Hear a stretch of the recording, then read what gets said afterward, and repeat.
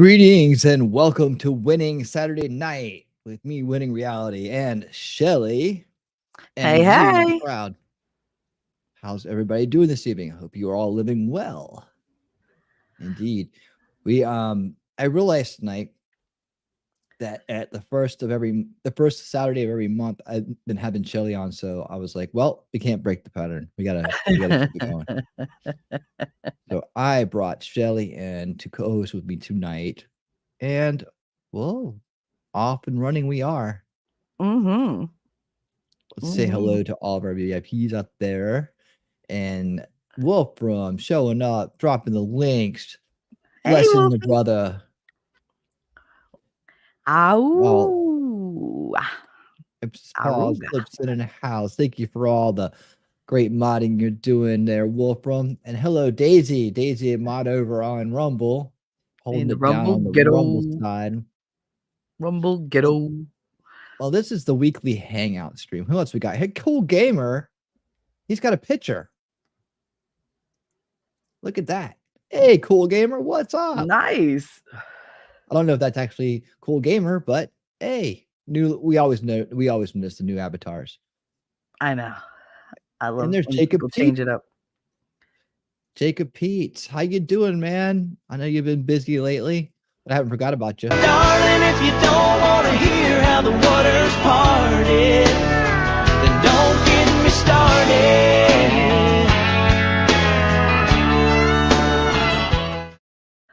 All right. That's so perfect for him. Don't get me started. Don't get me started. Oh, you're 24. Right on. Man, what a great age. Knock him dead, man. Knock him dead.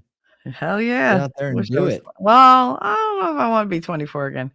If I was 24 with this brain, like Don't forget Lass is here. Lady Awesome. Oh, hey, Lady Awesome Sky. How you doing? Welcome. So happy to have you with us tonight. Happy to have everybody here, every single person here. Yep. And I'm totally high octane today, so I don't know why he brought me on knowing that I'm like this today, but whatever. Well, you know, it's a laid back hangout stream. And it's a laid back stream and I'm high octane. Okay, that's gonna go well. Oh yeah, we have lots of good stuff, high octane stuff for you this evening. Okay. Because we have lots of fun stuff. The good news of the week, we have funny videos. And I think I got a good selection for everybody tonight. I think you guys will enjoy these fine selections I've made. Awesome. Yeah. Well, you know, a lot of the good news we hear about during the week and don't get a full report on. So sometimes we don't hear about them. But here I we try are. to cover some of it, but I get sidetracked so easily. I squirrel so much. This week has been just squirrels all over the place. Ugh. But I managed to show up for each show this week. So yay! There you go. She's done it. Yep. I hang on for a while, right? You ain't kidding, Wolfram. Anything can happen. Today's one of those days where let me tell you about you. Let me tell you a little something about you. It is spicy. It's a spicy day. I feel a little spicy It myself. is. Ooh, do you? I love when you're spicy. I do. Let's be spicy together. So what do you want to do? What do you want to do? Pokey. I want to poke. Come on. I'm just getting mad. Hey, Mimsy, how you Pete's doing? gonna be like phrasing. There's Mimsy in the house. Mims! Yeah. Right. I love me some Mimsy. Yeah, Mimsy rocks the world. She's got some spice for us. Yep. Lady Autumn Sky got some spice, some chili pepper spicy. And thank you to all the YouTube members. And thank you to everybody who comes back and rewatches and all that fun stuff. Also phrasing. Shelly is high octane. Hold on tight for a wild ride. That's right. Always hold on tight. Wild or not. Goodness. Well, I thought we would start this evening out by just kind of doing an update on the GOP primaries. We're following those. I haven't been streaming for each one of those because, you know, sometimes it's kind of fly by actually, as we're going to see here in just a second. me go ahead and pull that screen up. But I thought we would just do a recap, and I found some interesting things. I found some things interesting tonight on here. And make sure I got it all updated and whatnot. Tuesday is Super Tuesday, right? Yeah, and we will be doing Super Tuesday. Yay! 100%. Awesome. 100%. Can't miss Super Tuesday. That'll be a winning 2024 special. So Oh. I will do that on Tuesday. But what I wanted to pull up is today, Missouri and Idaho, I think, came in. Idaho. Oh. Yeah, you know. Let's bring that on up to the screen here and get everybody updated. All right. So, yeah, there you have it. Donald Trump won 100% of the vote in Missouri. This is what I don't get. And he got 51 delegates, I guess, out of 54 that are available. I don't understand why he didn't get all of them. But you see the numbers here? I mean, am I mistaken about Missouri, or that I thought it was a little bigger than this? Missouri is huge. But only 924 people voted in the primary? Well, maybe they're having weather issues. I don't know. This is the weirdest thing. Nikki got 0 votes, and somebody named Dave Struckenberg somehow got on the ballot here. I don't even know who that is. It might be AI, for all I know. But I mean, that's amazing. That okay? Well, I'm not surprised that Nikki got 0 of the votes, but I mean, kind of maybe. But 924 votes. That's it. Anybody? Isn't Missouri the show me state? Show me where all the people are. I mean, this is a little weird. Was Missouri depopulated at any time this year? I mean, last year I didn't recognize. No, I mean, they have St. Louis is in Missouri, Kansas City is in Missouri, believe it or not. You know, like they have a ton of fucking people. So where'd they all go? I don't get it. Is it now it's going to be the fuck it state is what it's going to be, because they just don't care. Right? Pastor Rapture lives out there. Vicky T was there for a while. Yeah. Well, maybe everybody. Yeah. So I mean, my in-laws live there. I mean, all right, everybody I know that lived there, other than Pastor Rapture and Vicky, they're all dead now. But I mean, they were old. But like, it's a big state. Yeah, it's a lot of farmland, but not that much. I mean, it's not like 99.9% farmland and 0.1% people. I don't know. Like, there's traffic.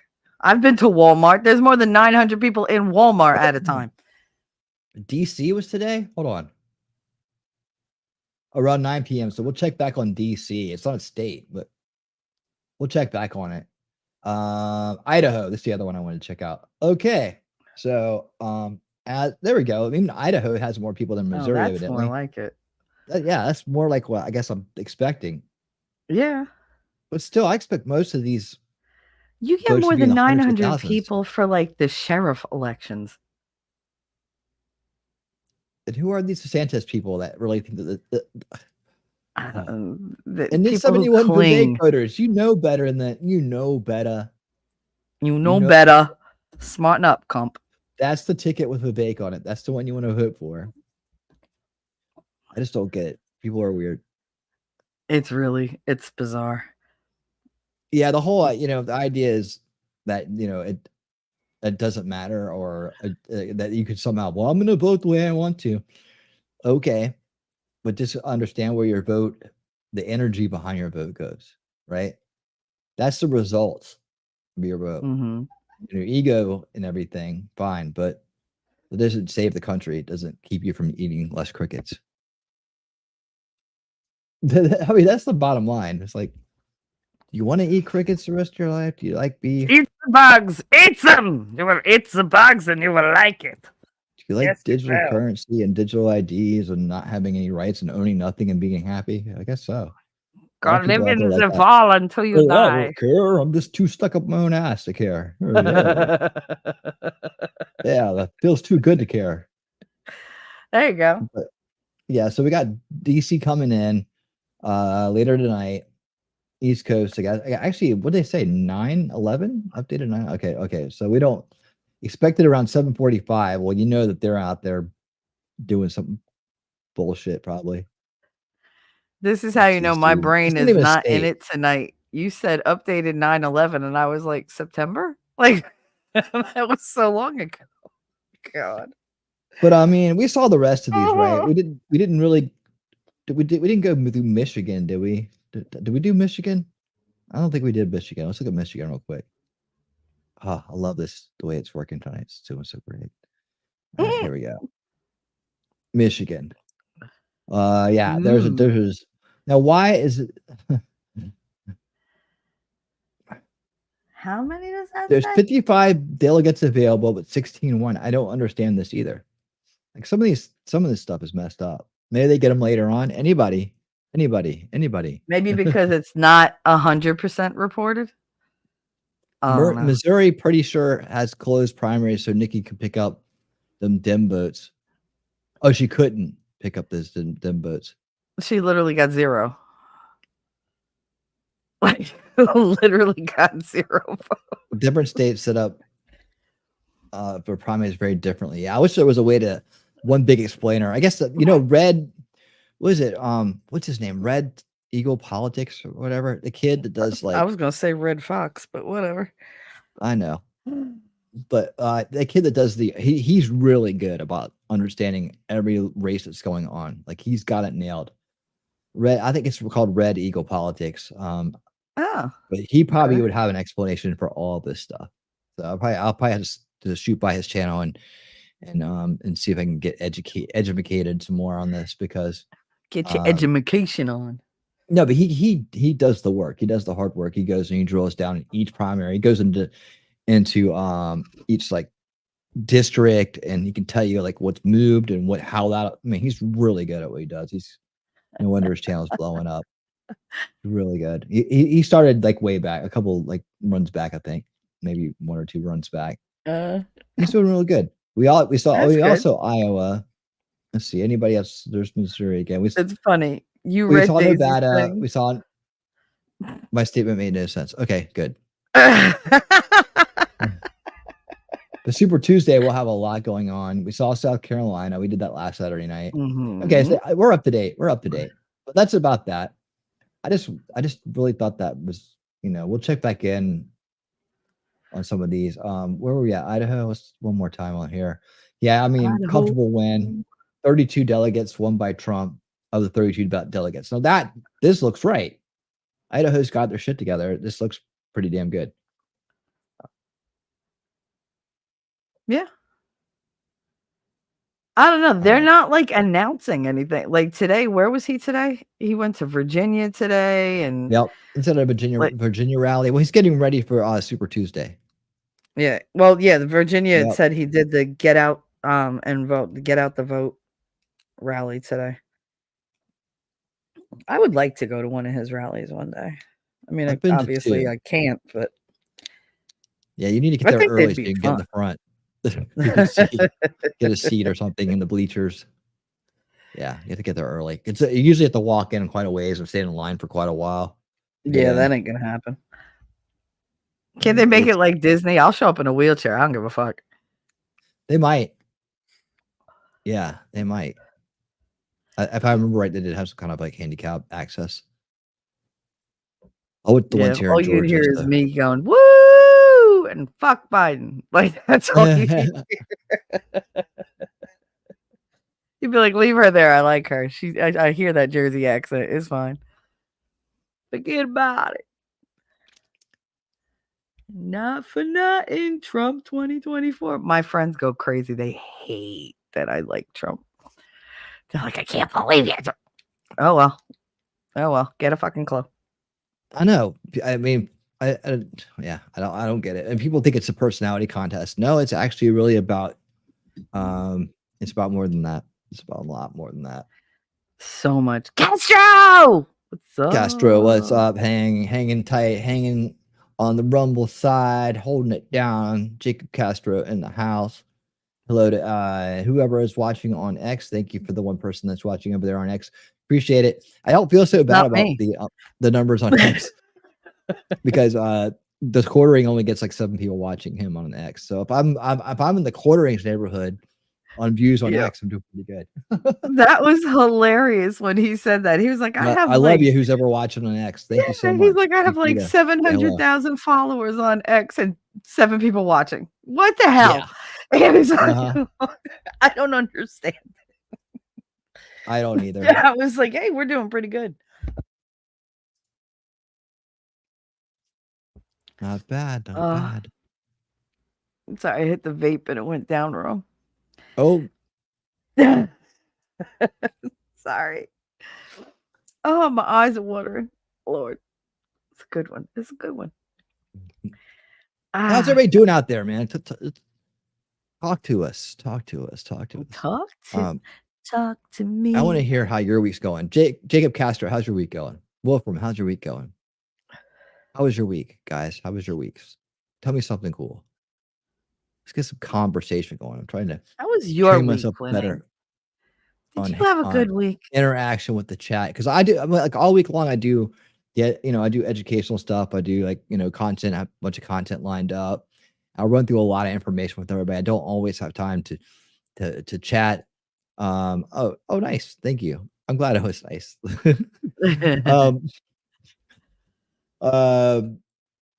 And I don't have a chance to actually interact with the chat as much as I want to. So I want to be able to talk to you guys more. And then you have the other side of that coin where that's all I do on my show. It's just me in the chat. Occasionally there's, we touch on topics and stuff, but it's just me and my chat. Yeah, what you do? Like I ran somebody off. Oh shit.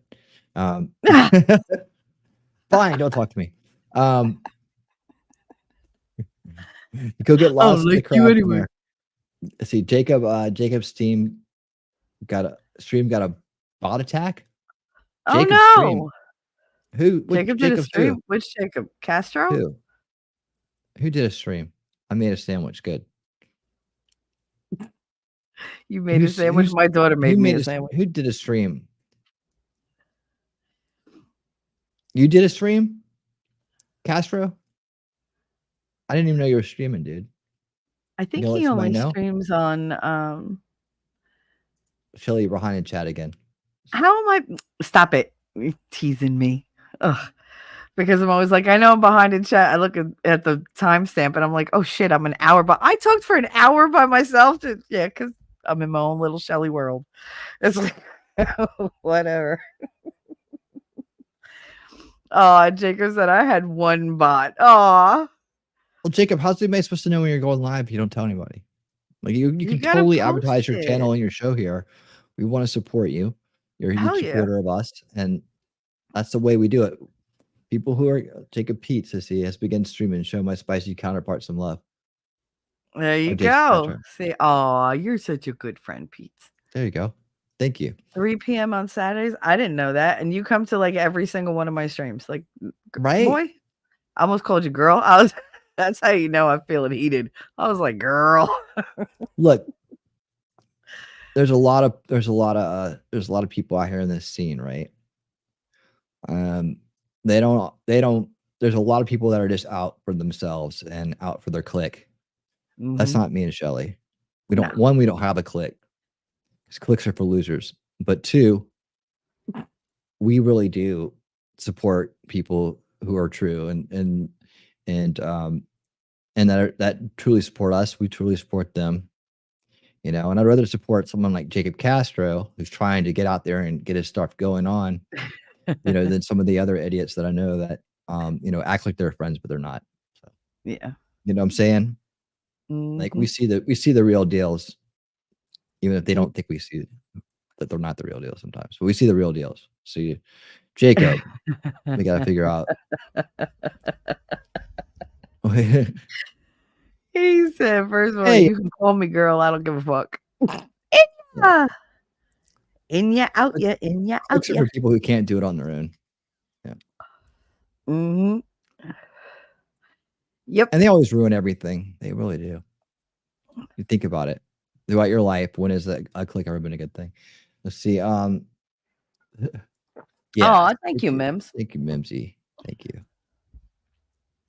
Jacob it's said not I an wouldn't call it attack. an attack. A bot Listen, attack. perception is everything. It was her perception that you were attacked. She was concerned and wanted to tell us, take the win. God. It taught you how to escape today? Where's the How to escape what? an escape room? Dang, dude. I didn't even know you started a channel. I'm gonna have to catch up. I don't either. He doesn't advertise it on my channel. I tell everybody all the time, if you have a upcoming thing, throw the link up. Go ahead, advertise your channel. Nope. Nothing. See, Daisy, I'm gonna put you in charge. On Rumble, can you advertise for Castro since he doesn't know how to do it? Or he thinks he's being humble. Don't be humble. You ain't gonna get shit here being humble. Look at me. I never advertise my show. I advertise the fuck out of winnings. Like literally on like 5 platforms. Mine, nope. No, occasionally I'll throw that up in like my general, like, hey, I'm going live. See you in a couple. I forget. Y'all know where I am So and when gun I'm there. safety rules here. He's got his OBS up on screen, so it's trailing in. All the things we do first start out. So, hey, y'all good. The Houdini style. He said I was gonna make the bot a mod. Sure, mod them up. Why not?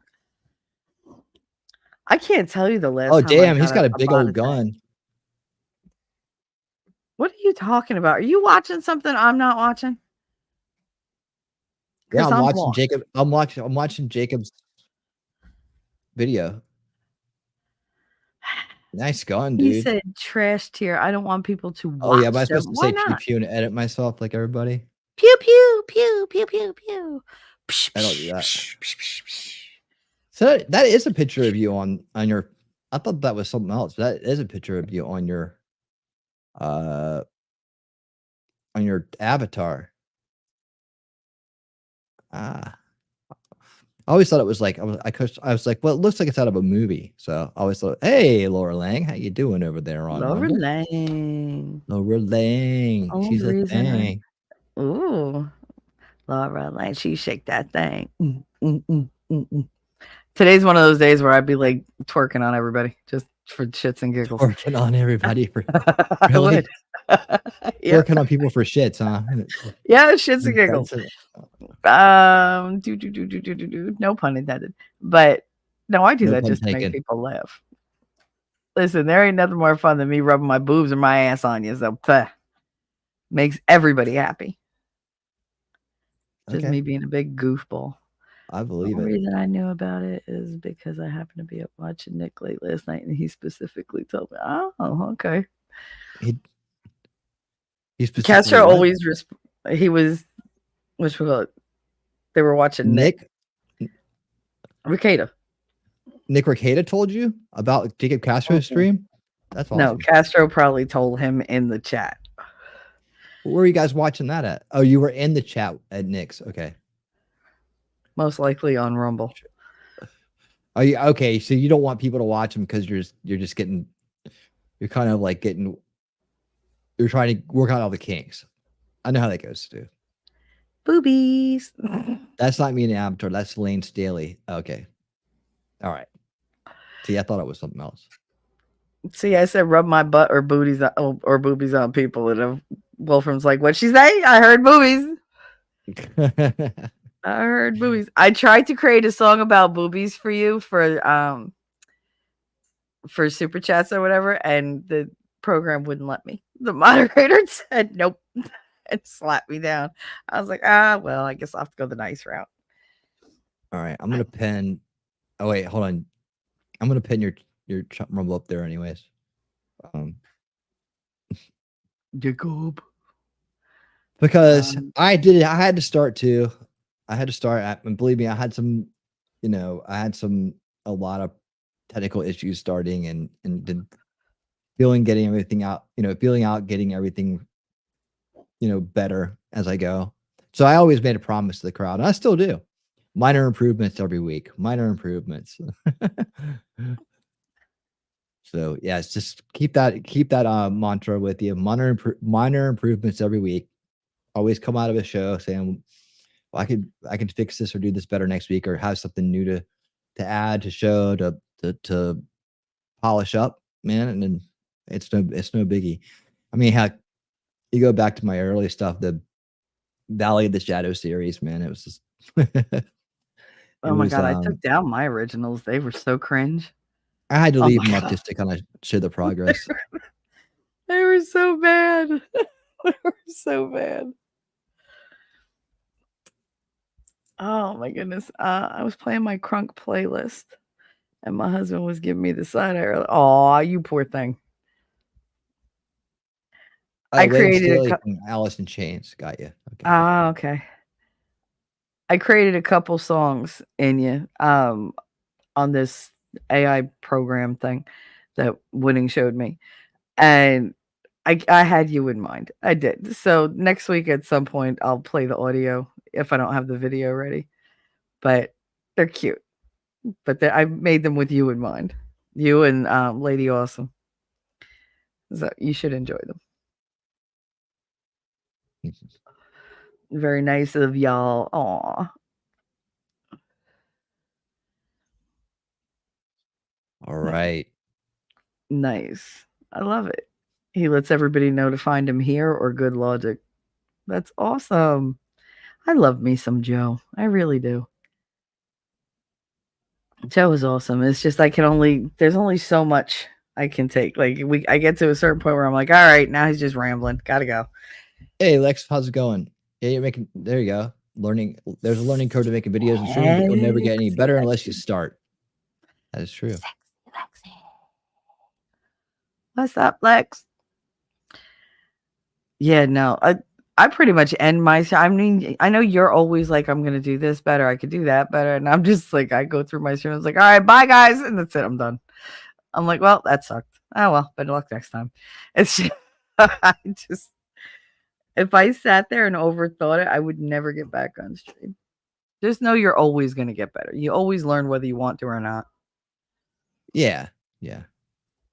Little things make a big difference. And you'll get them as you go. As long as you keep showing up, something will happen. Mm-hmm. Yep. Great advice I got one time back in my music days. Just imagine yourself, you got a guitar, you're busking on the corner right now, you're trying to get inside a venue to maybe do an open mic or do an opening gig for another band.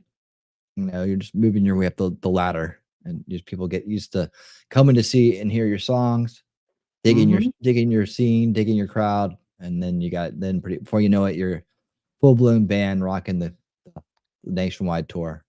Just like that. Only over the course of decades. There you have it. All right, you know what time it is.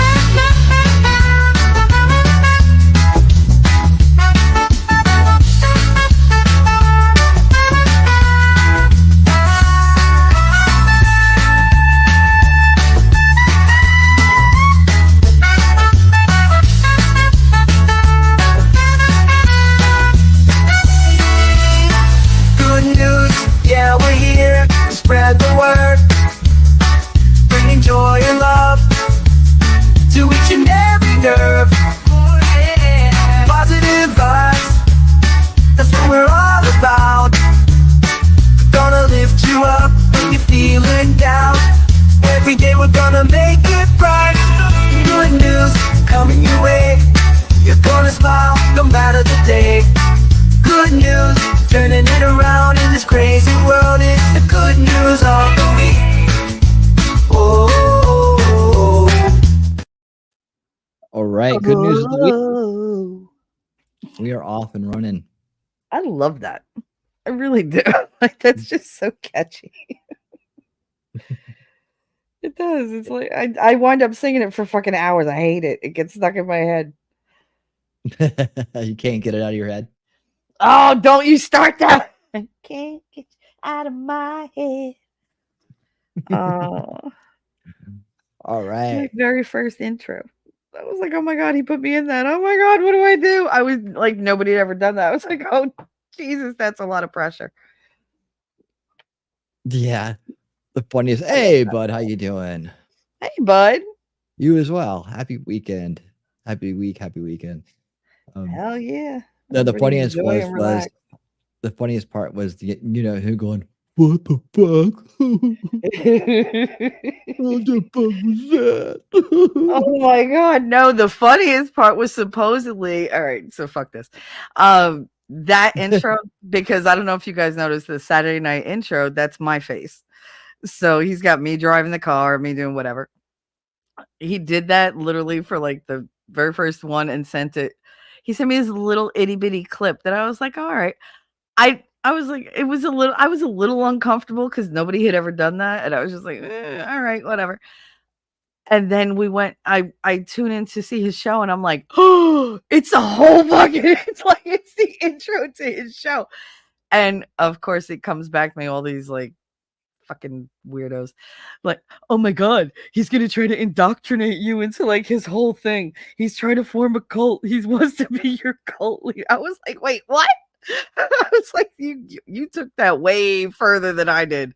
Like, he just used my face, bro. No, he's trying to seduce you over to his side. I was like, I don't know what to do with that. It didn't sound true, but it was so far out there. I was like, people really do love their drama. They will run with that shit. It's like, no, he wasn't trying to seduce me over to the dark side, and so I could become like anti-religious and all it's so it was a whole thing. But Yeah. guys, it was fucking It's pretty funny. stupid. It was hilarious. Well, the truth is, it's like, that's just, the AI actors, right? So like I have just put out a huge series called LawTube is Getting Weird, which was hip at the time. Now that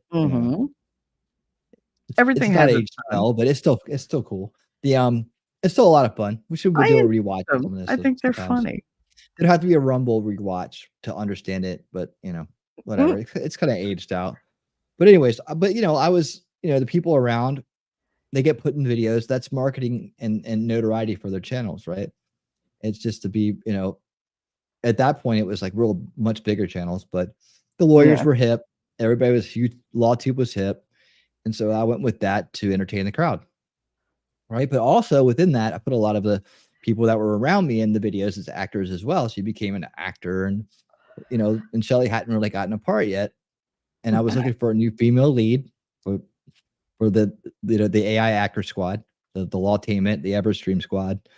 Oh yeah, that's coming up, dude. I got you on that. I did see that. It's pretty damn good. That's actually coming up in 20 videos, which will be next up after Good News. But just to kind of go with the vegan one. Yep. Yep, I got it. It's on cue. But anyways, yeah, so that as shocking as it was to some of the really fragile and broken people that saw it, it really was just, hey, I mean, I had used Divinity for a lot of those, and Jessica and other people that were around me at the time as the female actresses that, that I needed for certain videos, and that was, everybody was, and you got to believe, like when I first started doing it, I'd go and I would show everybody in Discord what I was doing before I did it. And they were all like, yeah, this is great. Yeah, do it. So don't let anybody that was anything less. Because I always went to people beforehand and be like, hey, is it cool if I use you in this way? In the beginning of that. Use you. Can I use you? Like, well, praising, whatever. I mean, can I use you in this video, right? Can I use your face in this video? Do you mind being in this video? So it was, for at least a lot of the folks, some the troll side of the the bad guys, they didn't get a choice, but in the video, even though one of them made a face turn at the end, but they didn't get a choice. But yeah, phrasing, not my specialty. That was cute. I totally said, hey, Shelly, I wasn't thinking Shelly, I was just thinking female actress lead, right? It was just like that was a thing. So, and she worked really great in it. She did a great job. She showed up, did everything in one take.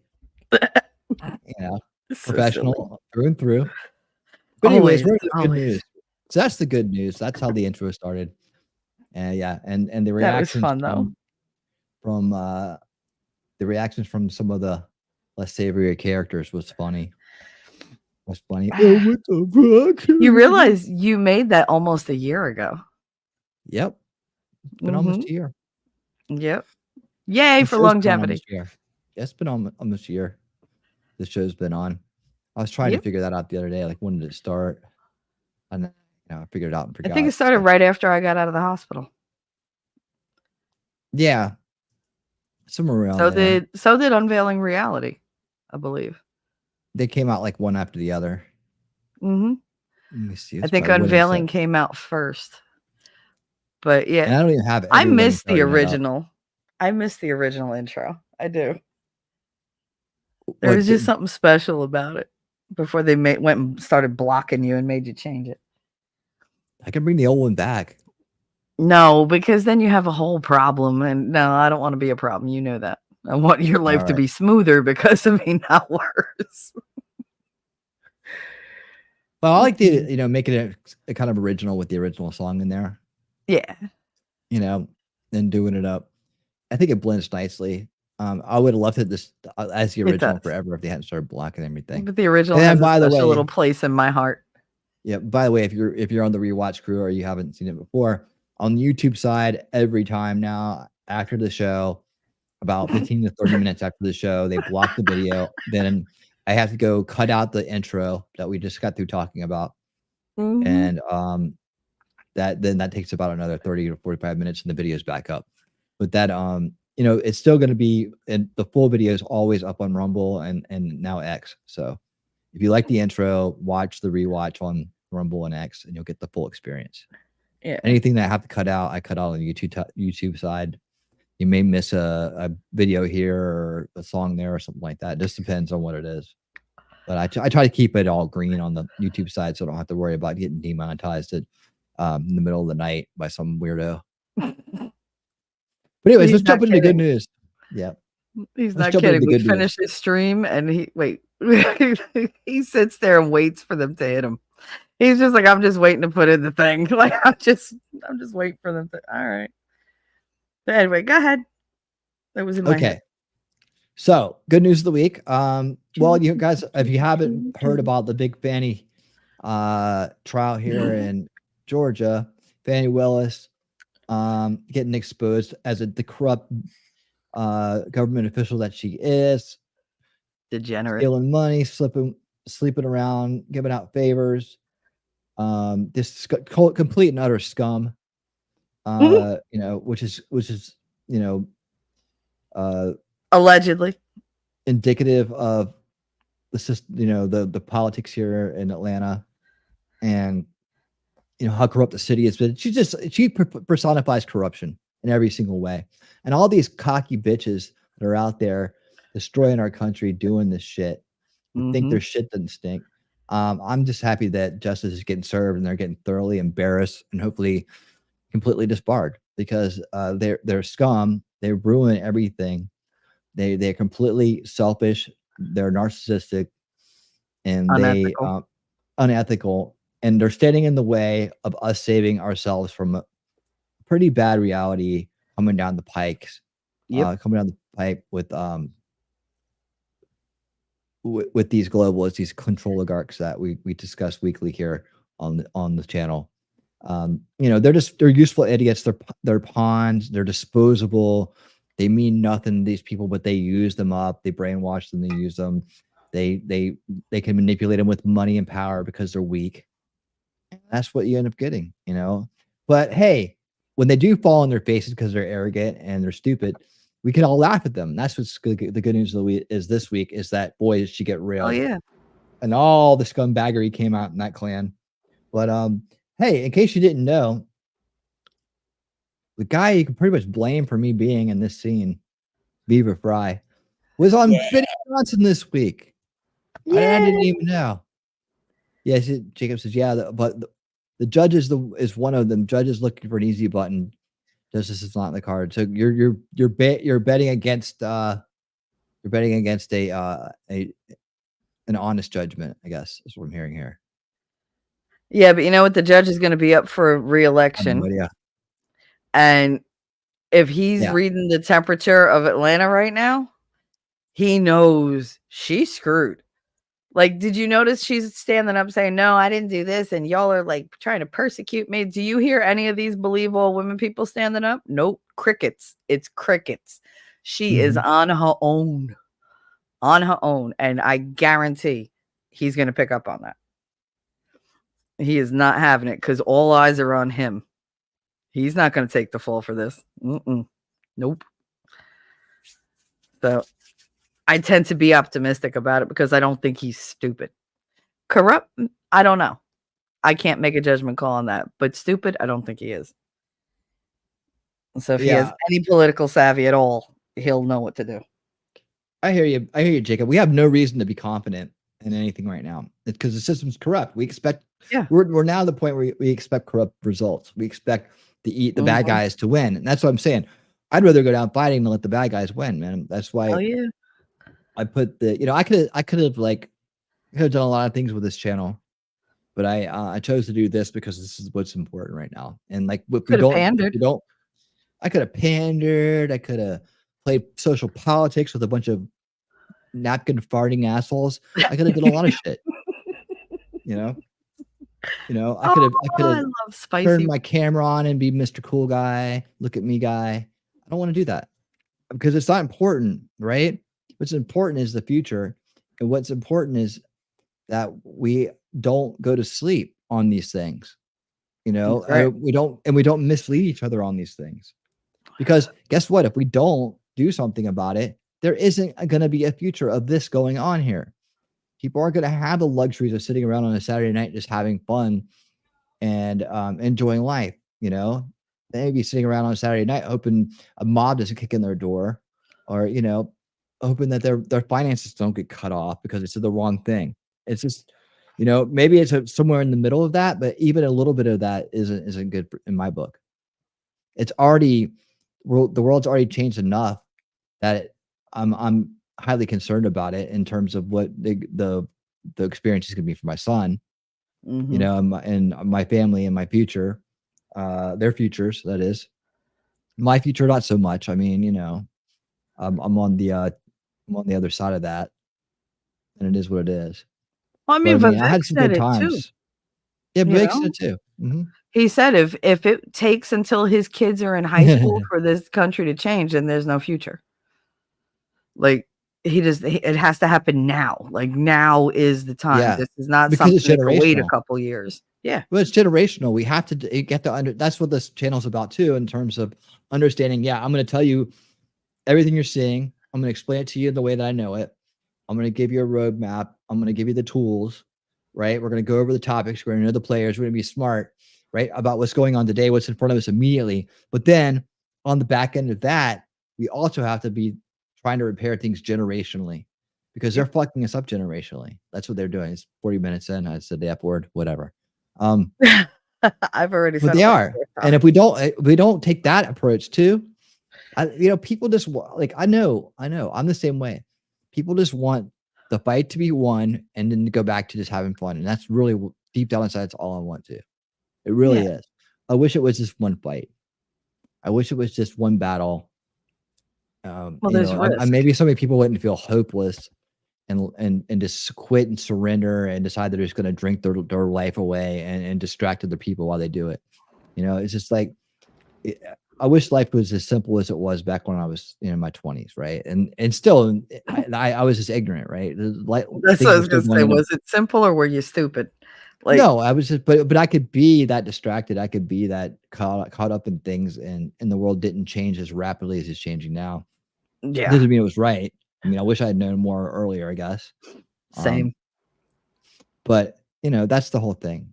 It's like, is that the ability to go out and socialize, the ability to do things like that are just not the same as when I grew up. Yeah. And I see how that affects. No, what's that going to affect his kids? How's his kids going to be raised? If it's gotten to this point with him, as I have kids, what's going to be like when he has kids? And that's what drives me. And like, if you don't think that it's important, and they're going to take your pets away too. So If you don't have kids and all you care Oh about yeah, is that's a pets, new you're thing. gonna take your pets away too. So you better get on board with us. You better We join will the parents. revolt en masse if they try to come for Fido and Fluffy. And there's No, people in no. here that want to have kids one day, that don't have kids now that want to have kids one day, or they have, nieces and nephews that mean a lot to them. So I they're would fighting like for some them too. grandchildren. I would like grandchildren. I want to see them happy and Yep. healthy and not living in fear. And with a chance to prosper and a chance to be judged by who they are, not what they look like. To be able to afford to eat and not be weird. I have a dream, Shelly. Do you? Yeah.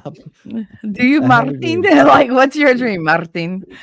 Yeah. I don't want to call you Martin, but Martin. And Vinny, one day what's we your all get it dream? right. We can go back to just having, playing around and having fun. But There you go. that's what it is. But hello, I digress because what we're talking about is Fannie Willis. We're talking about what went on this week, and that our good friend. In fact, by the way, hopefully Scott Free Freedom, wherever you're at, man, you chime in. Please chime in. I don't know how to get in touch with you, but we want to do a show with you tomorrow for Old School Watch Party Sunday. We talked about it last time you were around, and if you are, please get in touch with me because I have that show set up, but I want us to do it. And I'm going to re-show when we do the show with Scott, and we do watch Canada's Dying, that documentary. We do watch Strange Brew, the comedy movie about Canada, which is just set the mind stereotype of every American for Canada's for decades, for Canadians for decades. Yes, contact us. I need Canadians. Yep, I will. I'm also going to re-show Viva Fry's Permanent Vacation. That's going to be awesome. I love that. Which is it's great. I mean, I love it. I do. I love it. It's hilarious. We have to watch that again. So we will watch that. So speaking of Viva Fry, let's get on with this thing. Yeah. All right. He was on Benny Johnson this week and talking about, and I haven't seen this yet, so this is going to be new for me, but this is based Viva Fry. Lawyer. Yep. Yeah. Based Viva Fry. I remember when he wasn't so based, but he was still in the I was there back before he started doing politics and stuff. Like everybody wakes up eventually. Now you know your blood, people. It's in the hair. The more his hair grew, the more he didn't have hair back then. Yeah. I'm saying the more his hair grew, the more he was like, I get it. And maybe it's that big because he's been pulling his hair out. I can tell back then there's certain people I can tell that they're on their way to waking up and figuring things out. And I knew that about him. And for some reason, so I stuck with him and followed him. I could hear it in his voice. I could hear it in the way he thought. He would rather know the truth than be right. So good old Viva. It's on Benny Johnson. Let's see two you are good at that. Together. Here we go.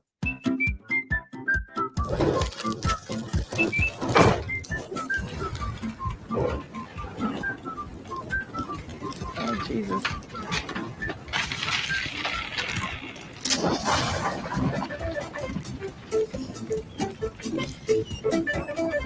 Kaboom, bitch.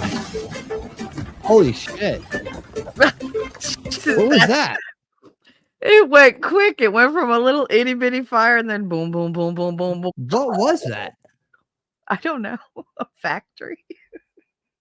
That went up fast, dude. Hell yeah.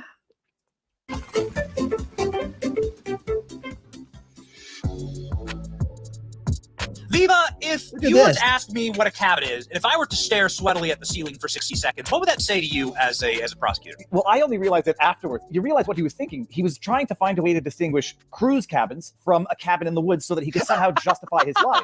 There's no question. He's like, well, they're asking me about a cabin in the woods. I've been on cruise cabins with her. Can I lie about this? He's like, yes, I can. I lie. Did you see the mashup when they played Marvin Gaye's Let's Get It On and a little cloud bubble of Fanny getting dressed? It's wild, but they can't keep track of their lies. But the stats don't lie. Fannie Willis gets out there and she says, I had to move because of the Trump case. Unless I've misunderstood the timeline, she had to move because she was getting threats well before the indictment. So they can't even keep track of their own lives. It's wild. So, I mean, there are a lot of people saying, including a lot of pundits who clearly hate Donald Trump, that the judges just got to disqualify because they've lied so much to the court in the case. I mean, do you see that happening? I predicted the judge was going to disqualify her before this breaking news, the latest breaking of the phone records, which unless there's unless this expert really blew it and made a mistake, I don't know how they get out of this now. So I predicted it before. It seems to be a necessary conclusion now because people might make the Steelman argument, well, they lied about stuff unrelated to the affair, whatever. I mean, even if you can make that argument, they've lied on the stand. They've discredited themselves professionally. There's no way you can let these people go back to prosecuting what is the most important case in the history of America, prosecuting an ex-former president under RICO laws. They've lied, which shows culpability. It shows that they knew they had something to hide. And they've been caught red-handed, like black on white. You can't argue with cell data. And I know, I think it's a foregone conclusion now. I'm sticking to my prediction. But we need to see what happens this week, because they still got Terrence Bradley there. They're still having the fight over access to the in-camera review of Terrence Bradley's text messages. But I mean, it's going to go from bad to worse, because I think they're getting disqualified. But I think they're going to face professional sanctions after this, because it seems they've all lied under oath. They've all lied in the context of their professions. And these are the people putting people behind bars. You can't just forget about that and say, go back to doing your job after this. So I listen, I'm no legal professional. I would never claim to be particularly smart in this arena. But how, if you're so discredited, how do you go and bring this prosecution against Trump? Like, how do you not? It would be such a farcical demonstration, because the clear criminals are the ones trying to prosecute crime. Well, just imagine what the judge, Scott McAfee, what mental gymnastics he would have to go through now in order to not disqualify them. Yeah, they lied under oath. Yes. Yeah, they engaged in a relationship, but we don't really have great evidence that the relationship predated their testimony, although now we do. You got Yurdi's testimony, you have Terrence Bradley's testimony, and you got cell data showing booty calls lasting 4 hours beforehand. So what mental gymnastics is he going to have to go through in order to not disqualify them? I don't think he can do it. But then after disqualification, if I've ever been convicted by Fani Willis, I'm going back and saying, check out the file now. Has she been this corrupt throughout her entire tenure as district attorney? And I suspect she has been. When she was getting the threats on her front lawn, it had nothing to do with the Trump case. It probably had to do with her corruption before the Trump case even hit the forefront. So I know I think they're getting disqualified. I'm sticking to that prediction, but I think they're going to face some serious sanctions, and there's going to be ramifications beyond this case, because we're now just everybody's seeing the emperor has no clothes. These are the corrupt, incompetent, and above all else, unintelligent morons prosecuting these cases. And I don't know how people are going to stand for it, but we'll see. You know, Georgia has been said to be a relatively corrupt state. What's his face? Not Raffensperger. Kemp.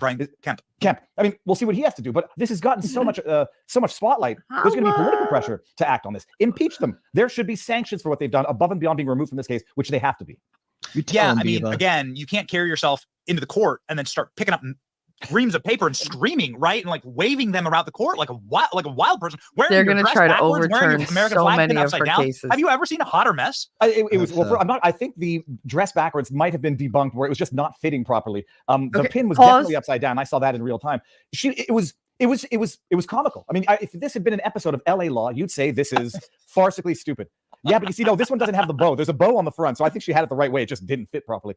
But she was so unprofessional, so unhinged. And you compare that meltdown, that like it's a childish teenage meltdown. Yeah. Compare that to her poised performance in front of the church, where she also lied. Bald-faced lies in the name of God on the pulpit of God. You compare those two demeanors, it's clear she's having a meltdown. She had those wrinkles under her eyes, like she hadn't slept in a week, like she's been crying herself to sleep at night. Maybe I'm projecting, but no, it was so well that while her attorney, Anna Cross, said, yeah, we're going to have another 4 to 5 hours cross with her, or redirect, whatever, they don't bring her back. She doesn't step foot in the courtroom the next day. That's how well it went. So, you know, it's wild, but it's fun to watch. I mean, it's fun, it's entertaining, but it's wild. I'm going to tell you about that, Mimsy. The true I got the skinny not on just that. in the Georgia prosecution of Trump. We're seeing Leticia James pulling similar stupid stunts out of New York. Judge Engelron out of New York. We're seeing the whole corruption of the system laid bare in real time, where, you know, the likes of Putin, Kim Jong-un are looking at Biden saying, my goodness, you guys were criticizing us. We're taking notes from you now. Yes, that's right. I mean, how do you have any moral standing in the world to go into these countries and say, no, democracy, rule of law, when the rule of law in America is clearly, if you run against the Democrat Party, we will destroy you. We will come after you, your family, your businesses. You have no more, there's no more moral ambiguity, right? No, like it's clearly like regime tactics, power politics. And then the dictators are simply around the world are simply going to say, okay, well, the gloves are off now, right? I'm using the word communism, and people don't think it's appropriate. It is communism what we're seeing out of these states. When, you know, the state coming in through weaponized lawfare to seize private assets, put you behind bars. It's communism. You can give it another name, maybe like socialism or you know, just fascism in general. But you know, and we're supposed to be happy. Well, at least we're not poisoning him. Putin poisoned Navalny after imprisoning him, giving him ridiculous sentences. Oh, well, at least we're not poisoning people. We're just trying to steal their assets, lock them up for life because they dare run against us. You got, you know, Justin Trudeau out of Canada calling Putin an autocrat, where he's freezing bank accounts, using his police to beat the crap out of veterans, locking people up in years of pretrial detention, no trial, no conviction, no nothing. What happens when you lose the moral authority on an international scale? What happens is what we're witnessing. Nobody feels the need to abide by any written or unwritten law, because those who've been preaching it are the ones violating it the most. But it's, you got New York, Leticia James, seizure, unconstitutional fines, $455 million. You got a bullcrap RICO case where it seems the only ones involved in RICO activities are Fannie Willis and Nathan Wade and the entire, DA office. Then you got, further weaponization out of New York, the E. Jean Carroll kangaroo court, $85 million judgment. We're seeing it now. And it's to the point where even the, what's his name? Mr. Wonderful, Kevin O'Leary. He's like, I'm leaving New York. And New York will become San Francisco in no time at all. Because we talked about it last night with Robert Barnes. It's like, it's not only that you're going to want to leave, you have a fiduciary obligation to your shareholders to get the hell out of these unpredictable, corrupt regimes where at the drop of a dime, they can say, we're coming after your stuff and we're going to put you out of business and put you behind bars. We'll find the crime. Just find New York is now you have Cuba. a fiduciary duty to get out of these places. It's wild to watch. It's an interesting time to be alive, Benny. Yeah. I mean, no difference. It really does. It really does like create this massive self-sort that's going to happen in the country. And states like Florida and Texas, simply because they run off of rule of law and not communism, are going to become so remarkably wealthy. And the electoral power, the electoral college power of states like California and New York are going to collapse. And I think it's going to spell really, really bad things. You've already seen it happen in Illinois. You've seen the panic sort of set in, and they're now in a desperation spiral, I think, when there's no way out. It's got to reverse course quickly. How are you going to attract business? Like New York has the highest taxes, I think, of all states, if I'm not mistaken. You can't get blood from a turnip, and you can't get money from a stone. So you're going to chase out all of the tax-paying, revenue-generating enterprises for good bloody reason. And then what? You got an illegal immigrant crisis in New York. You've got social welfare. They already shop here themselves. You're cutting police. You got a subway system that nobody can use, nobody wants to use, and you're chasing out those who paid the taxes to support the failing systems in the first place. They're entering the event horizon of the economic black hole from which they're not going to be able to escape. But meanwhile, Florida's booming, Texas is booming, Tennessee is booming, and there'll be a shift. There'll be a shift to a state where you're not getting taxed up the wazoo. You're getting, there's problems in Florida, insurance and all those things, but at least the government leaves you alone a little bit more, and they don't try to ruin you, bankrupt you, so they can get their 9% interest on a $450 million judgment that is absolute rubbish to begin with. Well, I just don't know. I just don't know why. It's interesting because they've gone out of their way to say, no, this is just about Trump. This is just about Trump. It's not just about Trump. You sent them, like, we know how this works. We've read our history books. Like, this isn't just about Trump.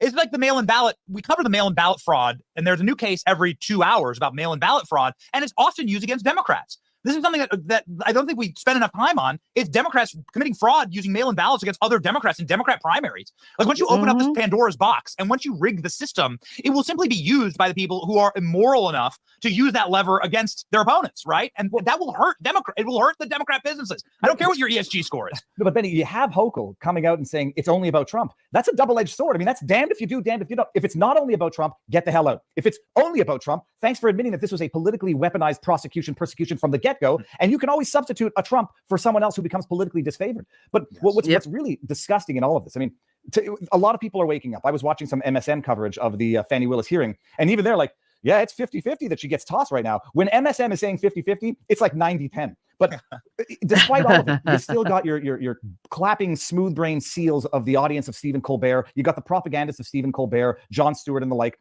still out there trying to tell you, it's okay, it's fine, we hate him, and we'll tolerate this injustice. But we're witnessing in real time what we've seen mutatis throughout the ages. Just swap out racial prejudice for political prejudice. Swap out, the types of street justice that was carried out decades ago in different states for the type of street justice lawfare we're seeing right now. And look at the barking seals that are clapping this on, and you found who would have been tolerating the lynch mobs of decades ago. It's ultimately very depressing to watch to some extent. But I do think even the most TDS afflicted individuals are realizing it to some extent. Maybe not out of New York and California, but there's a lot of other people right in the middle who are now realizing that just by virtue of having sat in the middle, they've been pushed to the right. Yes.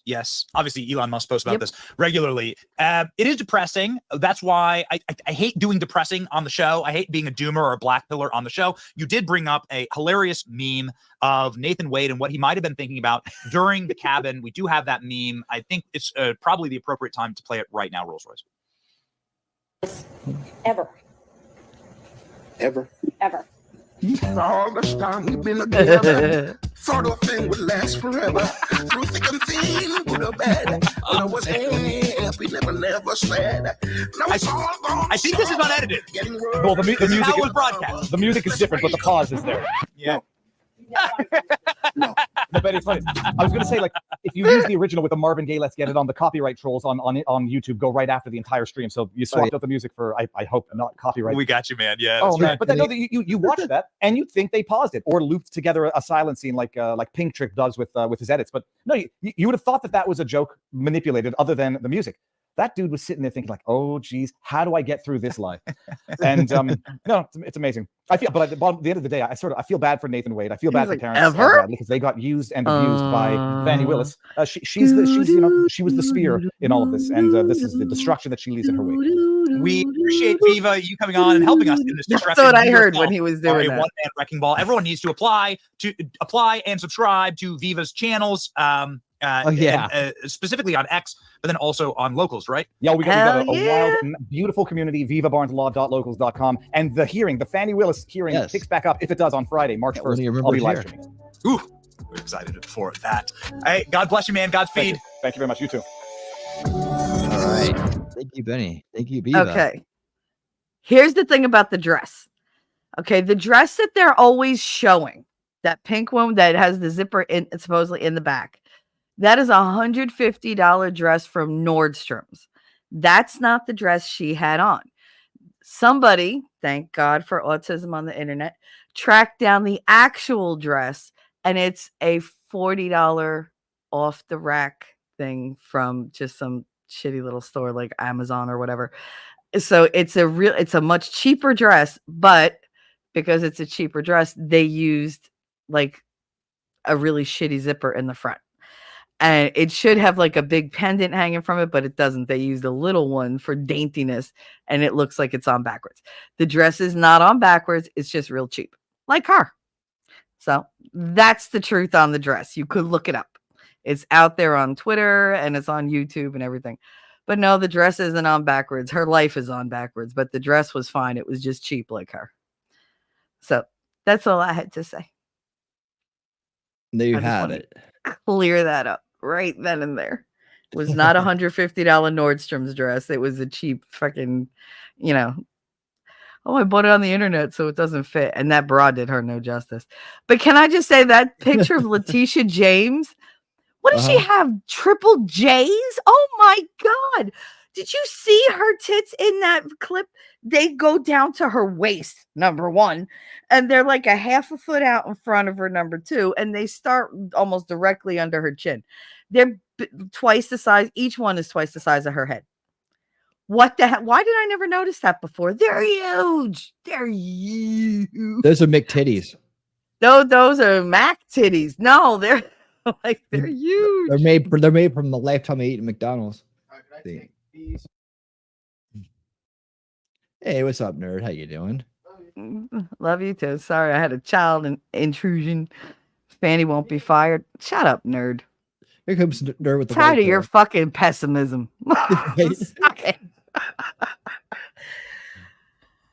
Just in case you didn't know, nerd, I woke up spicy today, so let's go. There was one thing Castro said. Whatchamacallit? What did he say? He said, yeah, that was it. Those who've been converted, like Viva, can be the most passionate believers. You know why? Because when you've been lied to your whole life, and then you realize that the level of lying and betrayal, you just want vindication. You're like, see, no, now I'm going to get loud about it. This is one of my, let me tell you about you moments. Like, that's how you feel when somebody crosses that line. So, yes, because I don't think I've ever been as vocal about anything as I have about like the politics and the things that I see going on today. And I was never like that. It was basically just, just shut up, mind your business. You got enough shit on your plate. Like, but now it's like, I can't not. I'm like, no, y'all have to pay. Like, this cannot stand. And yeah, you really throw yourself into it. It's a good kind of vindictiveness. Jacob Pete says Nick made a good point about Big Fanny. We're in a damned if you do, damned if you don't situation. She deserves to be punished severely by reporting. Well, I'll be at her stripe as a black DA. And so what? So what? Nah, the lawyers called her out for that. And not only that, but there's plenty of black folks calling her out. Mm-hmm. I mean, on the mainstream media, they'll probably be like that for sure. But I don't think that makes us damned if we do, damned if we don't. So I don't disagree with you, Jacob, but I push back on Nick's point, as in, you know, I think that he underestimates the role model leadership in the Black community, stepping up, speaking up. I mean, Nate and the lead attorney, he's the lead, guys. The It's brightest smile on the internet. above it all. But they were He's calling so him out funny. like big time. Like that's watching that trial with the lead attorney was awesome. We did that all week, just me winning behind the scenes. We're like, yeah, improv just and it's funny because I was like, I should do this live, and we were gonna do it live Friday. And then I was like, nah, forget it. Let's do it by ourselves. And I think he was like, oh, you don't want to like, but I tend to just blurt shit out. And I was like, no, it's probably better that it was private. Like, I don't think that would go over well because I get so revved up. It's funny. But no, we had a good time this week watching those. Like, it really was good. It really was good. Sort of way maybe get kicked out, but again, yeah, they can spin their stupid narrative all they want to. Like, you know, like people was saying, the smooth brains can all get get upset about it as much as they want to. But you know, that shit's gonna wear. That shit, you know, wear it out. You know, the fabrications wear out faster than the originals. So, Yeah. Mimsy says, I have faith. I have a bad feeling about the judge, though. He's running for re-election in 3 or 4 months. Yep. Well, let's hope he gets the message here, man. Let's hope he gets the message here and does the right Fulton thing. County might not be as blue as it once was. Yeah. And it might be because of this stuff. Well, you got to understand that Fulton County is downtown Atlanta. Downtown, down, Buckhead, that's the uptown. It's all along this one stretch, right? And into Roswell, and then you start to get to the perimeter, and then you're, you know, OTP or outside the perimeter at that point. So you look at Atlanta, most of what is inside the perimeter is Fulton County. There's little tidbits of DeKalb, little tidbits of Cobb, but mostly Fulton County. And then you're talking about downtown. You're talking about that's the densely populated Black population of Atlanta and the densely populated gay population of Atlanta. That's Midtown, and you go to downtown and you're getting into all that, right? And you go uptown, Buckhead area, then it starts to get a little different. But see but those areas, they've all been, you know, controlled by the activists, the Democrats, you know, Democrat activists in the area, the churches that are under the establishment influence. You know, the establishment runs downtown and inside the perimeter in Atlanta. You know, in terms of politics and whatnot goes. That church speech was not a good move for her. There's a lot of people there that are still highly brainwashed and will vote D no matter what. That's unfortunate, but they're just all fixated on the power and the money and those circles, and they use each other up. They spit on their brothers, they spit on their sisters.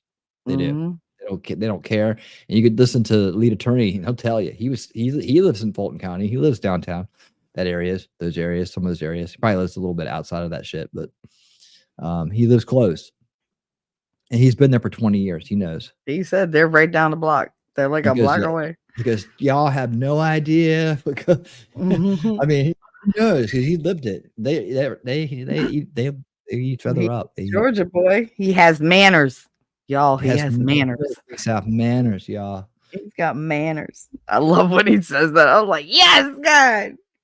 Let your southerner. Go ahead. I can't do the things he does. I can't say the stuff he says, or he's like, you know, they're talking to him like, boy, because they talk to us like that down here. Boy, he fucking cracks me up. Dude, he's hilarious. AV is cool too. I like her. For a few libations and conversation.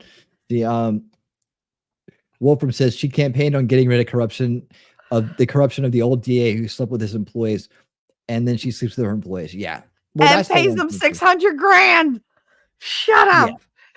You pay him 600 grand, they get on the stand and say, "Oh, this is preposterous because his dick don't work." Stop it, because now you They're look really always dumb. projecting. They're You just always spent projecting. 600 grand on a dick that don't work. I'm supposed to believe that? Shut up. Stop it. Y'all lying. You lying badly too. Damn, at least lie well. I don't know anything about a super producer discussion, but you have to. I do. He is the lactating attorney. The lactation attorney. Do you want to tell it? He was on with Drex and Nick, and they were talking about he's got like a lactation fetish.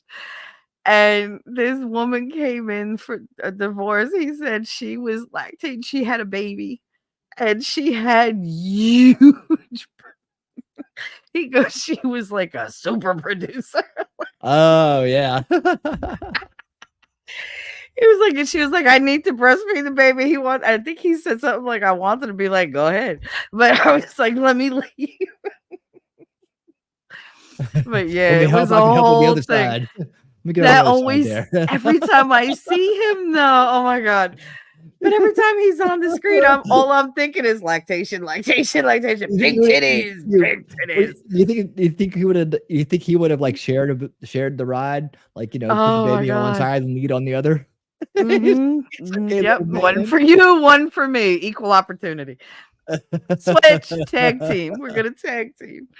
Yeah, no, that's what he was talking about. Like, I knew exactly what you meant when I read that. I was like, oh shit, I thought I was the only one that saw that stream. It was just because it was in the beginning, like he was so straight-laced and like business oriented, whatever he talked, that he came across very serious. And then he comes out on one night, he's sitting there drinking with, like, kicking back with them, and he was like, yeah, he was like, man, this woman came in, she has some big old titties. He was like, they were huge. And he started talking about his lactation, like, fascination. I was just like, oh my God, I did not expect that. Super producer. She was a super producer. She could have fed a nation. Oh, I was dying.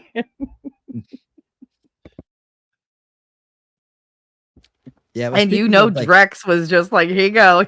He just kept feeding it. Like, oh God. Oh, I'm sorry. That was so good. Well, such a good memory. Oh, God. Speaking of insane establishment mouthpieces, did you hear what Whoopi Goldberg talked about this week? Let's bring in Tate to talk about it. Here we go. Ladies and gentlemen and ladies, this is she finally said the quiet thing out loud. This is the craziest thing I've ever heard. Not only is the craziest, it's the stupidest, and it's also untrue. Whoopi Goldberg should be ashamed of herself for what she said in this video. And I don't want to hear nothing about anybody saying that there's Republicans on The View. It does not exist. It is insane to me that these women will talk over other people. I hate yell them out of the room. Whoopi ran off the stage one time. I forgot who she brought on. She ran off the stage. Judge Janine Pirro. She ran off the stage in the back, cussing and acting a fool. And she said something this ridiculous, and not one person checked her on it.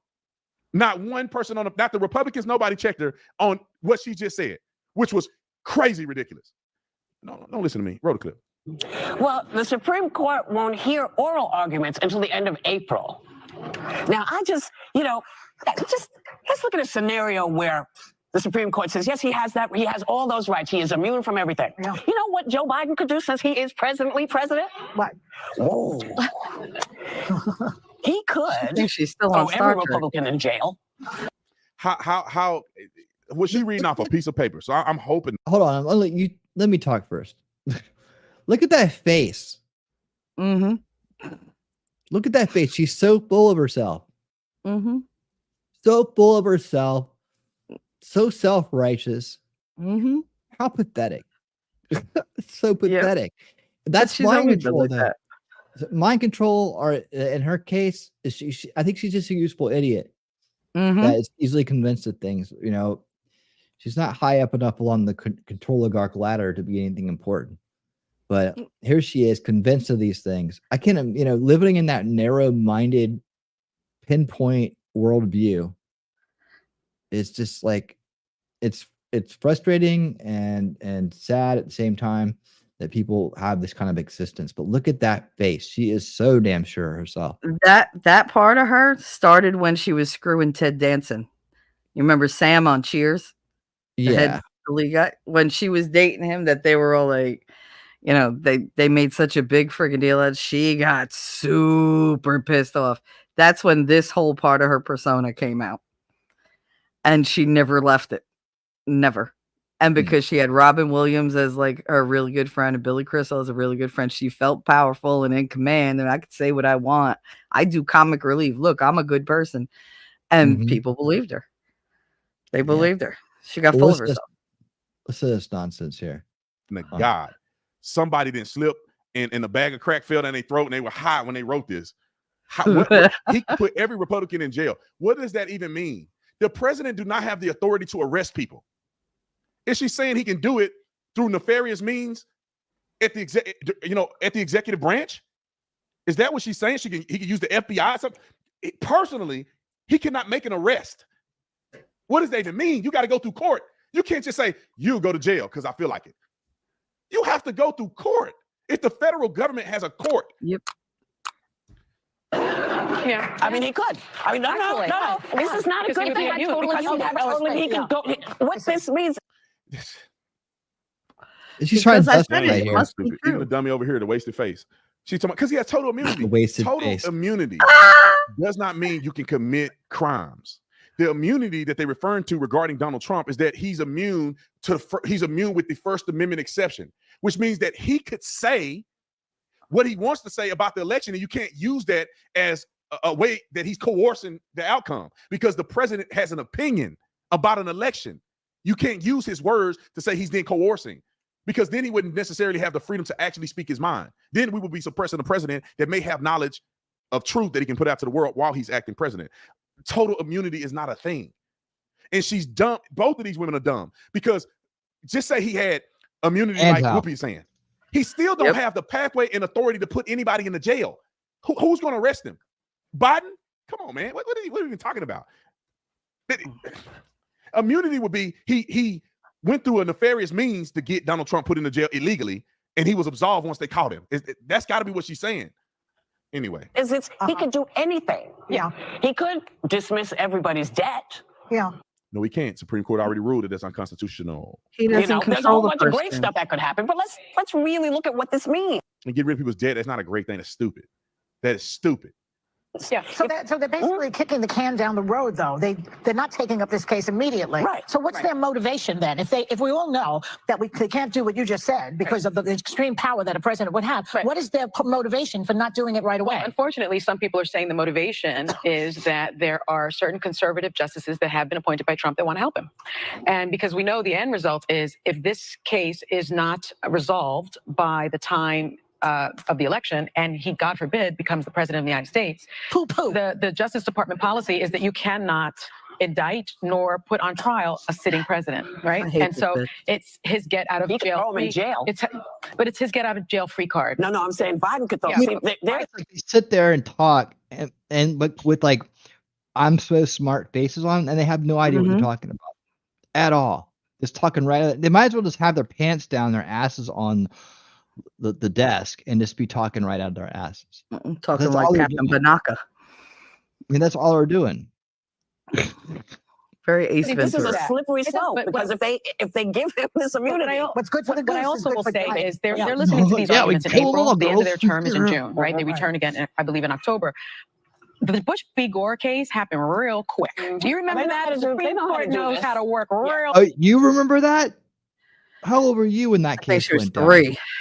Yeah, you remember how fast it went? I was like, I had a bottle and then had nap time, and it was over. Mm-hmm. So fast. That was the day democracy died. That was the day democracy died. That was the day. Bye, Miss American Lies. It was set up for Bush to win that election. They didn't get their establishment picked in. You got what you wanted. You got your establishment. You got your establishment president. That's George Bush. He's on your team now. He's on your team. You know? People are Wait a minute, crazy, Barbara man. I'm Walters sorry. died? Oh my Put it God, right I in the didn't know comment that. section. Would you rather me just play the clip through once and then do commentary, or like break it up as it goes? I don't know. I like to talk through it, but maybe that's not the way people like to watch it. But I mean, these women are just, and it's not just because they're women. They just so happen to be women. They're nuts. You can't, like, these are adults. These women got to be in her 60s. Whoopi got It's to an be echo 60s. chamber. These women got to be old enough to know better than what they're saying. You can't make a statement. That's just like subversion. Doesn't always look like a Russian propagandist trying to, with someone with a Russian accent trying to convince you that the America's capitalist pigs. I mean, this is what subversion looks like. It's a bunch of cackling women that are, have no idea what they're talking about on TV, trying to convince you, to like them and to listen to them. And then they put a bunch of bad ideas in your head. Well, I've been to this show. I've been in the studio audience of this show. I took my mother for her birthday like 10 years ago. And nice. Well, no, we had a great time because we got like, free Omaha steaks, and Rod Stewart was there, who my mother fucking adores. So it was like a really good show for her. But you can't hear what they're saying on the stage. It doesn't pipe into the studio really loud because they don't want the reverb or whatever. But you kind of hear them, but you miss a lot of things. But they have tons of people in the audience telling you when to scream, when to clap, when to yay, when to boo. So you don't know what they're doing, but you're given like the feedback that they want. So all of this shit is set up to make you believe that all these people they're agreeing with them. They're so excited. No, they're being prompted to either applaud, to yell, and some of them make noise, and you don't hear the guy who's screaming at the people saying, make noise, come on, make noise. And that's what they're doing. You don't always hear what's going on this show. I've been to several different shows who run much better than this one. You barely hear what they say. So it's easy to miss it. And you're just like, wait, what'd they say? What happened? Because they block everything out. And they're really far away from the actual audience. So it's not like you're right there on top. Like I've been to a lot of them where you're in camera because you're literally like right there. Not for them. They are the sole focus. They are set way back on the stage. And there's a complete like distance and sound wall. Like a make-believe sound wall. But like it's very hard to hear them. And so when you hear that audience, like, yeah, whatever, no, they're being prompted. If you happen to hear them go really insane, it's usually because they heard what was going on and were like, no, I'm talking now. So it varies, but it is very, very set up. It is very smoke and mirrors. So don't believe what you like, the perception that people agree with them, because I highly doubt that that's the truth. Well, that's for the home audience. Again, that's part of subversion as well. Like I said, like, look, whoever asked for boy bands, like whoever asked for but nobody asked for boy bands. Nobody thinks that's fucking cool. Nobody thinks that's cool. But now it's ingrained in our culture because it was so freaking marketed and overplayed into the music machine, the mainstream music machine, corporate music, man. It's just they fabricate these bands out of nowhere, right? And then hype them all up. These singers or whatever, all of them, hype them all up, and they make you think that they're popular just by the optics, right? So this is all they're doing is, the studio audience optics. That look at all these people that are behind it, They've been doing it. I mean, that's nothing new under the sun, right there. Yeah, I mean, if you know, you know. But a lot of people don't know that. They don't know. They don't know. No, they think it's an organic reaction, and it's not. Yeah, and as we've looked at in some of our documentaries and numerous shows, that's the psychology at work. That's psychology at work. They know that works on the human mind subconsciously. So even if you're super smart, if you're not aware of it, you're still going to fall for it. Or if you're not, in awareness about it. I mean, it's easy to, if you don't remind yourself, sometimes you'll fall for it. It's really easy to fall into that because our mind is designed that way, and that's an exploit that they've mastered over the years. And hey, and done right, that's perfectly acceptable. When they do it, take something that should be perfectly natural, like a crowd applauding for something that they approve of or they enjoy, right? And they twist that.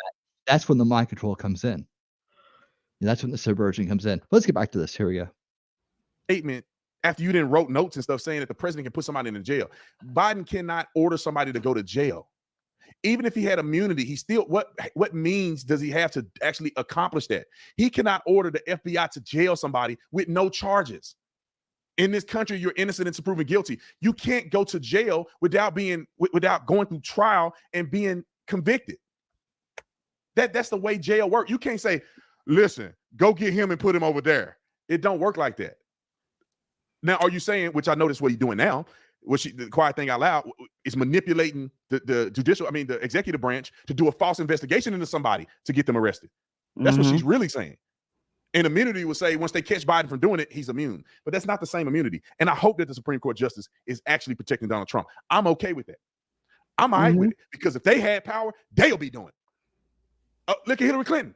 Should have been in prison to the day I die. I'm going to say at my funeral. Whoever's doing my eulogy at my funeral, I want them to say Hillary Clinton should be in prison. And then they can go on and talk about my life and the things that I've done. Hillary should be in prison. They didn't send her to prison. Everybody and their mama knows she should have went to prison.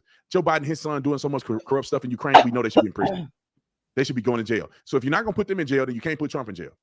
And if y'all not going to be fair in the Supreme Court, then let the Republicans run the Supreme Court. I don't hope nobody die, but I just wish that we get more spots in the Supreme Court.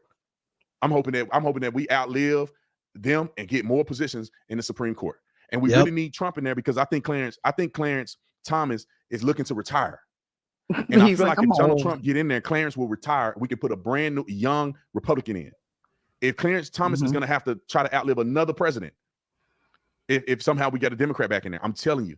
And I would argue that I think Clarence and maybe one other person is about to time out in the next 20 years. And so they're going to need fresh bodies to keep Republicans in there. And I hope to God that one of them go out while we have a Republican in office. Then we can get another conservative on the Supreme Court. That's what we should have. Our whole Supreme Court be conservative. That'll be the greatest thing that ever happened on planet Earth to this country, in my opinion. All right, ladies and gentlemen, I said enough. These women are crazier than 5 left shoes on an 8-legged man. Comment in the comment section. See you on the next one. I'm out. Thank you guys for watching. 90% of those in DC should be in jail. Agreed, Wolfram. I even think the number's higher. There's always going to be corruption in politics, but there used to be an acceptable level, which really it's not acceptable, but it was assumed you were going to have a certain level of corruption. This shit is crazy. Like, this is insane what they're doing now. They took everything. They were like, you know what? I'm just going to throw all the shit at the fan wherever it falls. Let's see who it hits. Everybody. It's ridiculous. I've never seen anything like it. I don't know if it's just that I'm more aware. I know what to look for now. Or if it's just they just don't care anymore. They're like, we're going to do what we want to do, and you ain't going to say shit. Shut up. It's a combination of both. I mean, as someone who's seen it for a long time, seen through for a long time, they've been ramping it up. And that's what raises the concern level of people who do see through the facade, right? When you notice that things are accelerating and they're pushing further and further, because that's the way it works. You know, is that they're going to keep pushing and pushing and pushing until they push all the way into where push everything all the way into where they want it, right? Or where they think they want it. That has great potential to backfire, though. So that's what I'm hoping for. Look what they're doing in the schools. Look what they're doing. We have a freaking tranny in my office. Just put it that way. I mean, it's ridiculous, and it's like we've let escapades get accelerated to the point, and so you get used to it little by little. They gain momentum, they gain support, they put up roadblocks, and you can't do anything about it once they push it through. Right? It's just people just end up accepting it. Go, okay, that's one more stupid, crazy thing I'll just put up with, because they're just used to putting up with so much already. So, you know, when you are seeing more of it, because you can see clearly now, you have clarity, but you're also seeing it. You're gaining clarity at a time when it's really accelerating. You know, take a mile. I don't know what's in your good news lineup. Do you have that thing about the University of Florida in there? No, but you can grab it and add to the collection. But we're going to go into the next. I mean, we don't have to look at it. I just wanted to mention it, that they're taking a step forward, because you were talking about the tranny thing and whatever, like in the schools. And this isn't directly tranny, but it's related. Like the University of Florida has done away with their DEI office. So they're, according to, Florida law, like they're following the Florida statutes or whatever they put forward, saying, no, you can't have that. Like that has no place here. And they did. There was just a recent article about it. I saw it, I think late last night, that they did away with their office of the DEI. Good. Diversity. Everybody needs to do it. What does it stand for? Diversity, equity, and Equity inclusion? and inclusion, yeah. Oh, my ass. Whatever. Like, yeah. It's called no we're whiting. including All right. all of us, but not you. What? How does that work? How do you have inclusion if you're excluding an entire group because they were here before, so everybody but them? Imagitainment. All right. Imagitainment. That's what it is. Oh gosh. Let's see. Jacob says I mentioned it on Shelly's show. Was he on your show? Mm-hmm. No, was? In chat. Okay. We were discussing SCOTUS. I don't get bias court BS. It's perfectly balanced. 3 conservatives, 3 Dems, and 3 fucking cowards. Yep. There you have it. On There the you tape. go. But I love how they're like, there shouldn't be, the Republicans are going to go for Trump. Okay, first of all, no, they've proven in the past that they're not going to vote that way just because Trump appointed them. They've already gone against him in many, many cases. So it's like, check your fucking facts before you come out with that stupid narrative. Like, it's just, it's unfair. They're going to vote for him. No, they already got the job. It's a lifetime appointment. They ain't afraid. Like, they feel no allegiance at all. Trust me, they feel no allegiance. But it's such a cop-out fucking thing to say. It's not fair. Yes, it is. It is. And he might have appointed them to be in that position, but it still got voted in, didn't it? He couldn't just stick them in. I don't remember how it works. I'm going to be perfectly honest with the Supreme Court judges. I mean, they still have to get voted in by somebody else, right? They have to get approved by Congress. Yeah. So, I mean, it's not purely him. Yes, he put them up. This is my choice, but they still could have gotten voted down, So, I mean, it's been tried with others in the past. Tatum's half right. I want Uncle. Anyways, where he is. Yeah. All right, but Clarence Thomas is old. Like, he's getting there. Like, he's like, man. But when they have a more of a majority in there, right? And the establishment has less power, they're gonna feel more. They're gonna feel safer to do follow the Constitution and do the right thing. All those who are spineless in there that succumb to social pressures or some kind of weirdo stuff, or whatever they got, whatever their issue is. May perhaps once that we do have a cleaner system, any kind of corruption that they're under can get exposed and they can step down themselves with enough pressure. But we can start putting some people in there that aren't corrupt, like the new Kojo, whatever the girl's Cujo. Isn't that a dog? The new one. I'm calling her Cujo. The new one. Like that woman should not be in there. That was a complete. That was a DI hire. It was a complete. Shanae. It was a complete conspiracy to get her in there. I mean, I called it out. It was a conspiracy. It's her in there for so long because they know that they can puppet her, right? And she comes from the Social Democrats, part of the squad. So that Jen Psaki, the press secretary, and then the person who is in charge of doing the nominations for Biden, giving him nominees to put up. Both of them were Social Democrats. They all came from the same place. And then they got that one guy to retire to get her to go in there. That was an agenda item. She was an agenda item to put her in there. They had her pecked out for long before. Like they're trying to get her in there before Biden got in.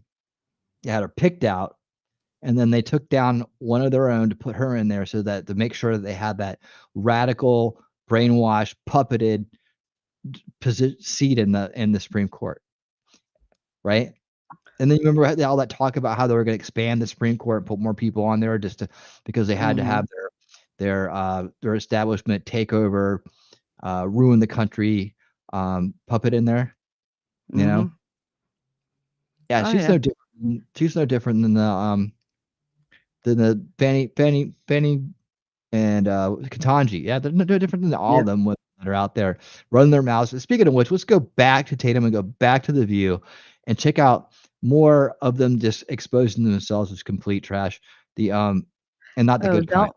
I don't want The View to expose himself to me at all. Blech. Blech. I don't like Sunny, but I wouldn't mind her getting exposed a little bit. She kind of cute.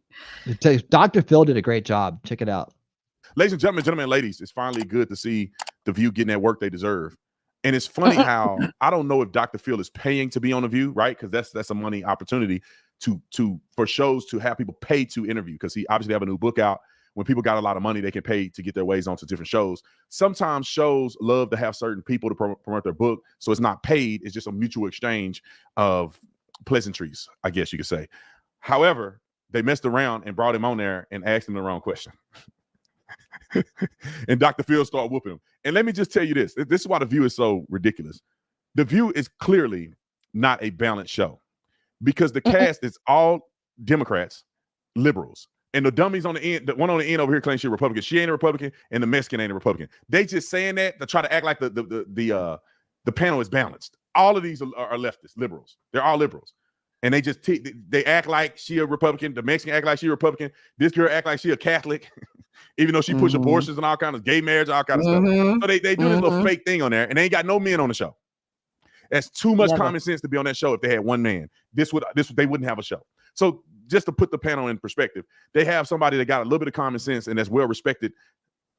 This is what happens. Road clip. Like 08, 09, smartphones came on, and kids stopped living their lives and started watching people live their lives. And so we saw the biggest spike and the highest levels of depression, anxiety, loneliness, and suicidality since records have ever been kept. And it's just continued on and on and on. And then COVID hits 10 years later, and the same agencies that knew that are the agencies that shut down the schools for 2 years. Who does that? Who takes away the support system for these children? Who takes them away and shuts it down? And by the way, when they shut it down, they stopped the mandated reporters from being able to see children that were being abused and sexually molested, and in fact sent them home and abandoned them to their abusers with no way to watch, and referrals dropped 50 to 60%. So It was also Absolutely. they were trying to save They were trying to save kids' lives. Remember, we know a lot of folks who died during this. So it wasn't, people weren't laying around eating bond, but well, you know what? We're lucky. Maybe we're lucky they didn't, because we kept them out of the places that That's some bullshit. That's some bullshit. Man, that man hit the truth bomb on top of hit the mark with the truth bomb, and they all started chiming in. You can hear them. They got a save face, and then Whoopi Goldturds is trying to come up with some concoction of fake fallacy reality, and she's falling completely short. It doesn't make any sense. He was right. Listen to it. It gets worse. they could be sick because no one wanted to believe we had an issue. Are you saying No one wanted to believe we had an issue. Shut up. no school children died of So COVID? mad. I'm saying it was the safest group. They were the less vulnerable group, and they suffered and will suffer more from the mismanagement of COVID than they will from the exposure to COVID. And that's not an opinion. That's a fact. Phil? Well, you can't dispute it because Hey, she did man. no research. I talked to the head of all the border guards down there, the head of the union. I asked him straight up, kids are coming over the border with numbers written on them, phone numbers and addresses. Do we check those out? He said, well, we call them. Is it possible that we're sending them into known prostitution rings or sweatshops? He said, it's not possible. It is absolute. We are using American tax dollars to ship children into known prostitution All and children or sweatshops. some children? Well, who knows? Okay. We don't know. I said, are you? So what kind of checking do they do? So They 'cause call you the said- number Uh-huh. and say, do you know about this child? They say, yes. Will you receive them when they come? Yes. I said, is it possible that's a prostitution ring? He said, we know enough to know that in a number of cases, it has turned out to be absolute sex ring. It has turned out to be an absolute sweatshop. I said, how is this possible? Well, what do they He do? said, it is happening. What do they do then if they know that that's happening? Where's the U.S. Attorney's Office? Where's the Even one Here's is the- too Damn here's many. good the thing. question, You isn't have to re-ask that question when we come Okay, back, because we're coming back with more. They wasn't ready for this, man. They were not Nope. ready for this. And two things that he touched on that I think is incredible is the COVID thing. I mean, I think that it's very clear that people got it wrong. You could say they were acting in good faith. Fine. That's fine with me. They were acting in good faith, but they still got it wrong. You can't act like they were acting in good faith and nothing happened. No. Children had to sit home for 2 years and now they're stupid. Mm-hmm. They can't even read. They were behind already, and then they got further behind because they're sitting at home for what? And they're not trained. And this is the thing that bothers me about leftists, all these women on the panel. This is what bothers me about them. It's because they try to take the social justice path, but they overlook the victimization of some of these actions towards young people. Right. Yep. They victimize young people by making them sit at home because they became more suicidal. All of these different things, and the mandatory reporting thing. If your parent, listen, these kids get slapped in the head, abused, they go to school, and there's someone that can report that this child is being abused, whether it's sexual, whether it's just physical abuse, you name it. There can be a mandatory reporter that intercepts this kid. Now, the parent may be reluctant to abuse the kid because they know they got to send them to school, and they send them to school with webs all over their back. They probably gonna go to jail. But when you send that kid home and there is no mandatory reporting, how many cases are these kids getting beat? How many? He said 60% of the cases dropped. It went down. The reporting went down. Oh, yeah. I reported a whole bunch of kids, even from remote learning. The kids were not in a position where somebody can defend them. Same thing is happening with kids coming over the border. Oh, poor people, they're just looking for somewhere to stay. But what about all the people that get raped on the way over here? What about all the people that get taken advantage of, end up in sweatshops? What about the negatives? People don't even make it. They die on the road to come to America. But see, Dr. Phil is investigating and thinking of these things. Emotional women are not thinking about that. I'm not saying all women are emotional, but these women are definitely emotional. They're not thinking about that. Therefore, they're not seeing the forest for the trees, if that makes any sense. Yep. All right, ladies and gentlemen, get you some of this merch. I'll see you on the next one. I'm out. Thank you guys for. Remote learning was the worst thing that ever happened to these kids. They became trained to not go to school and not listen to their teacher. They learned to sit at a computer, like station for 8 hours nonstop. And so screen time, that whole, screen time is bad, became a negligible fact that everybody forgot that. Everybody forgot that sitting a kid in front of a computer for hours on end is a bad thing. It doesn't matter if it's educational. It doesn't. It warps their behavior.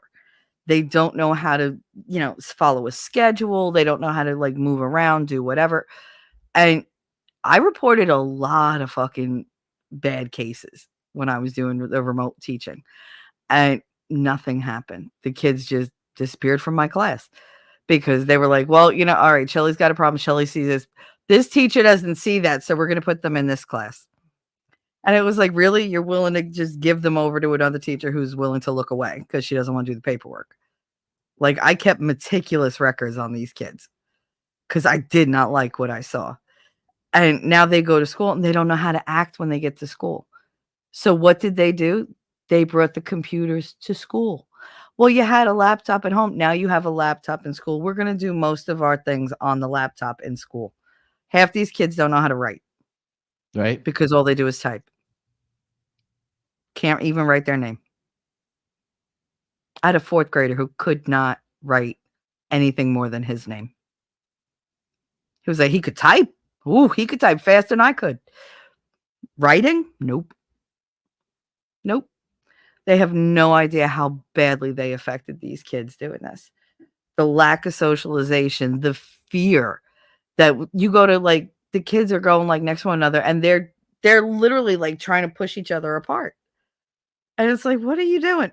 Well, it's 6 feet. No, forget that. Just go play. Just go play. The overuse of the hand sanitizer, I'm sorry. These kids literally cover themselves in this alcohol-based hand sanitizer all day long. Every time they go touch this, hand sanitizer, touch that, hand sanitizer. We used to go through gallons of it. Every month, gallons. Dispensers on every strip of wall that had an available space. And it was ridiculous because then they're like, I don't know why the kids keep getting sick. Because you're slathering them in these antibacterials. They're not getting the natural bacteria. They don't have any natural immunity. Yep. That's stuff. So they say too much of that kind of over sanitation, basically. It will produce the next super Yep. The super bug, one that's immune to any kind of we'll be fine. Treatment. We grew up playing in dirt. Yeah. I mean, yeah. I get it. Nobody wants a bad You had infection. the sandwich in one hand and you're fucking playing in dirt with the other. It's just like, yeah, all right, switch hands. Nobody gave a shit. You didn't. It wasn't coming. Yeah, occasionally your parents would be like, "Oh, wash your hands before dinner" or whatever. But I mean, if you were like, "I got a stick of gum in my pocket," I'm not gonna run inside, get hand sanitizer, so I can put the gum in my mouth. I just take the gum out, put it in my mouth. God only knows what was on it. But guess what? I wasn't sick as a kid. And I didn't get the coof until my fucking mother gave it to me. But Merry I mean, it Christmas, took me. Mel. Merry Christmas. But it took me 3 years to get it. So it was just like, what the fuck? But yeah, no, these kids, I feel bad because every little thing they're like, oh, they got a rash, they got this. That's because they're not exposed to any environmental bacterias or contamination at all. So they're like brand new newborn babies. That's why you don't take babies among crowds of wow. people. Hey, look, look, it's freedom! Scott, you just got gifted a free membership too. How about that? Real quick before we get into this, we got to do this. Thank you, Wolfram, for gifting the 5 memberships. Yeah, boy, thank you. This just goes out to all the new members. Here you go. Not that one. It's cold. A big warm Vietnam. It has to do. I can't imagine a more beautiful thing. It's cold. I can tell you all about it. I mean, look at this thing. Gonna try to without anything. But I like that one. Man. So let's welcome the new members. Wolfkinder 3 was gifted a membership. Nice. Welcome to Winner Circle. Cerebral Failure was gifted a membership. Welcome, Cerebral. Cool. Latin A was gifted a membership. Oh, all right, Crown Target. Where are you at, Crown Target? I haven't seen you in a minute. I haven't seen it in a minute. And Independent Mini United, and also known as Indy, was gifted a membership. Oh, and then Scott popped in. I thought you got one. You got a free membership last time. He just happened to pop right in there when I was looking at those. There you go. Welcome to all the new members of the Winner Circle. I hope you will enjoy it and consider renewing at the end of your month. I hope you enjoy your free month, and let's rock. Let's rock. Hell yeah. All right, Scott, down to business. I left you. Did you see the comment I left you today? I left you a comment on one of your videos because I didn't know how to get in touch with you. We wanted to I remember I wanted to do that. We wanted to have you guys on for the documentary tomorrow, Old School Watch Party Sundays. But I don't know how to get in touch with you unless you're streaming. So I'm like, we need to exchange and let me know if you guys can make it this week. I haven't put out the show yet, but I kind of have it almost all made up. Remember, we're gonna watch that documentary, Canada's Dying. Yep, I got it and left my email for you. Okay, cool. So I'll check back on that and get your email. So you guys are good to go. 8 p.m. tomorrow. Do you think Kotab? I'm going through you to get to Kotab too. I figure I invite both of you guys. I hadn't had a chance to hang out with him, but he's super cool. And one of your bros, man. So let's bring him on in, and we'll watch that Strange Brew, and then I'm also gonna show Viva Fry's Permanent Vacation, the best documentary ever made about Viva Fry, by the way. The first political Canadian refugee in the United States. You can't miss that. So it's all Canada night with Scott Free Freedom and Kotab. Yeah. Can you guys make it? Come on over, Scott. Tomorrow night. We're usually a duo, but we're willing to invite you in. Bring a friend. Oh yeah, that'd be fun. Bring a friend.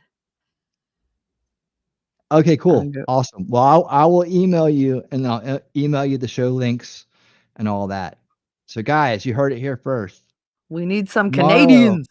Night on Old School Watch Party Sundays, we will have Scott Free Freedom and hopefully Kotab as well. Two Canadian-born brothers. And we will be watching a documentary about the current state of Canada with commentary by real-life Canadians that are living it, fighting the good fight up there in the Great White North. And then we will watch the classic stereotype affixed movie, Strange Brew, the movie that set the Canadians set the archetype for Canadians in the minds of Americans for decades. I've never seen it. I've never seen it. When you see it, you'll understand what I'm talking about. You'll be like, oh, well, cool. I might as well have seen it. I'm excited. You excited? I'm excited. I don't feel like that idea. What you're saying? Oh yeah, that'd be great. That'd be great, Jacob. Thank you so much. Sweet. Awesome. Exciting times. I'm glad you showed up, man. We got, summoning's got free freedom. I'm glad that worked because I wasn't sure. I was thinking I did go to your channel a few times this week and try to look around and see, well, I wonder if he's streaming. Then I just got the idea. I was like, I'll just leave him a comment. Hopefully he'll get it. Awesome. All right. Amaze balls. Well, you're just in time because I don't know if you saw it, but today the literal hive mind, I like him. He's my avatar brother. And he's proof that you can run a channel as an avatar and be very successful. But he put out a great video, and I just thought it was perfect for good news because a lot of good news in it. As in people are waking up, and that's the important thing. He says that he talks about that a lot, so that's kind of his thing. Cool. Let's show the good news from Literal Hive Mind. I thought this was a great video. Hey guys, welcome to the Liberal Hive Mind, a channel solely focused on exposing the abundant hypocrisy of the left. We hear the word fascism all the time. It's the left's new favorite buzzword. Fascist this, fascist that, fascism this, fascism that. But of course, when challenged, it seems as though none of them can actually define what fascism even means. Can you define what a fascist is? You are a fascist. I am. What makes me a fascist? What makes me a fascist? Read a book. Read a book? Which book? Talked about fascism quite a bit today. What is fascism? Tell me about it. Fascism is it's a complex idea, but generally fascism is it's the supremacy of like the bourgeoisie. A lot of people said he's not actually a fascist. So then why call him a fascist? Well, I don't know the exact definition of a fascist, so I don't know if he is or isn't a fascist. It's simply just a buzzword. You know, the bourgeoisie and the rich. Your brain on communism, folks. Say no to drugs. But anyways, the left is always going on about how Donald Trump's a fascist, but it's almost always complete projection. Remember when Trump was president and he had to deal with all these clowns in the press, you know, Jim Acosta types? They would go after him and he would just rip them a new one. I'm not going to give you a question. Can you state You are fake news. You guys remember, the narrative they were attempting to build was that Donald Trump was a fascist tyrant who had no respect for the free press. He was inciting his fascist MAGA mob to go after journalists, and there was even threat that Donald Trump would start rounding up lefty journalists who didn't praise him to be sent to the gulags, political prisoners, the end of the American free press. That is what they told you, remember? What absolute power for Donald Trump will mean. Joe, and this is not a stretch, you could end up in jail. That's what dictators do. They take their political opponents and they put them in jail. And has vowed that he will be a dictator on day one. Dictators put journalists in jail. Put into your models for Trump. We know that. Leaders who jail and silence journalists. Leaders who do not tolerate free speech. That's what Trump is threatening. Well, once again, it seems as though that narrative was not only detached from reality and completely insane, but once again, it was projection. What they told you Donald Trump is, the threat that Donald Trump posed, is exactly what Joe Biden is and the threat that Joe Biden poses. The left continues its slow march into fascism as Joe Biden's DOJ decided today to arrest a Blaze Media reporter due to his stance on January 6th and his presence on the actual day of. Let me show you guys exactly what's going on. Joe Biden just arrested a journalist for conducting journalism. We got some stuff to get into, so let's roll the tape. All right, friends, so take a look at this. Breaking: FBI arrests Blaze Media's Steve Baker over January 6th reporting. Investigative journalist Steve Baker was taken into custody by the FBI on Friday. He was detained for, quote, non-violent misdemeanors that his employer Blaze Media has stated amounts to his reporting on January 6th. In a video posted by Blaze Media, Baker is seen being taken by authorities in an arrest.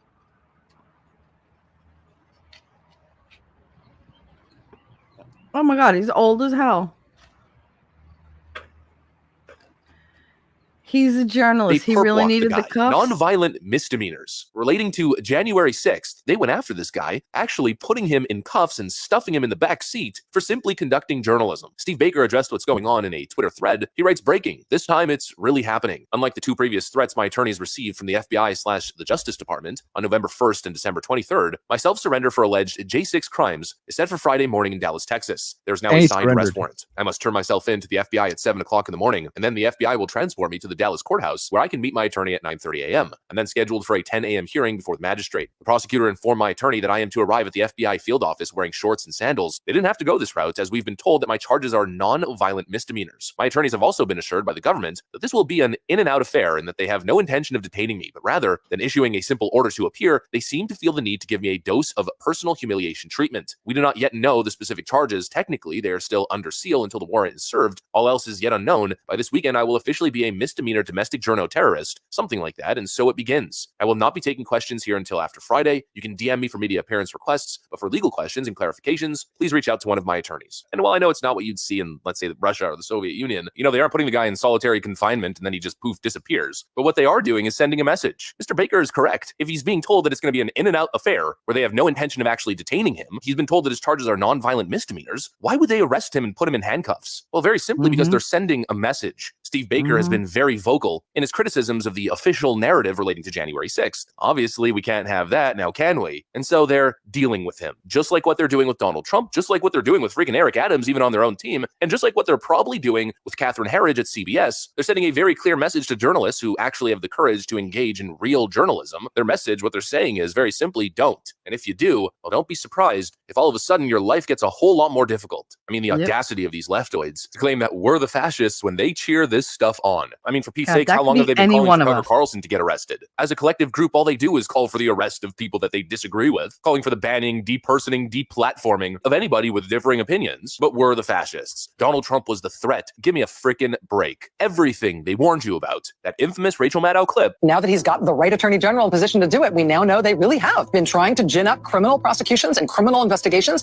into the president's perceived enemies, politically motivated persecution, right? Mr. Trump is using the Justice Department to go after his perceived enemies. I feel worried about the prospect of the Justice Department being used as a tool of this president or any. Is what Joe Biden is doing. Not only are they arresting journalists, but they're weaponizing the judicial system as a whole. Breaking, an Illinois judge has ruled that former President Donald Trump should be taken off the state's ballot for the primary election. Fannie Willis getting BTFO'd, Jack Smith not going to get his little case across the finish line in time. And so what do? Well, they probably made one phone call and said, quick, let's weaponize the court system in Illinois to cause a distraction. They are weaponizing the justice system, and it comes from the very top. It comes from Joe Biden and Merrick Garland. You know, Fannie Willis didn't just wake up one morning, decided that she was going to take probably the most ridiculous, most insane case prosecuting a former president. No one would willfully take such a garbage case. She was told to do so. And it's the same thing with the political persecution of J6ers. And of course, the journalists who were present on the day. They arrested Owen Schroyer. Now they arrested Steve Baker. Those are shot calls coming from the very top. It's obviously political, because if it wasn't, they never would have done the frickin' perp walk, handcuffing him and shoving him in the back of a police car over supposed nonviolent misdemeanor charges. You don't get arrested on a misdemeanor unless there's something else to the story. You get a simple summons, and holding you show on up, to him and that's too, it. like he's Joe going to Biden run continues somewhere. to weaponize the DOJ in the most disgusting of fashion, and leftists, of course, still haven't realized that they're on the side of fascism. Anyways, that's pretty much what I got for you. Hopefully you enjoyed this video. If you did, make sure to leave a like and possibly subscribe. Thanks for watching, and I'll see you on the next one.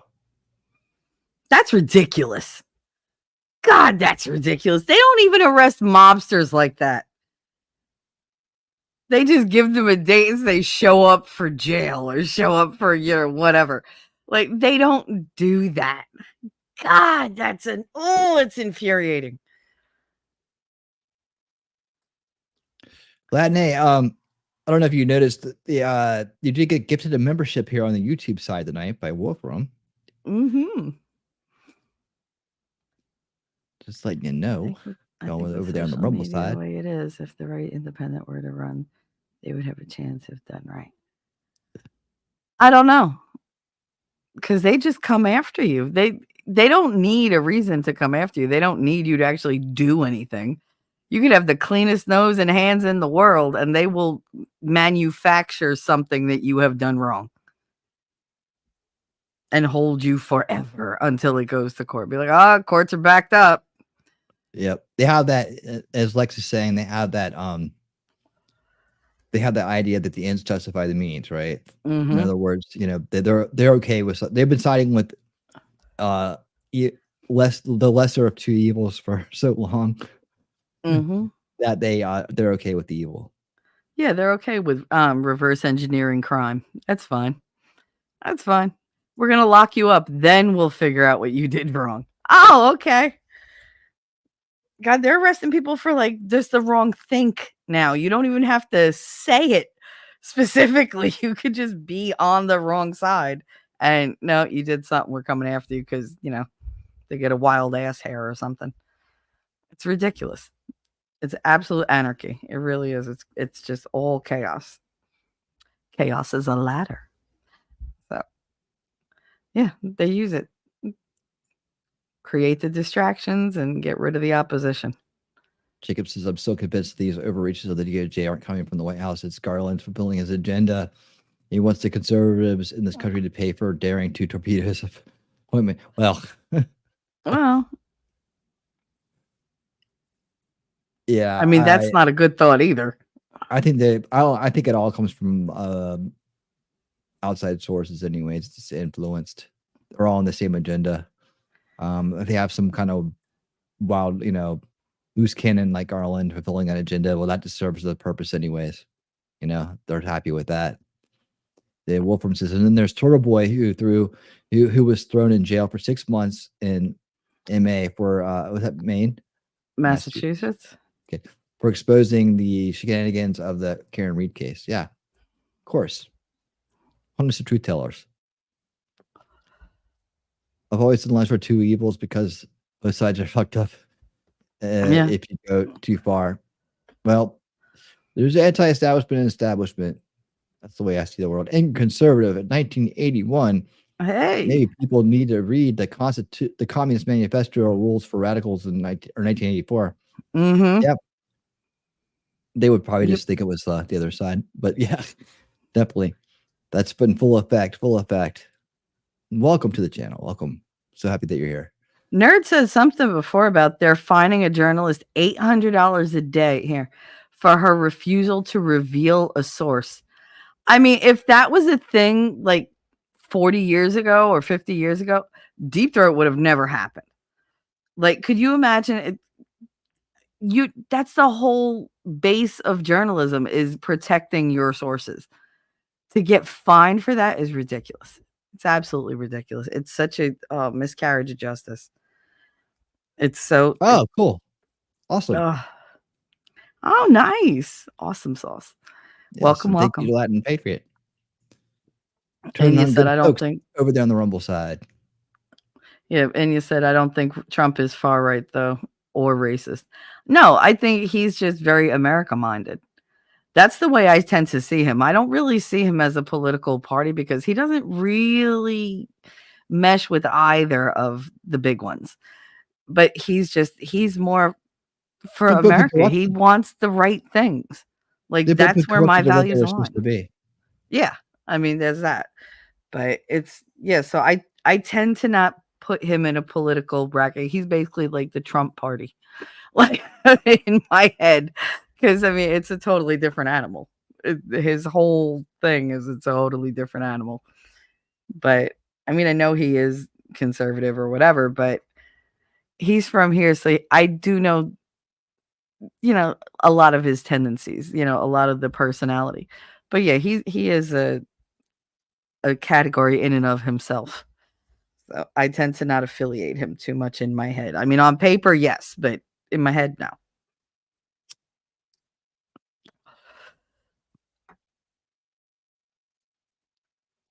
I just hope he's smart and stays away from the cray-cray and the rest of them. Well, yep. I mean, they're cray-cray everywhere. Shit, I'm cray-cray. We're hearing that the 2.0 is in real effect, so I think we're getting a much different experience than we had last time. Even better. He learned. Yep. So Mark Cuban is one of those people that are always out there running his mouth. He's a bad guy billionaire who is constantly on the subversion train as well. But he had a meltdown, so I figured we show his meltdown. Oh, I love those. Unhedged meltdown on Logan Paul podcast about Elon Musk and free speech. So I just kind of jumped to the part in this video. It's a quartering. Cool. I'm gonna jump in here real quick, but I jumped to the part in the video where he does the meltdown. So we'll just do that, and then we'll get on to the next video. Here we go. Let's go to the clip. There's some kind of naughty words in this clip. I do apologize for it, but it's only 30 seconds. Normally I like to keep things PG, but just it's 30-second clip. X is just such a cesspool now, right? So calling X a cesspool with two guys desperate to get money from Mark Cuban. Shit show. It's a shit, right? You can't win no matter what. I win all the time on Twitter. I mean, I think Mark Cuban is a guy that he thinks he's probably, sometimes he probably is the smartest guy in the room, but he certainly doesn't like it when he's not. Everything like less and less time. Elon fucked that shit up, right? Badly. He fucked that shit up. But neither one of them can say why, right? What exactly did Elon do that was negative? Like, really? Like, what did he do? Now, there is a mainstream media perception narrative that that Twitter's just so terrible. But the fact of the matter, I can say, what has Elon done to make Twitter worse? Not. I mean, the bots are probably worse than they've ever been. Worse than they've ever been. I could say that confidently. And the Twitter X paying for Twitter Premium, I don't think actually reduces the number of ads you see like was promised. I think for the $8 a month, he promised that you would get some fewer amount of ads. I don't believe that. That's not been my experience. I'm still getting ads like crazy. I think community notes has been, while good intentioned, has been kind of weaponized. But hiring Linda Yaccarino, I mean, at least I can make tangible, criticisms, not Mark Cuban, who's been very publicly getting dragged for the past several months, and the two stooges trying to get his money. But Instagram's still chill, TikTok's still chill, and there's other places, right, that aren't so bad. Where you Instagram, the problem with the site with all the peds on it, can mess with people and have fun, but you just can't do it on Twitter. This X conversation is important because, as the conversation around like real radical free speech continues to like carry on here, I mean, that's kind of what you have there. X is just. Notice how they cut it off and say, first of all, I don't know what that guy, I mean, again, he's wearing a Dallas Mavericks t-shirt. They've got this billionaire on their podcast. I don't think that they're in a position to probably push back. I don't think that free speech is a radical idea. And I also don't think, at least again, in my experience, that it has not been my experience that, you can just say whatever you want. That hasn't been my experience. People are still getting banned on Twitter. People's accounts are still getting locked down. People are still, there are many old banned accounts that have not been restored. I would honestly say that like there have been some good moves by Elon in terms of free speech, but honestly, I don't really feel like you're allowed to say much more now than you used to. I still see people getting banned all the time, getting 12-hour account locks. This past week, I don't know if it was a glitch or not. Maybe people in the comments will know, but I saw hundreds of people tweeting about how their monetization was suspended. Now, I don't know if that was a glitch, or if they actually did, get their monetization suspended or not. I don't know the answer to that, but I saw lots of people posting about that. I wonder what it's they weird, make on but there. You can see where people reply. X is a place where no one worships you, but where people celebrate a good tweet. Mark can't stand that he has to compete in a level playing field. And the days of yes men on X stoking his ego because he's a billionaire are long gone. Yeah, I'd say that's probably true. It is. It sounds accurate. That's probably true. I don't think that Elon has really changed Twitter fundamentally. I guess he put a bigger emphasis on getting like bad photos off. But again, Mark Cuban thinks Elon Musk's Grok chatbot is right-leaning, while Google's Gemini is left-leaning. Can big tech actually feel generative AI? Well, I don't actually think Grok. I haven't seen anybody. I don't know about you all, but I haven't seen anybody kind of pop out and say that Grok has any kind of political leaning. Also, I'm probably just being like an out of touch person on this, but like, I don't care about using Grok or Gemini or ChatGPT or whatever the various like tool. I don't spend any time using them. All right, enough. Yeah, whatever, Jeremy. Gotcha. Angry conservatives said Twitter's going to hell again. Yeah, with the whole. Did you remember the thing I told you about Alex Jones? Oh yeah, well, they had that. He got a video pulled down, flagged. Yep, for misgendering. So we'll see how that shakes out. The one thing, but that's the one thing Elon said he wasn't going to do. He was not going to pander to the misgendering bullshit. And they very quietly in January slipped that into their terms of service, community, whatever thing. Well, yeah, he's not they really weren't running supposed to. X though. Like I said, now that he probably has awareness of it, he'll. I mean, it came out like he said he's handing over, like he's not running it day to day. So yeah, that's that Linda Yaccarino. Right, doesn't have the visibility about little things like that, and he probably didn't even have the time to read the new terms and services and check off on it because he hired somebody else to do that, right? Now he has to go back and be like, "What did I just hear?" And we'll see how he responds will be key. Now, the fact that it happened, that when you're someone like that, you're an owner of a company, you've hired other people to run it. You can get bad actors in there that make bad decisions. You Yeah. know, and try Good to night, pull. Anya. Oh, good night, Anya. Okay. But anyways, yeah. So I always have to wait and see on that kind of stuff. And Yeah. I don't snap judgments. A lot of times they'll come That back sucks, around. though. But I mean, it's just understanding the condition, right? The condition is he's running many different companies. He's got a lot of shit going on, and he just because something happens on X doesn't mean he did it. So we'll see what happens. We'll keep an eye on that one. But hey, Daisy girl, since you did mention that we had the Dr. Phil story on earlier. You did mention that Liberal Hive Mind busted out a new video today. I guess after I saw it about the Dr. Phil takedown. I did see that one of the guys I love to call out for being a complete subversive piece of crap. Yeah, is in Cole. the video. So we're gonna watch it. So thanks for bringing this up. Here we go. So I cut that video a little bit short so we can get to this one. Here we go. Sweet.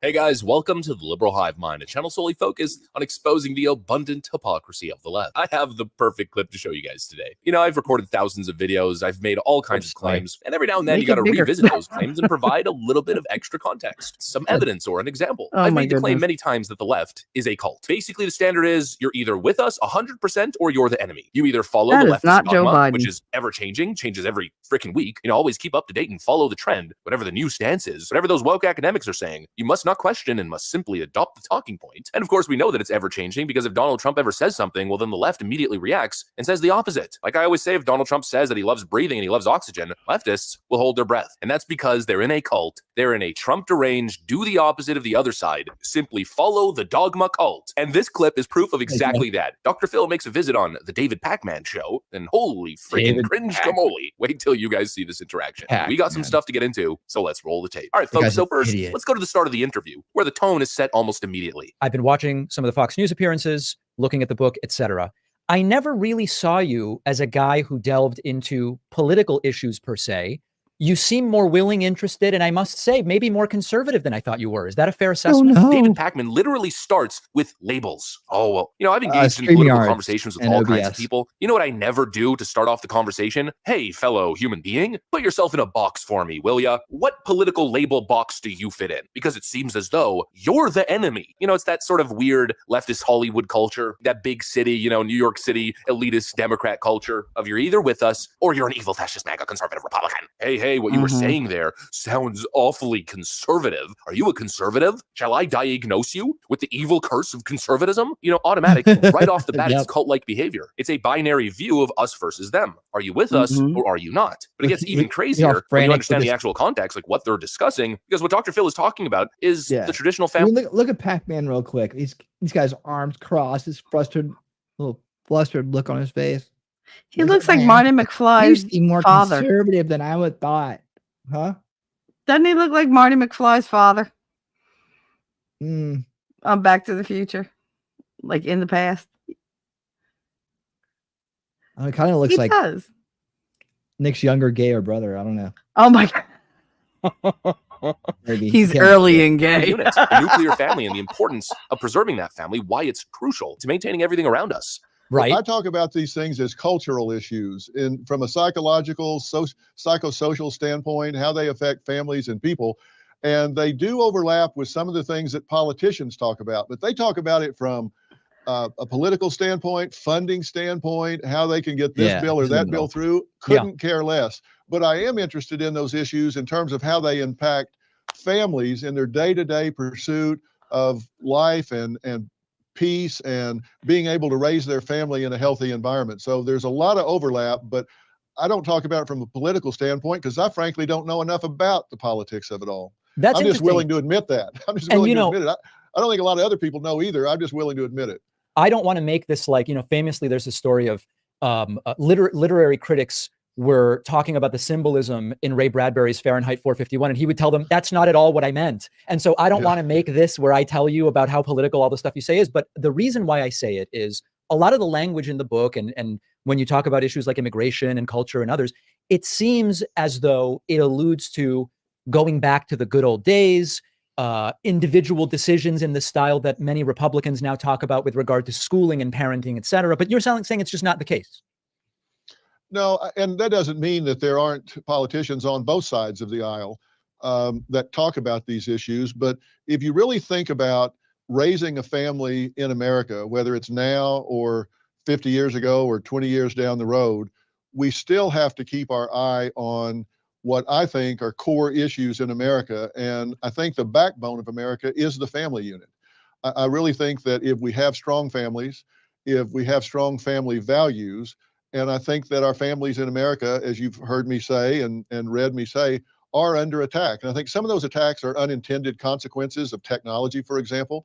But these are things that, whether politicians talked about them or not, if they tried to legislate about them or not, I would still be talking about. Now, does that sound like conservatism to you? Dr. Phil then continues. Everything he said there was common sense. None of it was conservative or left-wing. See, that's the problem. People fall into these bubbles, and I was one of them. I thought of myself in my younger years as a good liberal. Now, granted, I was naive, didn't have adult world experience. You know, it happens to young people, especially when you're in school. But as I got older, I started to realize that, you know, political parties, political labels are just dumb. You know, it depends on the context, of course. You know, in some cases, I'll say that I'm a conservative, but generally, I'm using it in a more literal sense. On many social issues, on the issue of family, I'm absolutely a conservative because I want to conserve traditional values and views. I also have some liberal views, liberal, libertarian, live and let live kind of views. I'm very pro legalization of cannabis, for instance. So the point that I'm trying to make is that yes, there are, you know, more conservative people, there are more liberal people, but this idea that you are one and one alone, that you're either a liberal or a conservative, it's dumb, it makes no sense, and it leads to cult-like behavior, where your team always has to win, where your team always has to be right,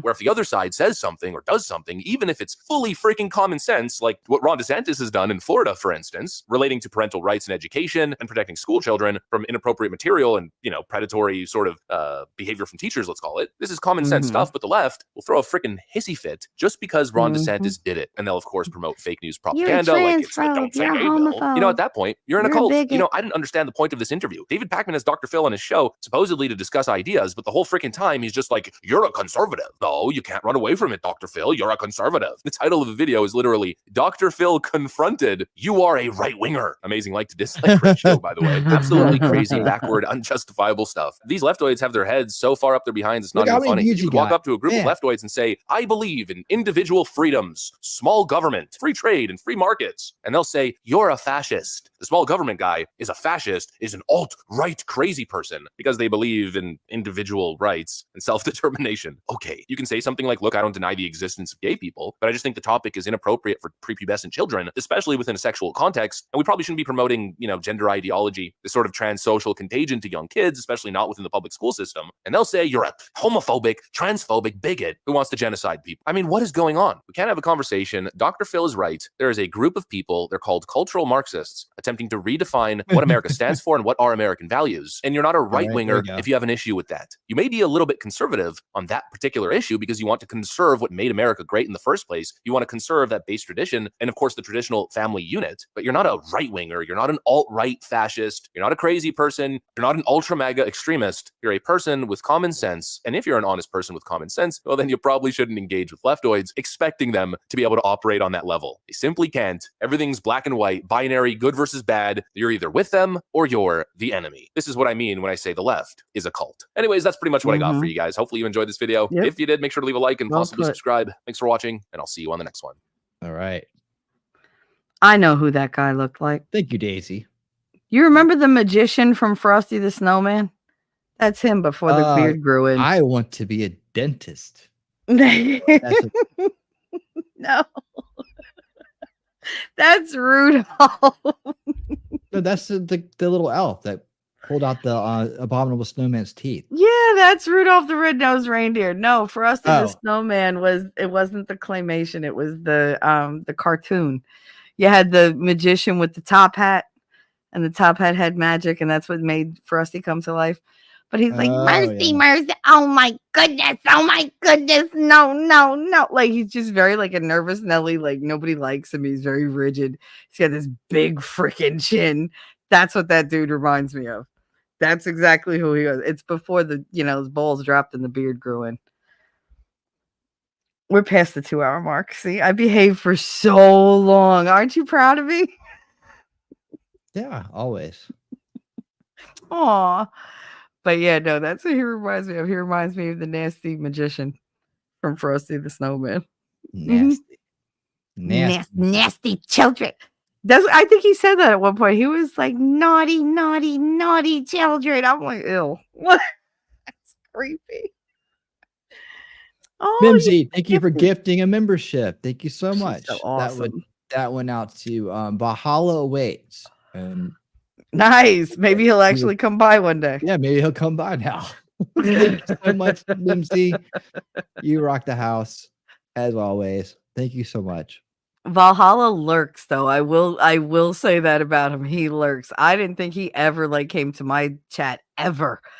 And then the night that I was on somebody else's panel, I was like, oh, he never comes by. He was like, I was there. You were talking about da-da-da-da-da-da. He was like, I was just doing dishes and list. I was like, oh shit, he actually was there.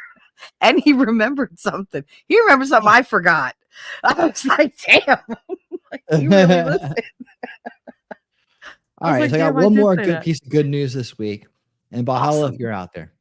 I made an intro for the next segment coming up that features Valhalla. I don't think he's ever seen it. Oh, probably not. No, and I love. I mean, he was there when we made it. I guess that he figured since he was there when we made it. Yeah. We had to shoot it first, but he never got to see the finished product. So, all right. So, hey, one more piece of good news, and then we'll get to funny videos. Yep. I don't. You may have seen this. You may not have seen it. Let's bring in the Black conservative perspective to go over Joe Biden suffering a mental malfunction trying to attract Trump on a washed-up liberal late-night show.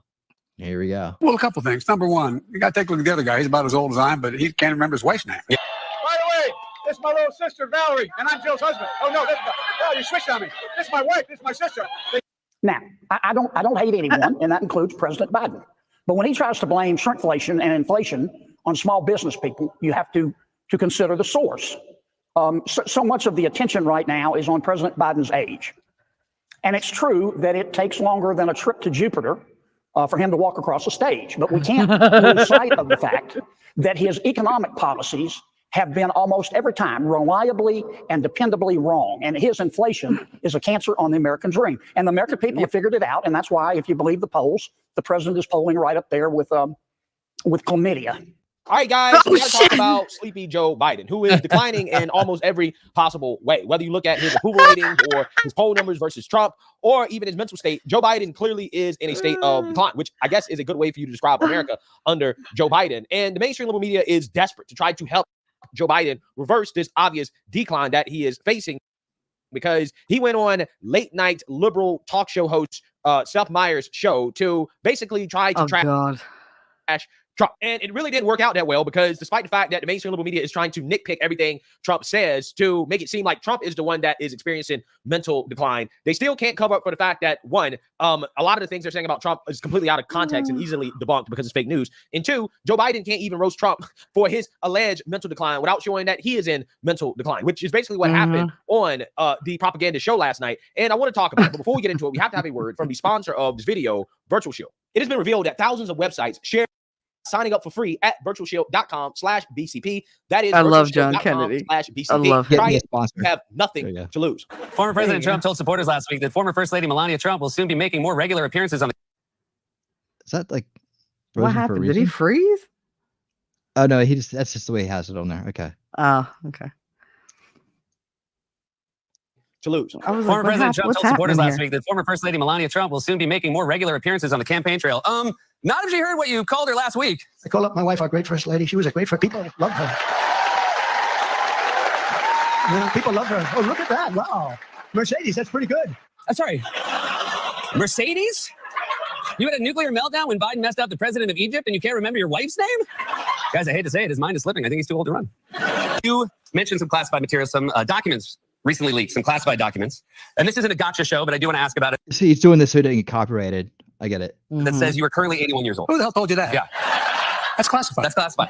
All jokes aside, according to recent polling, this is a real concern for American voters. How do you address that concern going forward as you come up to the 2024 election? Well, a couple things. Number one, you got to take a look at the other guy. He's about as old as I am, but he can't remember his wife's name. Yeah. And, number one. Number two. It's about how old your ideas are. Look, I mean, this is a guy who wants to take us back. He wants to take us back on Roe v. Wade. He wants to take us back on a whole range of issues that are 50, 60 years. They've been solid American positions. And I really mean this sincerely. I think it's about the future. And every single thing we've done. I think we've got some good things done. Everything, and they told us we couldn't get them done because things were so divided. And but I think everything we've gotten done, he's just friendly stated he wants to do away with if he gets elected. And I really think his views on where to take America are older than. Anyway, I don't want to get going. You talk about, so you guys understand how much of a disaster this was for Joe Biden. First and foremost, this propagandist, Seth Meyer, who I'm not sure if you can call him a comedian. I think propagandist is probably the proper title for this individual. He lies about this idea that Trump forgot his wife's name because what he was referring to, or who he was referring to during that speech at CPAC, was Mercedes Schlapp, who is the wife of Matt Schlapp, the chairman of CPAC. So this guy just flat out lied, okay? And that's how desperate they are to find Trump making the same mistakes that Biden is making, because that wasn't a mistake, right? They just cut the clip short so that people could not see or understand exactly who he was talking to. Again, this is deception and classic fake news from the fake news liberal media, right? That's exactly right there. what this is. And just keep in mind that Trump had just finished giving a bunch of speeches in South Carolina, campaigning in South Carolina, flew to CPAC to then give that speech, and then went back to South Carolina. So I'm just saying, this guy had been traveling all day long and had been giving speeches and working his ass off for days, right? For days leading up to that speech. And the only thing they could find was some out of context clip of Trump referring to his wife as somebody else, even though he actually really wasn't referring to his wife. He was actually referring to an individual that was there in the audience. Again, amazing how that works, right? Absolutely amazing. That's how desperate they are. And during the same segment where Biden is trying to basically roast Trump for mental decline, Biden has a mental episode himself because he basically just ran out of brain gas, right? I mean, he basically couldn't even finish his thought about what he was trying to say about Trump because that's how mentally deteriorated he is. Again, it's amazing, right? It's absolutely hilarious. Also, not to mention that Joe Biden can't even talk about his 2024 agenda without making a mistake of claiming that his 2024 agenda is his 2020 agenda. What would you want to do? What's your 2024 agenda? Because I feel like we live in such crazy times that is one of the things I feel we hear less about. Look, the 2020 agenda is to finish the job. The 2020 agenda is to finish the job. Joe Biden, when asked about his 2024 agenda, barely, he gave his 2020 agenda instead. Again, you can't sell a shit sandwich to the American people, right? You can't cover it up no matter how hard you try. You can try to make Trump seem like he's mentally declining, but Joe Biden's mental decline is so obvious and in your face, it's just clearly not going to work, okay? And this is showing up in the polls because Trump is just absolutely crushing Joe Biden across the board in swing states, even when you include RFK. Now, this is the latest polling from Emerson / The Hill. Okay, now I want you guys to look at this because this is devastating for Joe Biden, right? You have Nevada, where Trump is up 10 points over Biden. Again, Kennedy's in the race. Okay, Wisconsin, Trump up 4. Michigan, Trump up 3. Pennsylvania, Trump up 5. North Carolina, Trump up 9. Georgia, Trump up 9. Arizona, Trump up 6. So Trump is up in almost every swing state. Actually, not even almost every swing state. Trump is up even with Kennedy in the race. Okay, this is an absolute disaster for Joe Biden. Okay, and up until this point, when it comes to the GOP primary polling, the polls have proved to be accurate. And if they are accurate in regards to the general election, Joe Biden is in huge trouble. And we're going to figure out exactly how much trouble Joe Biden is in tonight because the Michigan primary is tonight. And Joe Biden is facing some problems in Michigan, okay, from two fronts. One, when it comes to Joe Biden's bad policies for auto workers who appear to be on the verge of abandoning Joe Biden, and Democrats, although Democrats have been pro-union, it seems that Biden's climate policies have really turned off his core base. You've been in the auto industry 38 years for the union, just coming up on 40, maybe just shy of that. You are voting Trump. Tell me why. Let's start there. Well, it's very simple for me, Bill. Donald Trump came into office, tore up the NAFTA agreement, which was horrible for American auto workers, and renegotiated the USMCA, which leveled the playing field. So it's not as incentivized for our jobs and plants to go to Mexico. That alone is enough. But opening up ANWR in Alaska for oil drilling, got gas prices down below $2 a gallon. I mean, it's all of Biden's policies have basically hurt auto workers. He showed up for 15 minutes to walk on a picket line and get his picture taken. It was nothing more than a photo op. Donald Trump walks the walk. He doesn't walk the picket line for a photo op and then leave. Yeah, brutal. Absolutely brutal for Sleepy Joe. Okay. And it's not just auto workers that apparently are abandoning Joe Biden, but you also have Arab / Muslim Americans who are coming out to vote uncommitted in the Michigan primary as a protest against Joe Biden and his support of Israel during their invasion of Gaza, in which you even have the mainstream liberal media and the establishment afraid that this vote is actually going to affect the outcome of the Michigan primary, and maybe, just maybe, it's going to spill over into the general election as well. Got Michigan this week, and progressives have been upset about Joe Biden's support of Israel, which we think there might be some sort of ceasefire and hostage release brewing. That state has the largest percentage of Arab American voters. How concerned should the campaign be about this? Way more concerned than they currently are. I actually talked to the leader of the Abandoned Biden movement on the ground there. He's a Palestinian American, knows folks who have had family members who have died during the bombardments in Gaza. And he was a Biden voter. Just a few months ago, he had a Biden-Harris sign in his yard. Now he says he would sooner vote for, what did he say? Sooner vote for Mickey Mouse than Joe Biden, even if it means voting for Donald Trump. So I think that If you look at the numbers, one more thing, Martha, Joe Trade Biden won one by pedo for 150,000 another. votes in Michigan. There are 200,000 Muslim or Arab American voters in Michigan. If he alienates all of them, Michigan is gone for him. Vote and whether Allegedly. it's a lot to ask people to turn out to vote in a presidential primary that doesn't really mean anything, right? And then to vote uncommitted. But this I think is a good test, like how serious it's the problem. I talk a lot with Governor Whitmer's team. It's just really hard to get hard to know. It's hard to know. Well, that's what we're looking for then. Yeah. And it was interesting to hear the governor on the program just now acknowledge that the uncommitted vote is going to be a thing. And it could be that, if you're really angry about Gaza, as you said earlier in the show, this is a democracy. This is people's chance to have a protest. As they get a chance to have a protest vote. So we may get a higher number than you might do in November. Jonathan Lemire. Yeah, and to Governor Whitmer's point, she was very candid about the anger that those people feel. Acknowledged it will be hard to win them back come November for President Biden's team. That's a real challenge. I would expect that the president himself will travel to Michigan before long and attempt to repair those wounds. Me neither. It's fair enough, Volstorm. for sure. I mean, the president himself has said that Israel's response Me has been neither. over the top. Yeah. But now there are new Mickey developments Mouse. we'll be watching as well. So And the Democrats think that this is a real threat because Joe Biden and the Democrats have basically come out and started trashing Benjamin Netanyahu and also basically showing that, hey, we're going to try to force Israel to issue a ceasefire against Hamas because Joe Biden needs to try to save his chances of being reelected. Can you give us a sense of when you think that ceasefire will start? Well, I hope by the beginning of the week. Always with the ice cream. At least my national security advisor tells me that we're close. We're close. We're not done yet. My hope is by next Monday we'll have a ceasefire. Okay, thank you. Yeah, so Democrats are desperate, right? As they should That's be. the guy We he have more interviewed. brutal polling here. The Okay, late this night one host. from Harvard Harris. Okay, this poll right here again is a Harvard poll. Okay, and again, it's really bad. Okay, in fact, it shows Trump with a net plus favorability, and basically anybody that's a Democrat that has a D by their name, they have a net negative favorability, right? Let's read this because this is crazy, right?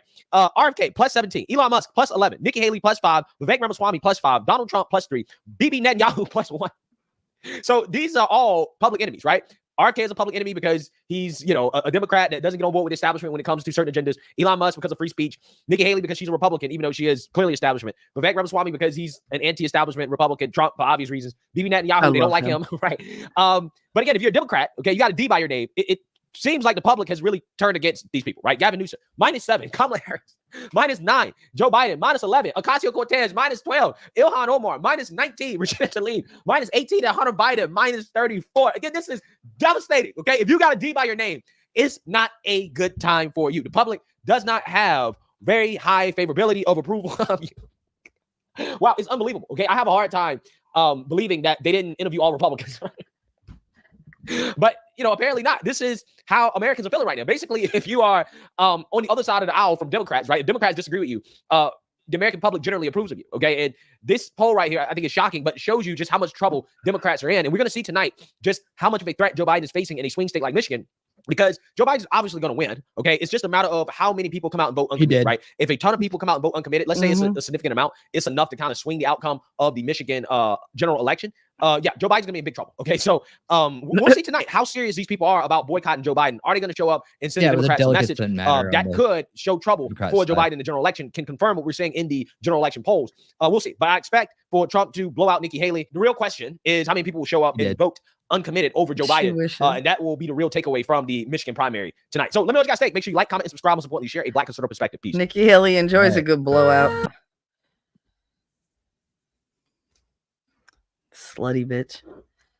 Cheating on her man while he's fucking deployed. I mean, that's just reprehensible. All right, let's get a quick update here on the current primaries this evening. All the ones that We'll we take a didn't look know at were that, too. happening. All the ones we didn't know were happening. Like, oh shit, there Well, were there's primaries Idaho.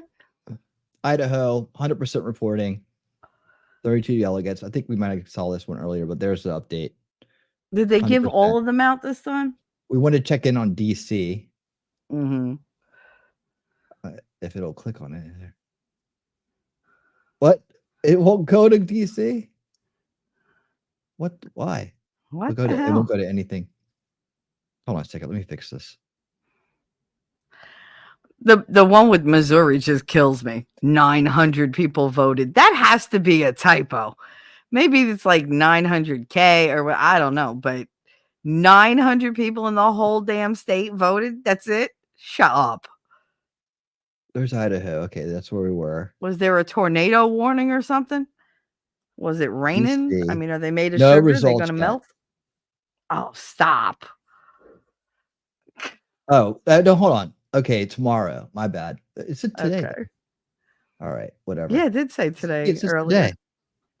Is it past 12? No. All right. No? Nope. Nowhere in the United States is it tomorrow yet. Let's check out Michigan real quick. She brought Michigan. So still 1% outstanding a few days later. But we can go over here to Democratic Party. And yeah, uncommitted.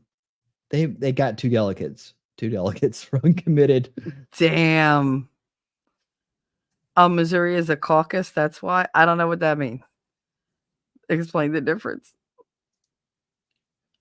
Wasn't that the big snow? No, there was a big snowstorm in the Sierra Mountains in California. They had a blizzard. I don't think Missouri had a blizzard. Okay, so primary Missouri caucus was today. Caucus Delaware is canceled. They're like, fuck it. We know who won. Fuck it. We ain't even gonna do it. Why is Florida canceled? Oh, it's Democrats. Because they got nobody in the running. Is that what it is? They just canceled it? Probably. They're like, we only got Biden. Fuck it. Why bother? Okay, so that's how they're showing them right now. March 12th will be Georgia. Georgia. There's Michigan. Okay, we're good. All right. One of the talk show people today said Georgia is the most corrupt state in the United States. I was like, hey, oh, I'm so glad that I'm moving there. Yeah, that's all that's come through so far. All right. Oh God. All right. It's time for this.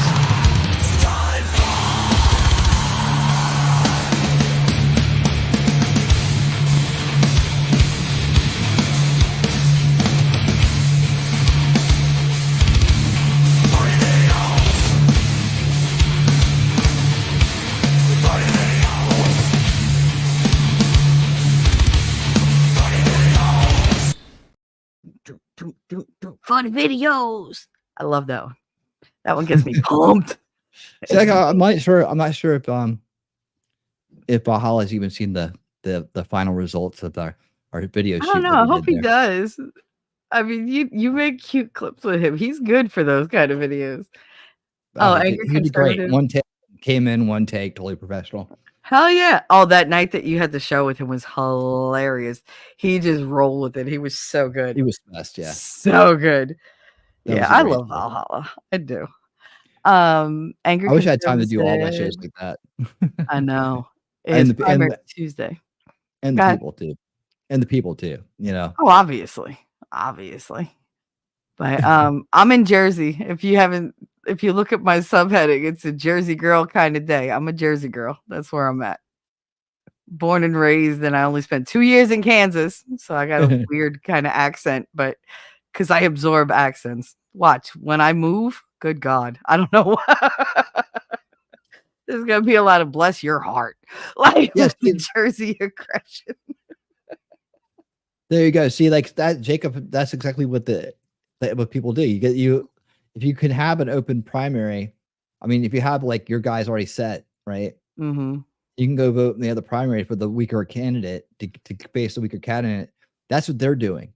Yep. You know, that's one strategy vote. I'm not against the strategy of voting. People are like, so, oh my God, they're voting in the wrong thing and doing this and that. It's like, yeah, and a lot of people aren't committed to a party either, right? You can, you know, so you can go from party to party and vote how you want. You should be able to vote however you want. It shouldn't be you have to vote for a certain party.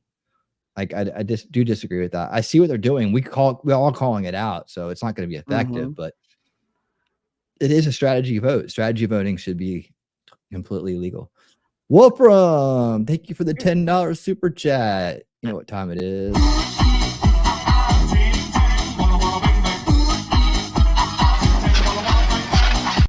Oh my boobies. Thank you for the $10 super chat, Wolfram. Show us that beautiful clip. Shelly, keep your hands on the keyboards. There you go. Yep. That's true. He's got it right. Well, you know, and yeah, well, luckily I ain't moving there. in all the surrounding counties. Yeah. Believe me. Yeah, no. I want to be closer to water. Angry conservative. I live We're neighbors. Alabama. That's We're all awesome. neighbors. Bostrom and Angry Conservative. We're all neighbors. Sweet And home Jacob Peace, wherever he is. Alabama. He's in the. We're all connected by states here. But hey, let's get funny videos rolling. You guys, Awesome. know we talked about Gemini Google AI last week. Yes. Yeah, All it's right. my favorite too. Watch the one in the orange. He plays them only for super chats. So if you want to see it again, go send a super chat. But the one in the orange, bro, she's on a trampoline jumping up and down. They don't even jiggle. I am fascinated with them. They don't fucking move. Not at all. They're great. Anyway, go ahead. You can knock a tooth out with those. But at least the lead attorney would. The lead attorney knocking the tooth out. Bless his heart. Oh, I love him. He could take a joke though. It's all out of love. All out of love. If I don't insult you or like make fun of you, I don't like you. I'll just be mean. The only thing man made better than nature. Well, but you got to replace them. I hate parts that you got to replace after a couple of years. I want a lifetime like commitment. Like they're just yours. They're going to be good forever. And when you die, they'll be here 1,000 years after you. All right, funny videos. Let's go. Can't wait. Oh, make me laugh. Make me laugh. Dance, All right, monkey, dance. Google AI, the new Gemini. It's had a rough launch there, obviously because it's got serious problems. But let's bring in JP Sears to tell us all about it.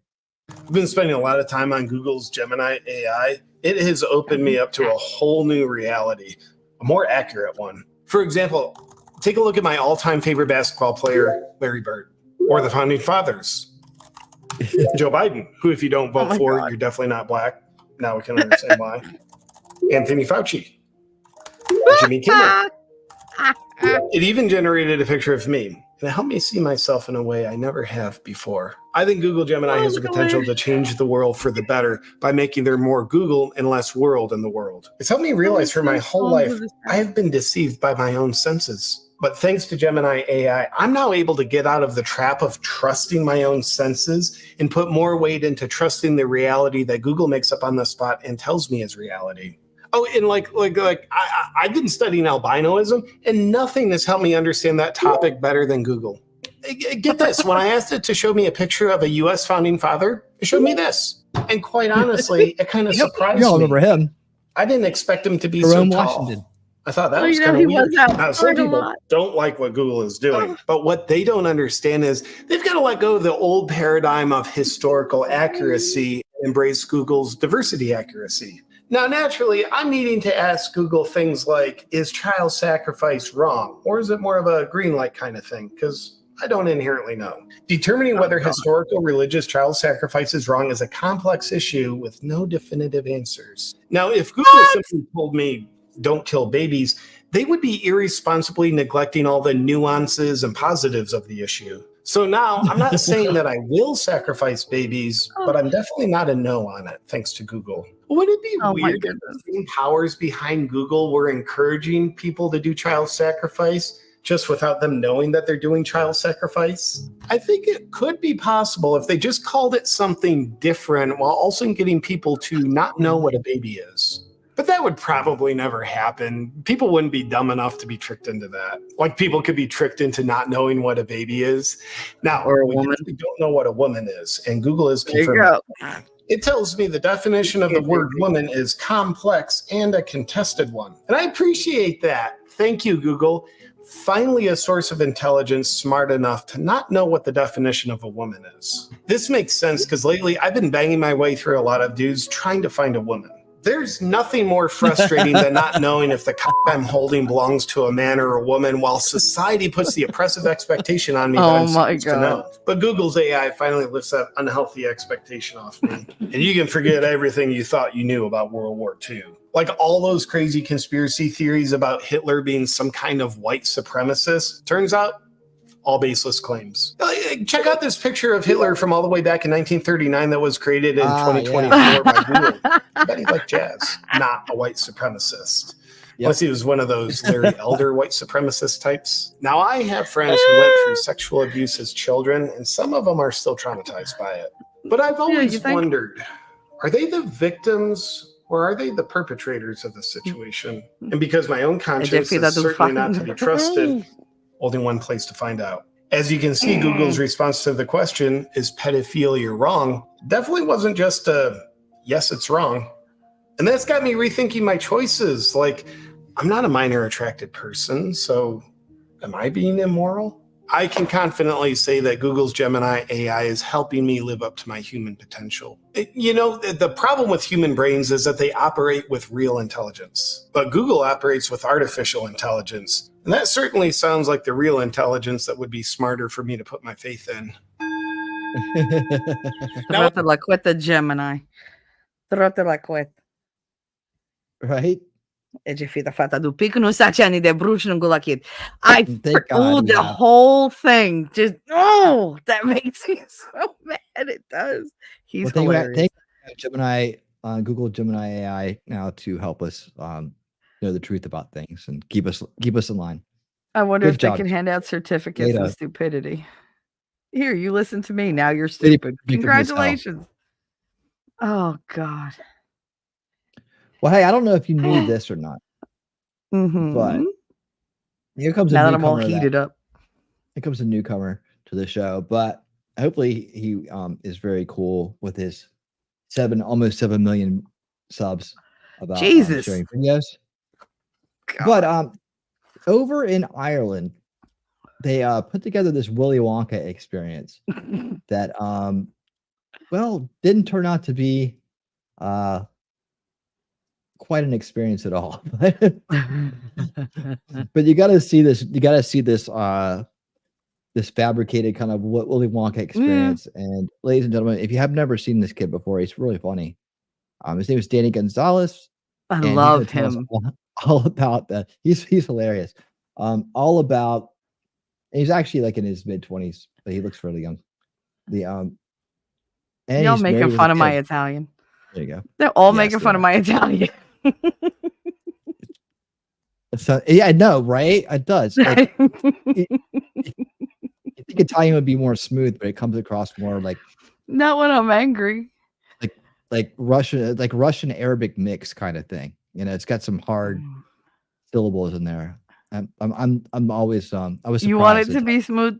Ti voglio molto bene, winning. Okay. There you Are go. You That's happy? that's the Italian I grew up with. That's the one I'm used to right there.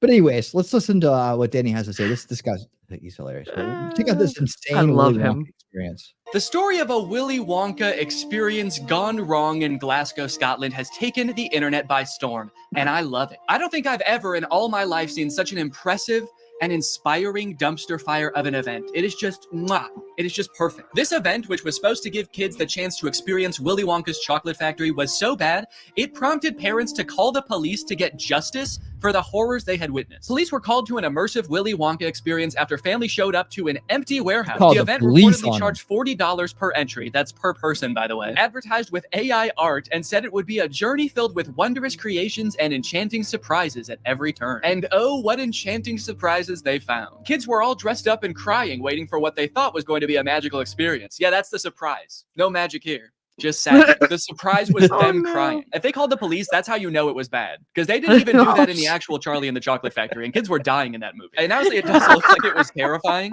Take a look at some of the images of the abandoned warehouse that parents had to spend $40 to gain access to. Okay, $40, here we guys. have some sort of Oh my goodness. chocolate fountain with murky brown water floating in it. We have one bouncy castle that can fit like 3 kids. Giant empty space filled with table and chairs. You're probably thinking there must be something pretty good to eat here with all these table and chairs. Probably some pretty tasty chocolate, right?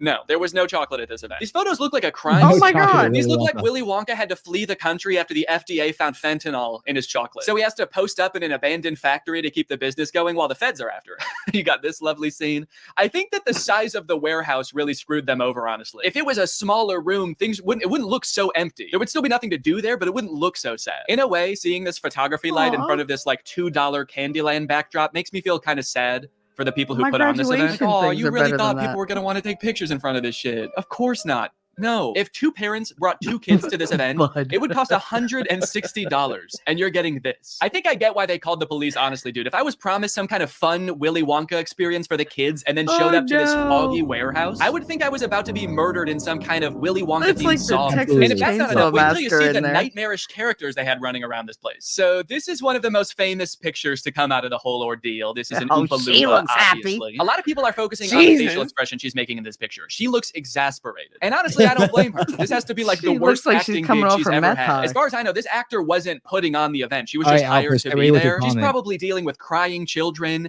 pissed off parents. Also, I'm pretty sure canonically the Oompa Loompas are enslaved by Willy Wonka, so the facial And expression toasted. makes sense in that context too. What I'm actually more concerned with is everything else going on in this photo. Why is there so much smoke? I'm not super familiar with the process of making chocolate, but I'm 100% sure there should not be that much smoke happening. No wonder she's making that face, dude. She's high as hell. And I love all the mismatched chemistry gear she's got strewn about the table. Beakers, vials, this mysterious elixir locked up in a little glass box, a quill. Called gin. Oompa Loompas take notes like wizards from the 1300s. I didn't know that. All right, now the other two characters that were at this thing, I got to introduce you to at the same time because they're both in the same video clip. So let me introduce you to Willy Wonka and the Unknown. What is that? It's the Unknown. Man, what the hell? Dude, fuck I don't everything remember else. him I in would the call the movies. police based off of that. Who is that demon? Surprising twists and turns was right in the advertisement. I would not expect to take my kids to a Willy Wonka It's experience and have them Slugworthy. be accosted by a shadow figure. I can tell you that right now. It's terrifying that Willy Wonka Oh, yeah, says, by "What the is way. that?" when he sees it. What is that? Like, dude, this is your chocolate factory. You don't even know what that is? We are so fucked. Here's a different clip of some other kids experiencing the unknown. Ask this you, full of scary face, stare at the great unknown. Wonderful, I love fantastic. Yeah, that's the correct reaction to seeing the unknown. What is that? Wonka says it. This kid says it. I'm saying. Also, I love that baby's reaction. That was like a primal instinct to make that sound. Humans have evolved for millions of years to make that sound when they see the unknown. That is a smart baby. According to some reports that I've read from the event, the unknown is supposed to be an evil chocolate maker who hides in the walls and scares little children. Is he a part of the actual Wonka story? No. Was it advertised No. that there would be a child scaring monster at this event? No. But speaking of the advertising for the event, one of the most insane parts of this whole story is that this company that made this event, House of Illuminati, apparently used exclusively House of Illuminati. AI-generated images to advertise this event. Surprisingly, the website is still up, so you can go and check it out for yourself. Welcome to It's the Willy's Chocolate leftovers Experience. from the Dive into the Christmas whimsical thing. of Willy's Chocolate Experience. Oh my Exclamation God. point, comma. So That guy's kind of drop a hint at what it's going to be. I don't know, but got those, images like this. remember how they decorated the White House for Christmas? Oh yeah. Yeah, There you go. That's the leftovers.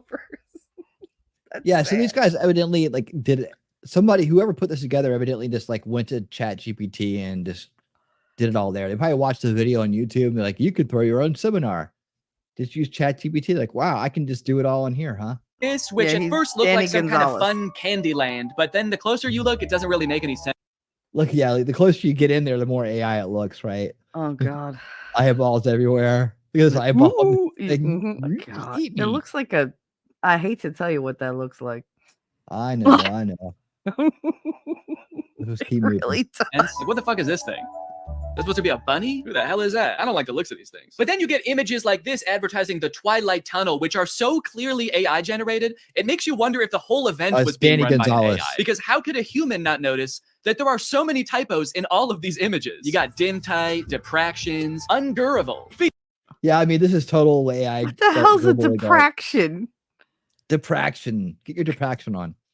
You need more depraction. Turn the depraction up. Featuring Dodjection and Swide. Then you've got Ensuring Entertainment, which of course includes catgagatting, Karchi Tons, and a passidice of sweet teats. And on top of the website being seemingly designed by AI, apparently all of the actors' lines were too, which we know thanks to this video posted by the actor who played Willy Wonka. I'm going to be poking a little bit of fun at the event, but I wanted to say before I start that I feel for anyone who bought tickets to this, people who are expecting a magical chocolate experience. People who are unfortunately captured by the unknown, we hope you are found soon. So the first Way to red flag go for to me Oompa was Loompa. when I was cast as Willy Wonka. Anyone who looks at me and thinks Willy Wonka and not Oompa Loompa is out of their mind. I get made Oompa Loompa energy. I got cast as the part on the Thursday, and was told that I needed to learn the script for the Friday. So I said, no problem, send it over. The script was 15 pages, monologue, pretty much, of AI-generated gibberish. You know what I'm kind of curious about? If the script was AI generated, where did the unknown come from? Did the event organizers just ask ChatGPT to generate a script about Willy Wonka's chocolate factory and it just threw that shit in? Because that's terrifying. ChatGPT was like, planning an event for kids, huh? I know just the thing to add. Don't worry, I'm great with kids. So I'll give you one of the lines. So like what I'm trying to imagine the prompt here. Write me a script about of Willy Wonka's chocolate factory with an unknown surprise. Well, they took it dark. I'm not going to do the Willy Wonka voice because I think I've embarrassed myself enough. But one of my favorite lines was, there is a man who lives here. His name is not known. So we call him the unknown. The unknown is an evil chocolate maker. How original. Who lives in the walls. What? We were told on the experience to hand out a jelly bean, one jelly bean per child, and a quarter of a cup one of jelly Tesco's bean. own brand lemonade. One jelly bean? All that smoke. One jelly bean. That better be a big ass jelly bean. Maybe That better be a big ass jelly bean. I am sorry I talked over it, but goddamn. Quarter of a cup of Tesco's own brand lemonade. It's just like it's a bean in a shot. Here's a bean. Here's a shot. Get out. One jelly bean? All that smoke the Oompa Loompa had to endure, and she was just back there cranking out one jelly bean? Maybe the unknown was introduced as some way to canonically explain why there was no chocolate at the event. Sorry, kids, there's no chocolate here today. An evil chocolate maker showed up, and he shot the Oompa Loompas. They're dead now. So one of the Oompa Loompas from the event also posted a TikTok kind of poking fun at the whole experience. But the one actor we haven't heard from yet is the one that we all obviously want to talk to. The unknown. Unknown, we need to know your story. What was your inspiration for your performance? How did you get into character? The unknown must have had the worst time of any of the actors because like you got hired to do a performance of Willy Wonka and you got cast as a character that's not in Willy Wonka, just like an evil spirit that lives in mirrors. And then your job for an entire day is to scare and confuse unsuspecting children who have no clue what they're in for. Every time a kid came around that corner, you just know the unknown was like, God damn it, I gotta traumatize another kid. The Oompa Loompa from the famous photo ended up doing an interview with Vulture where she describes the moment that children saw her for the first time, and it is very sad. Tell me about the moment as the kids started coming in. Did you see the innocence leave their eyes? They were quite upset. I think they were confused, but it was more the parents. I just looked at them, and I think they must have known when they looked at me. An older couple said to me, I really, really hope you get paid well for this. This sounds like she's describing people witnessing the wreckage of a tsunami or something. It's crazy. Each individual person that laid eyes on her had to take a second to mourn. When you say walkthrough, how long are we talking here to walk through this event? I'm telling you, this would have taken about 2 minutes. I've never experienced anything like this in my life. Dude, honestly, that's kind of smart because like 2 minutes isn't even long enough to process like the first stages of grief. You're getting these people in and out before they can even realize they got scammed. You know, they don't even know what the fuck just happened. After the police were called, people started getting refunded. The story blew up. The director of the company who put on this event did eventually apologize. I'm really shocked that the event had fallen short of the expectations of people on paper. Yeah, dude, on paper, the event was awesome. No chocolate, abandoned warehouse, smoky Oompa, just like the movie. There was every intention to hold the event from the pictures. Despite not being the best light, hopefully you'll be able to see that there was every intention to hold the event. No, we know you were planning on holding the event. That's kind of the problem. I think a lot of people wish you did. Unfortunately, there were unforeseen circumstances and the event didn't come to light. He's like, we were not expecting that evil chocolate maker to show up. The unknown ruined the event. These issues were technological in nature. We had ordered a Look at this. I mean, there's a quote in quotes. They don't even close the quotes. There's no closed quotes anywhere. Right? No, I think that he just wrote. There's one down here. Finally. I don't know what this is. It's like, well, why would you reply with something like this? Right? This is probably generated by ChatGPT as well. I just think please write a letter explaining why things went wrong. Here's some things that we had technology issues, and the holographic paper didn't arrive on time, which was very important. Listen to the rest of it. Holographic paper that didn't arrive on time. The the hell is holographic it? technology in itself is absolutely fabulous technology, and unfortunately, there was a delay in postage. Holographic paper? No, I don't think They that may was the say it like problem that with the in event, Ireland. actually. The lack of Maybe Irish holographic paper. Look, I don't know what holographic paper is, but based on his reliance on ChatGPT and Midjourney, I do not trust his opinion of absolutely fabulous technology. So I'm just going to go ahead and assume the holographic paper would not have helped. Well, gang, this is surely an event that will go down in the history books. I hope you enjoyed this video. If you're new here and you're not subscribed yet, make sure you subscribe and turn on my notifications to join Greg. You good. I'll see you guys next time. Bye-bye. That could have been held in the back of a pizzeria. Like, I mean, really. Like, that was terrible. We put on better kindergarten graduations than that. Jesus. We created a whole Candyland, and it looked like Candyland. That was terrible. That was 10 minutes of prep work. Shut up. No, come on. Let's just do this. All right, real quick. Oh, let's put a creepy guy in there. I Just had for to do shits it, and guys. giggles. I had to do it. Oh no. What? What is holographic paper? Oh my god. It's a type of paper that is capable of emitting a 3D holograms when light is reflected off its surface. This technology uses encapsulated materials and interface patterns to create the illusion of depth and movement. Holographic paper is typically used for security features on currency, passports, and credit cards, as well as for artistic and decorative purposes. It is also a material that can be used in data storage and information processing. And there's Yeah, that sounds like party paper. Look at this. The holographic paper didn't come in on time. They don't use Like, how long Prime did it take? apparently. Look at all this Jesus. holographic paper. But what, it's not miracle This is what paper. blew the event. Whoa, this technology is so fascinating. Yes. Look at this Ooh, fascinating it technology. looks like an guys. oil spill. Ooh. I mean, amazing stuff. Amazing. That's what that looks like. It looks like, you know, when you see the rainbow in the oil spill. That's all that looks like. Yeah, that doesn't look like it would save or break an event. Maybe like a craft project, sure. But an event, no. Nope. Yeah, it would have made all the difference, Lex, right? Yep. Right. I went to some place in a shutdown strip mall, literally called Spooky Mini Golf, that had better decorations.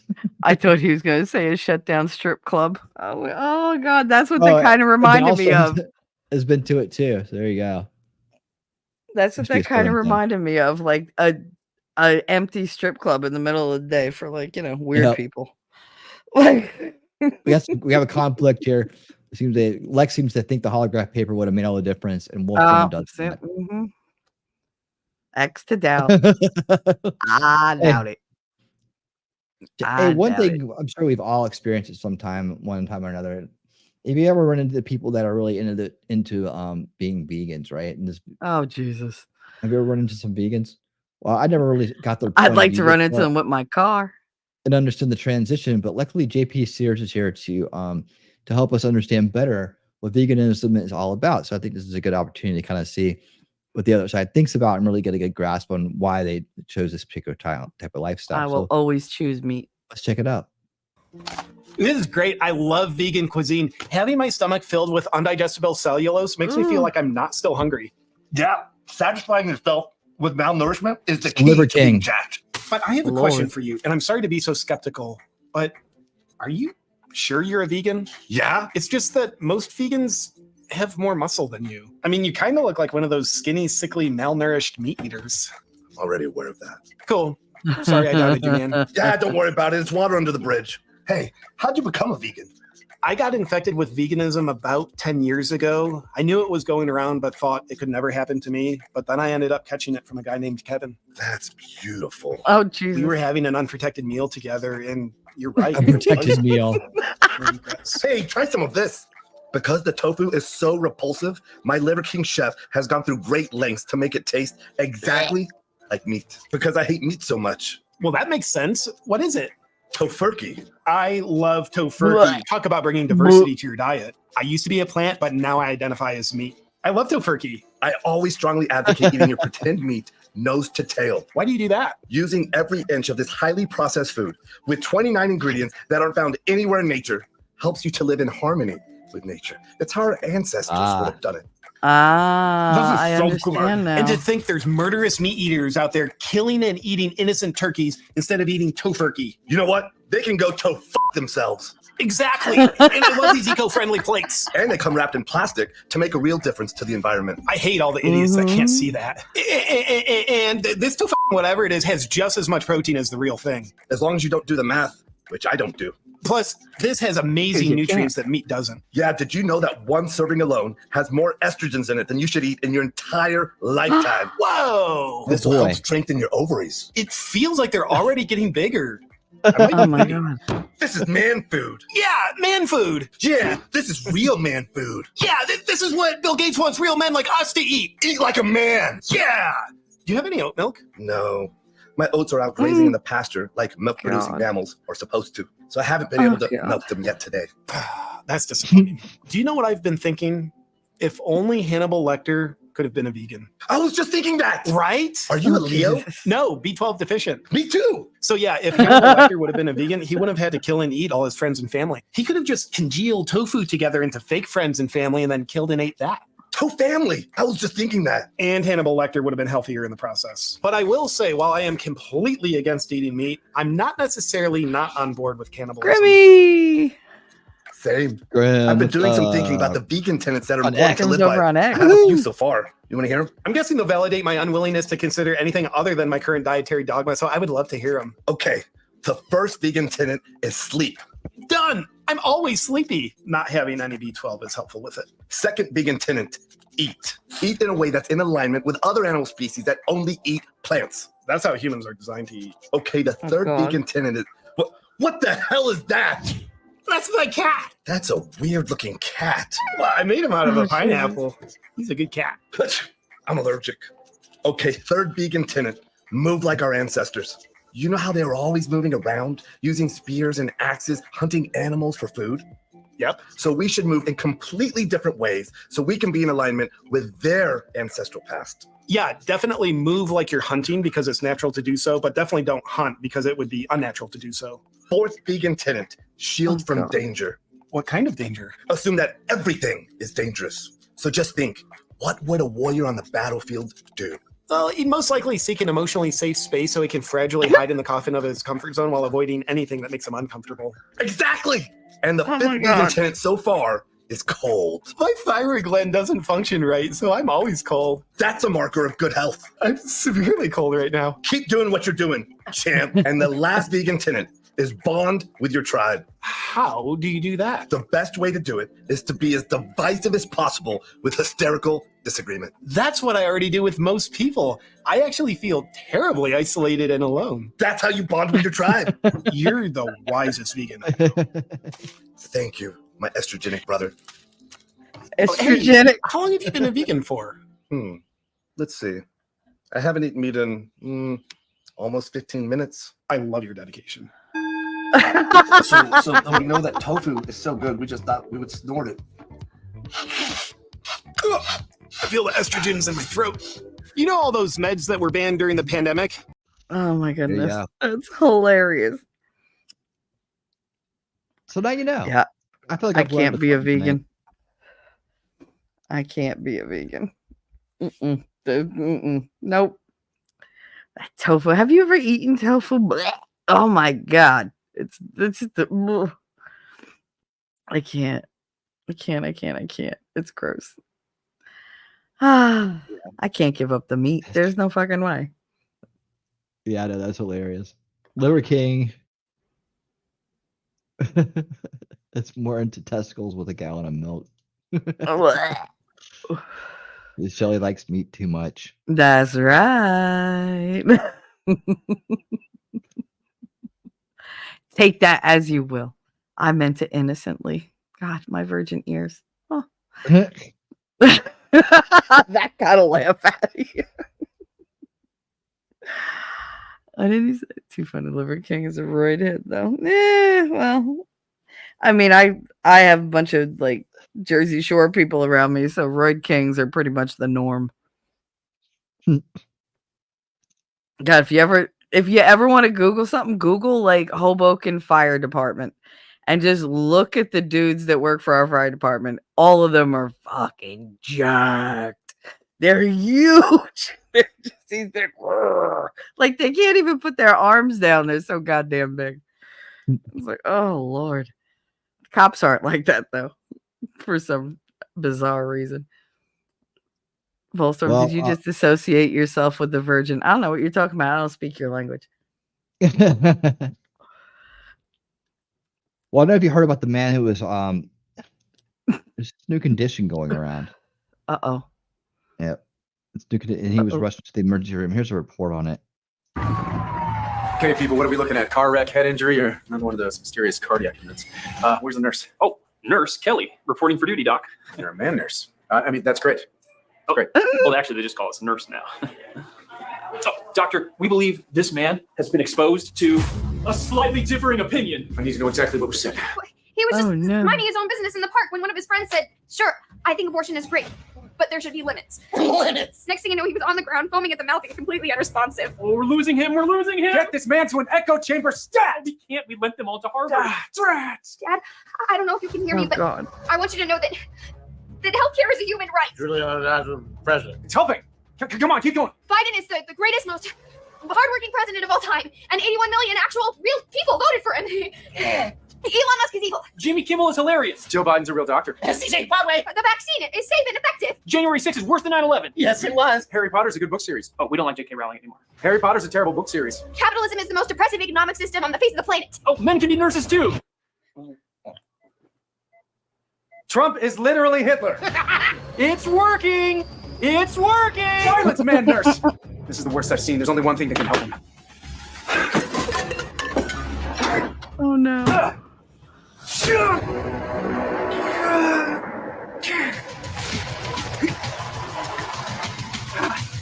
Out! Oh, we lost you there. I've never seen someone recover from that level of exposure. Just slightly different viewpoints. Thanks, Doc. I feel so lucky to be alive. I'm so stupid. I should have been more careful. As you recover, I want you to watch MSNBC 3 hours a day, deactivate your X account, and scroll Reddit with every meal. Even, the weird subreddits? Especially the weird subreddits, champ. You got it, Doc. I'll be sure to never encounter another one of those opinions again. Whew. So, how'd you become a man nurse? Oh, I went to man nurse school.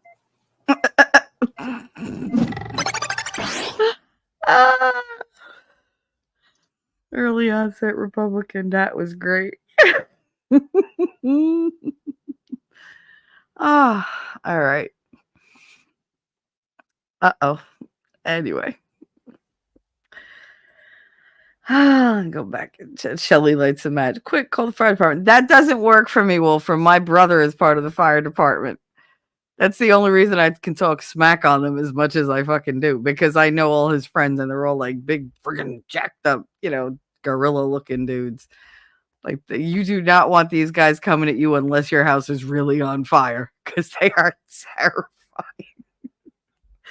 They're not terrifying me. They're big fucking teddy bears, and no, Angry. I was not on the show Jersey Shore. Those people are an abomination. God. We banned them from Hoboken. Snooki wanted to move to Hoboken, and they held a fucking emergency meeting and everything. It was like, no, she can't live here because our traffic cannot handle the bullshit that comes with her. So nope, you can't film here. And we never say no to shit in this town. It's like, oh, you want to pay us? Do whatever you want. It's fine.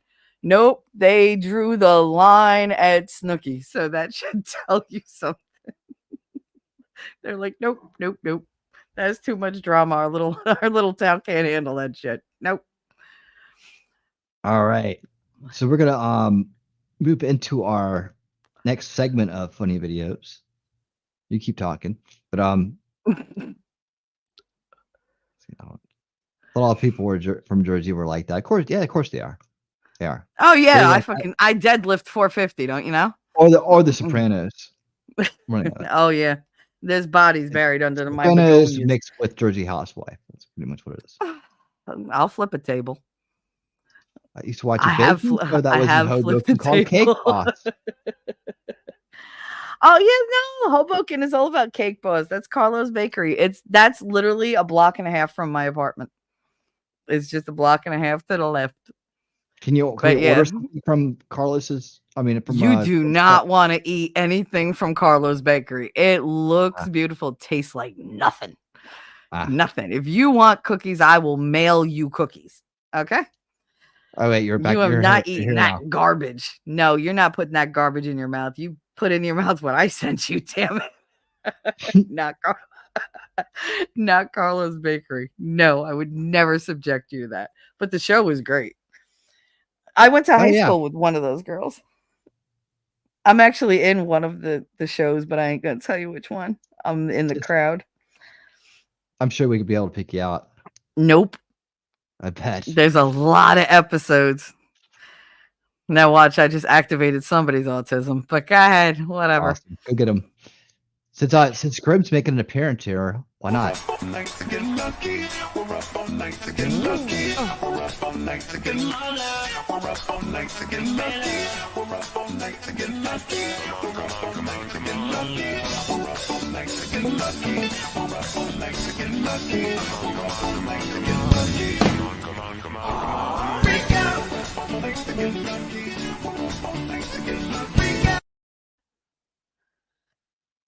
I don't get to play that one enough.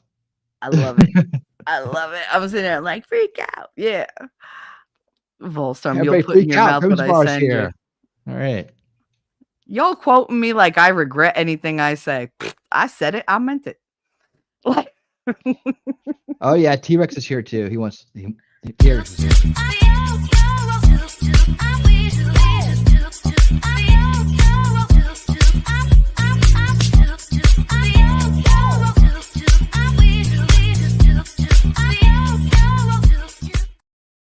Best dancer in the scene.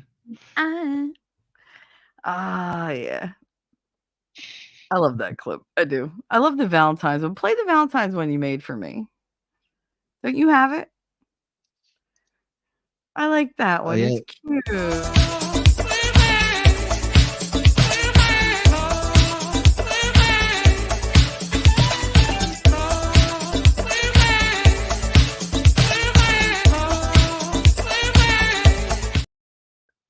See, that's the power of dancing. T-Rex has been dancing his butt off since Christmas. Yeah, but he looks like an Amish Cupid. But you can see he's already starting to like get into fighting shape there. You know, he's getting the dancing works. There was a guy here. All right, there used to be this okay, so there used to be this area in Atlanta called Buckhead. Well, there still is an area called Buckhead, but Buckhead Bar District. Okay, this is where Ray Lewis got in all his trouble, and anybody who came to Atlanta got in trouble in that area. So I guess they closed it down, but it was nothing but bars, like just lined up, and they were all like nighttime bars for the most part. So you know, there would be nothing there during the day. They'd open up at night. Boom, you had Lulu's Bake Shack. You had like all these other bars that have been there forever, and people would just go down there. And it was like a kind of like a hookup scene, really. It was like college 2.0, like you just go after college bar scene. Okay.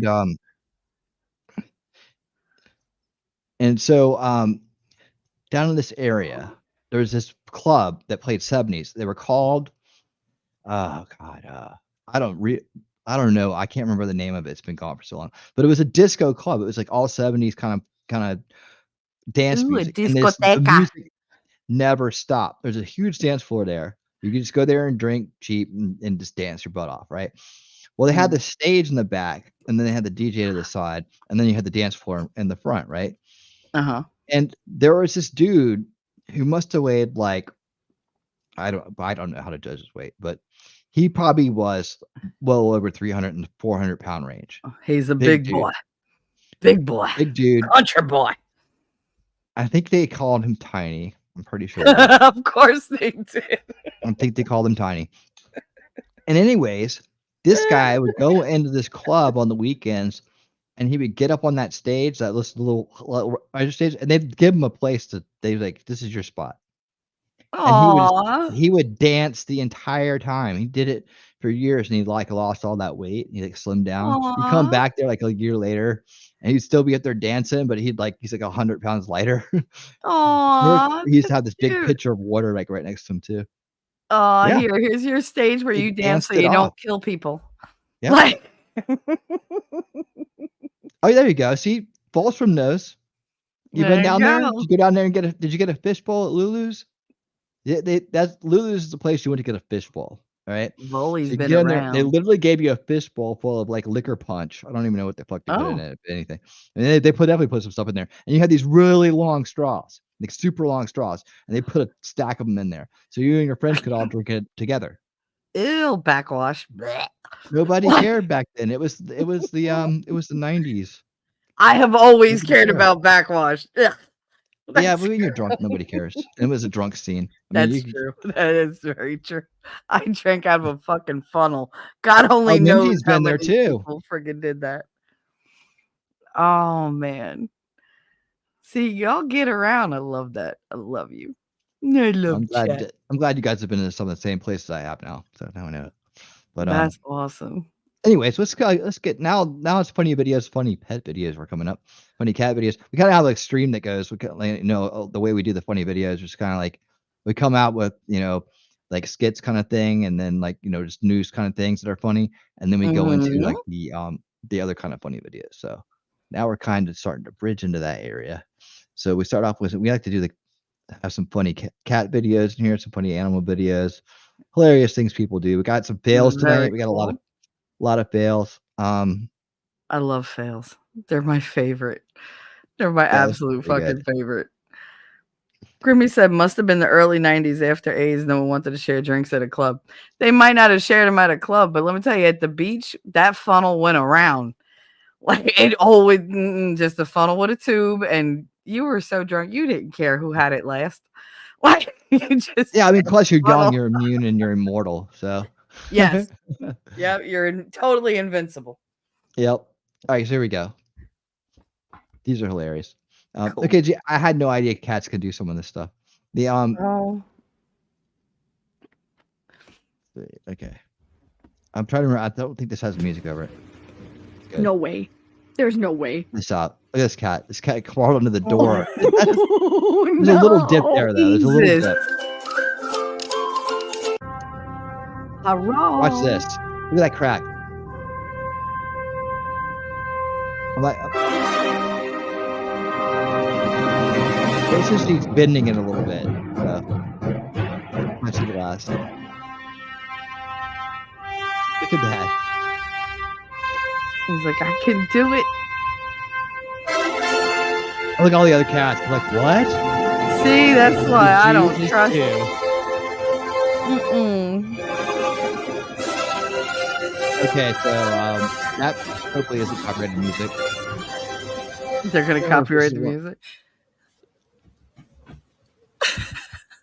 I don't know. I don't think that is. Oh I my got Mom and Dad goodness. all ready to go.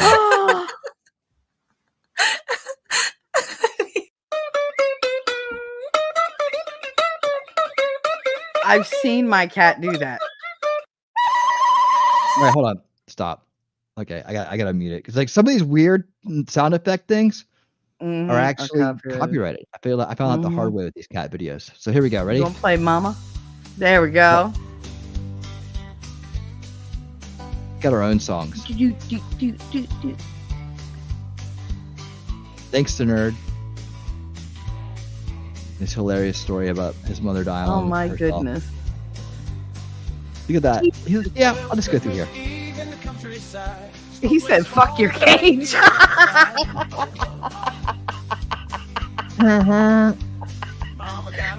want him. Oh, Jesus.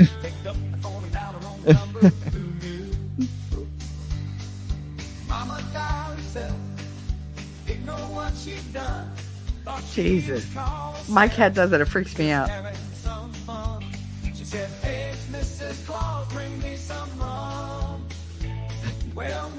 No problem. Oh my goodness. It's like, I gotta get my ass bone through.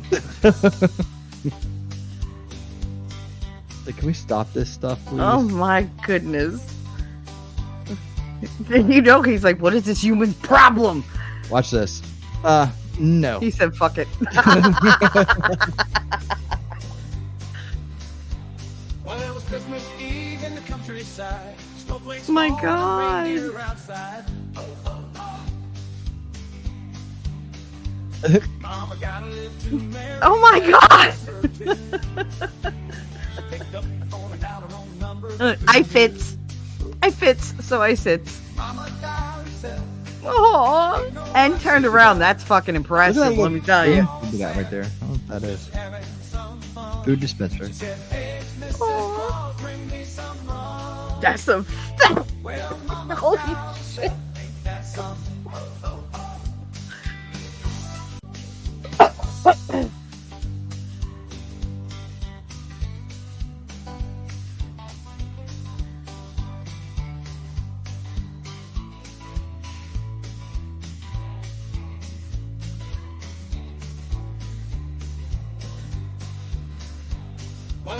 Oh my goodness. Snowflakes falling and reindeer Go outside. back in there. Mama gotta live to marry, had a glass or two. Picked up the phone and dialed her own number. Mm-hmm. Yep. Mama dialed herself. Mm-hmm. Didn't know what she'd done. Thought she was calling Santa. Was just having some fun. She said, hey, Mrs. Claus, bring me That's some crazy. Well, Mama dialed herself. Ain't that something? Oh, oh, oh. Oh my goodness. Mm-hmm.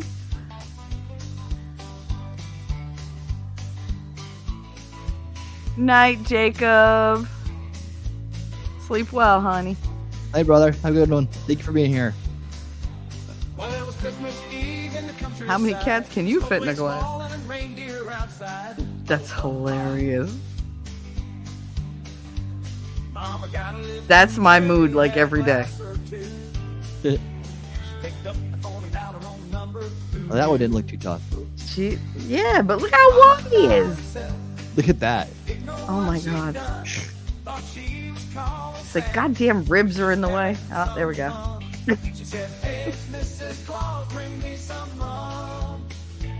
Well, Okay, I'll take a look, Grim. Ain't that something? Oh, oh, oh.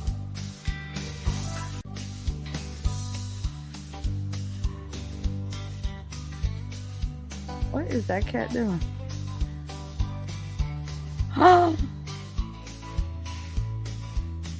Oh, what a sneaky thing. What? A little butt. Oh, the little butt. Oh, God. He's like, I can do it. I can do it. All right. Cats defy the laws of physics. They really do. Grim, this is a song we play. We have to put it over copyrighted music. It's actually a song about. It's a true story. True story. Oh my goodness. But I do need to get a new one. I did actually write the world's most addictive song. I like you listen to it. Aww. Cat in a bat. Yeah, that looks comfortable. Cat in a bucket. Yeah, look at that. Loving it. He's like, I want to do this. Leave me alone. I'm happy, human. God damn it. Don't limit me.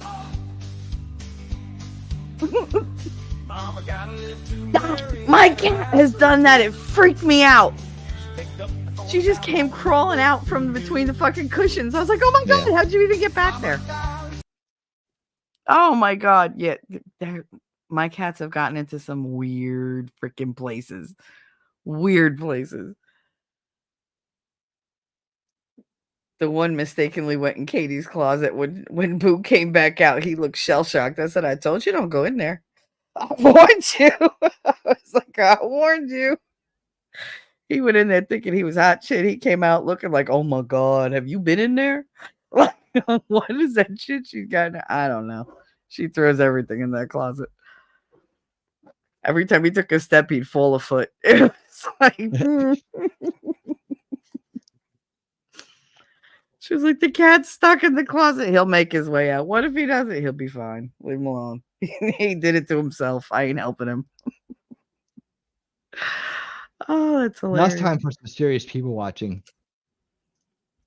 Being at the right place at the right time. Oh my goodness. To get ready to laugh.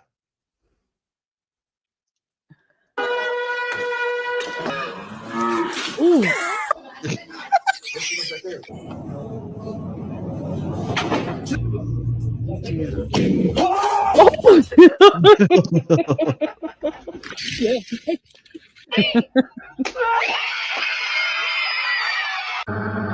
Oh my God, you jumped on your pregnant woman. Oh! Oh! Oh my God.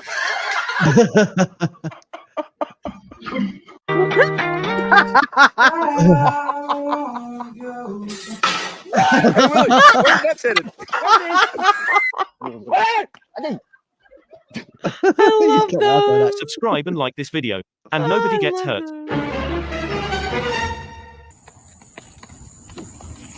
I'm Ariana. She was a fairy. Damn, bro. Yep, I ain't gonna lie, they might take your ass back to the pound because them true toys in the back, I stole them. My bad.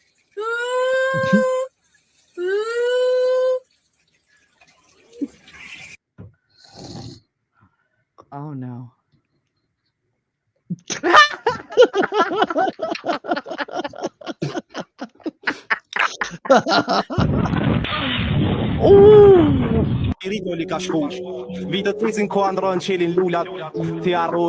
Oh shit!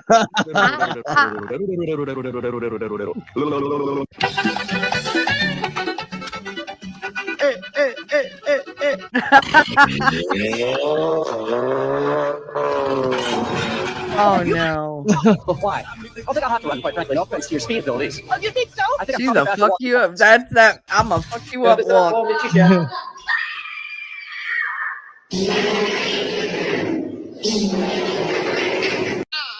The hell?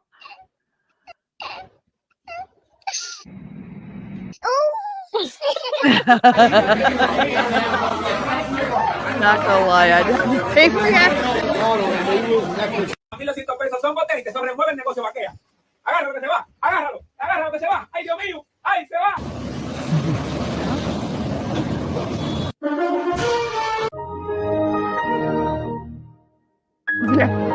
He said, fuck it, I give up. Camina como tu abuelito, anda. Camina como tu abuelito. How was that? Oh, he walked like his grandfather. Oh. Here's your vanilla. Oh, that was supposed to be chocolate. I'm so sorry. Let me fix that for you. Oh, shit.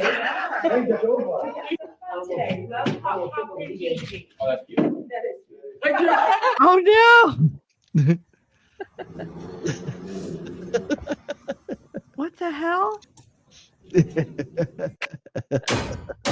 Dog wants the fresh air. Oh my God. Wait, not this.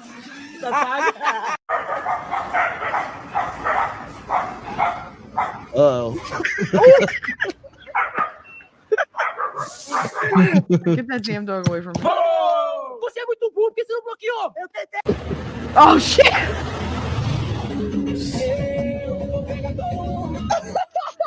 Oh shit!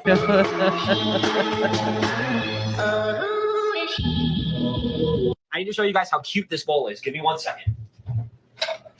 Like, look at this thing. It's adorable.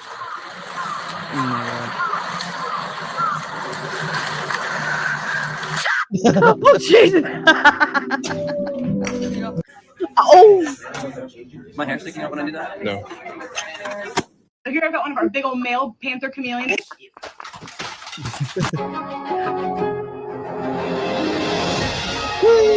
Oh, poor thing! Oh.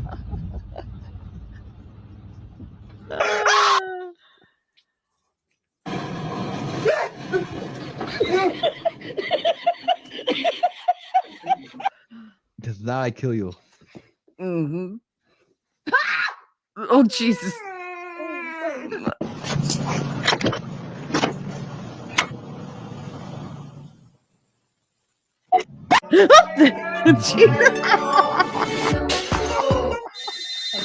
I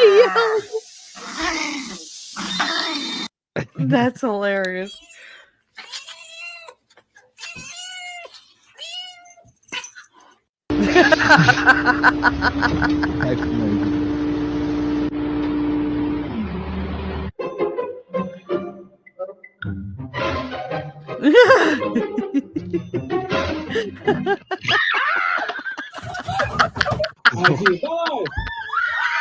It was at this moment that he knew.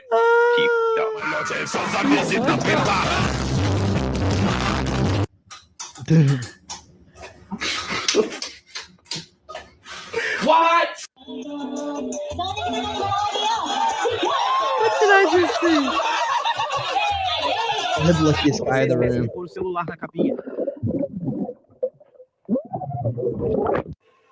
I don't know what that was about. I don't know what that was. Oh shit! No teeth. Ah.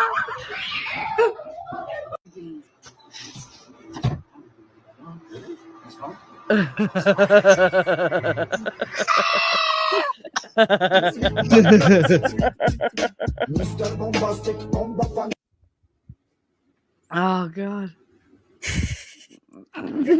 That's my cats. How dare you? Oh, oh my god. Here's that lemonade. Are you ready to order or do you need a minute? I need a minute. Okay. Just holler if you need anything. Oh Jesus. Are you ready to order? Yeah. What the fuck? Look at this. Look at those.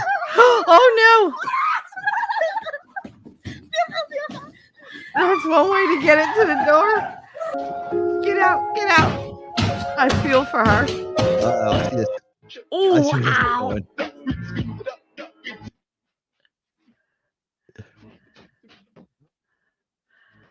Oh, Jesus.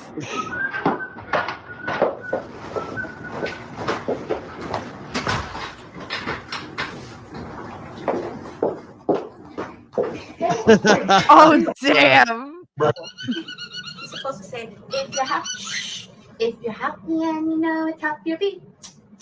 Now your turn. Aww.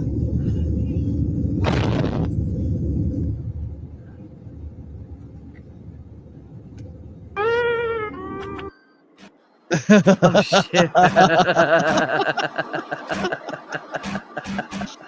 She's like, motherfucker.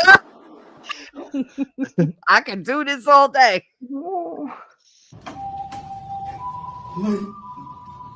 شوف شوف شوف شوف اتصدم شوف No. No. Human actions I'd be out. Nope. And disrupting the cycle of life. And with the rise in drought cases, it is up to us to be guardians of our own natural world, save our wild species, and provide a home. He's like, shut the fuck up.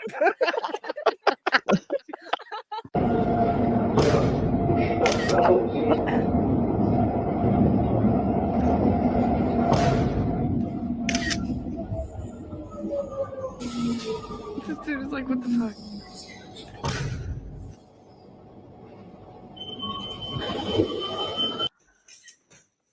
Держи вот так. Смотри, Боря, вылазь. Боря, иди работай. Боря. Борька, выползай. Иди. Боря, пошел. Я не хочу. Да не полазь, он электронный. Хочешь погладь его? Смотри, ему нравится. Погладь, видишь, нравится. Выполз. Нет, не выполз. Этой рукой накрой телефон вот так сверху. Мамочка. Oh, Jesus. Good. Con especializaciones, diplomados y postítulos, entregando las herramientas necesarias en cada tratamiento y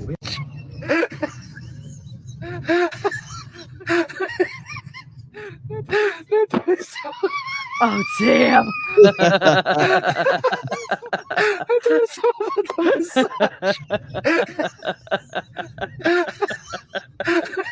You can't even be mad at him. I'm doing so much on the massage. The face.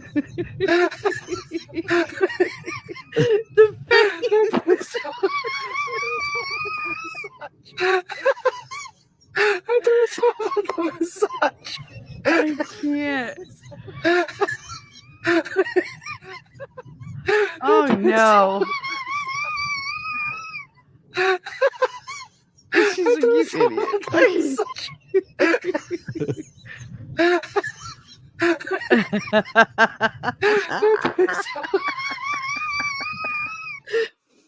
Just the look on his face, like, well, what you gonna say? What you Yeah, gonna say? You fell he for plays it. great, man. He looks at them. This guy is great. Yeah. You can't even be mad. You're like, oh, you got me. Like, that was a good one. You got me. Oh, that's fucking hilarious. Oh, I don't know how he kept a straight face. That was fucking great. All right. What do we got coming up? I used to love when a guy would stand up for me on the train. Oh, yeah, Mimsy. I remember those days. They're few and far between, let me tell you. They're like, fuck you, bitch, stand. You wanted to be equal. Now you stand up and I'm going to sit down. Oh, yes, please. Thank you, Angry, for reminding me. Everybody out there, do those YouTubey and Rumbly things and hit the likes and the hearts and the share and the subscribe. Make sure you're subscribed. Check, because YouTube is asshole. Make sure you do all the YouTubey things. All the clicky things, even on Rumble. Make sure you're following Winning. He's fucking great. But Oh yeah, definitely. See, he always agrees with me when I praise him. Yeah, definitely. He's like, We got yeah, a lot I of am people great. watching over there on Rumble. Please follow, man. We do a lot of great shows here during the week. Tomorrow night we're doing Old School Watch Party Sundays with myself and fucking Trash and Truth sitting here right next to me. That's We're me. gonna have Scott Free Freedom on and maybe Kotab, 2 other creators from Canada, and we're gonna watch a new documentary about the state of Canada today. We're gonna dive into some of those issues with people who actually live there and are fighting the good fight. And then we will be watching the hit movie from way back when that set the stereotype for Canadians in American minds for decades to come. Strange Brew. Yes, the McKinsey brothers. We're gonna go back old school and watch Strange Brew. It's a very weird movie. It's a lot of fun.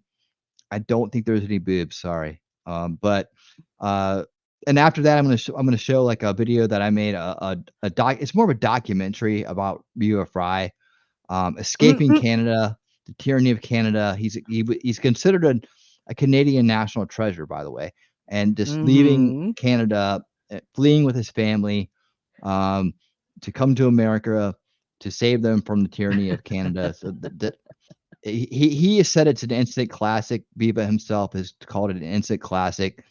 He said it's amazing that you should watch it. He's given a thumbs up. You know, he loves it. He did a lot of good work in that movie, and so you definitely need to see this. I was lucky enough to be the one who made it. I just got luck of the draw.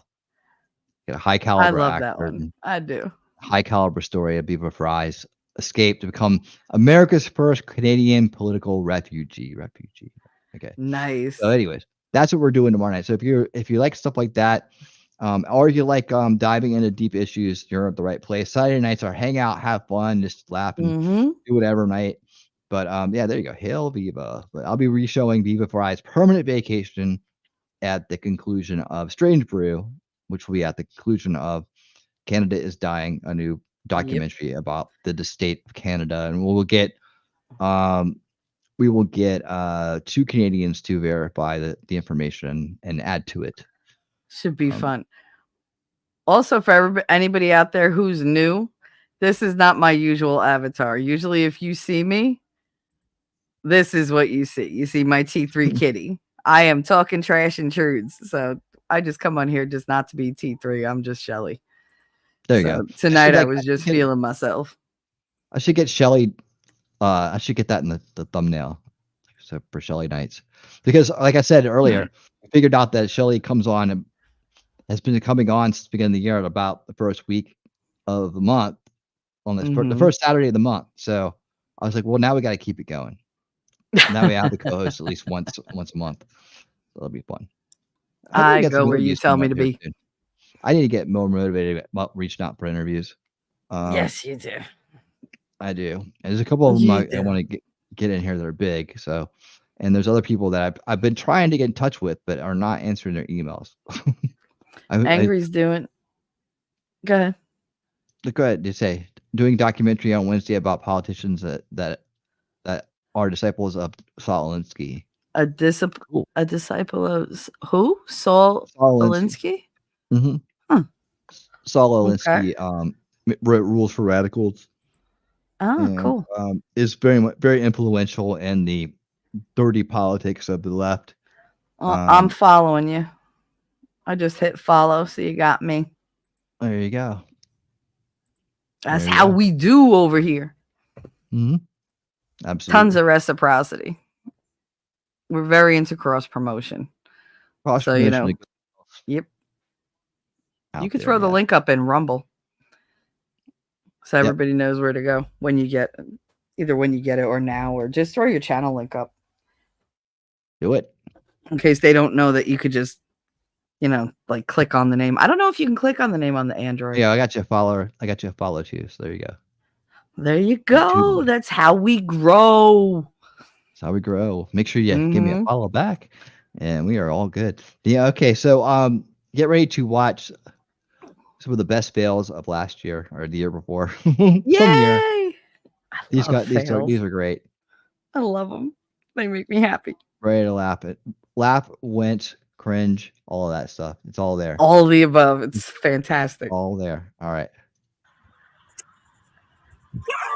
Oh, Jesus. Oof, that hurt. Yeah. Ooh. You didn't take off the camera. That was a nice ad. I'm not sure. What is this guy in? He's like in a truck or something. Goodness.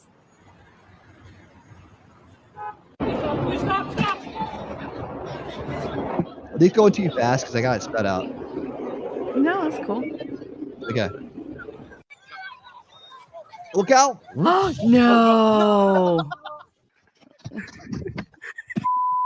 Oh, that hurt. It's funny, but man, that's Yes, I feel that. that's some straight damage. Oh, Jesus.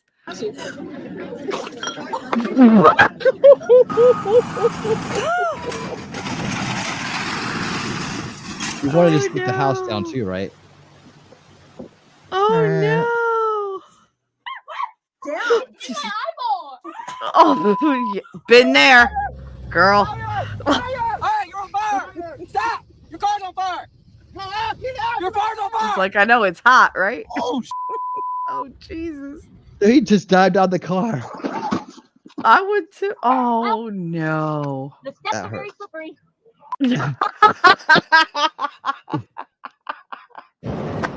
Thank you, Captain Obvious. Oh.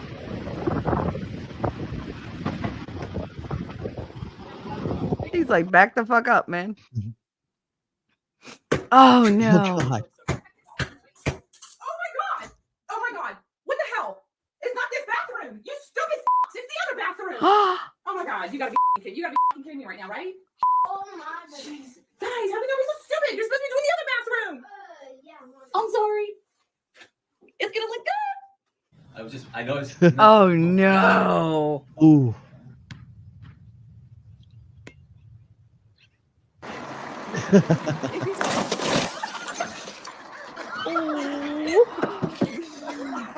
Jesus. Oh. Oh no. Back up.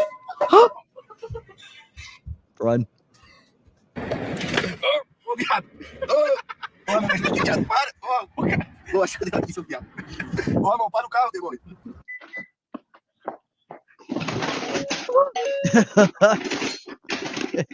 Did her weave come off?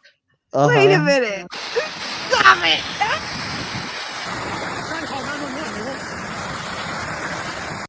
Oh god, dude, they're hating it, dude.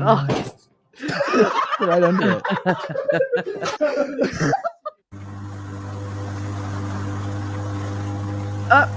Puppy's like, yep, just shit rolling. Ding, ding, ding, ding. Oh no. You see his hair? What the hell? I'm here. Pressure's on. I drop it, prize.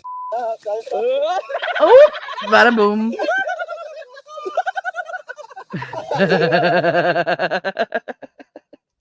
I love the sped up laughs. No. Aww. Oh shit. He fell off the roof. Oh no. Oh no. The driver was unharmed. Oh, Dead. see, I'll never have that problem.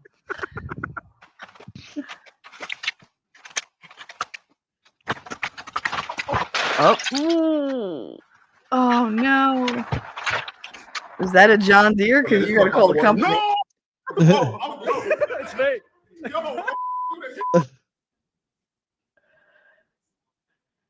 Oh.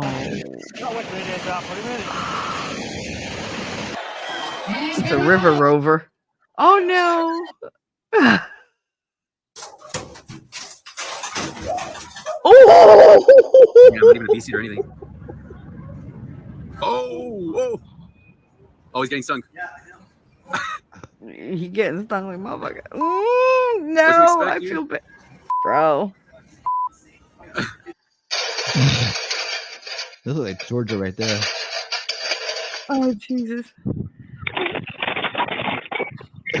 It's that one last fight. The guy's worried about his pants. Let's flip. Oh, ow! Oh Jesus! Oh. Hi, babies. Oh. Oh no! Ouch.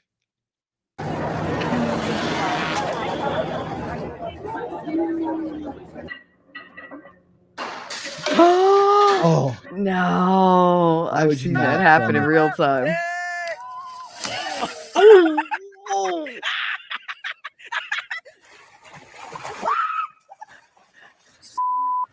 Is that an alligator? Otter. An otter? I just said, get the fuck out of my water.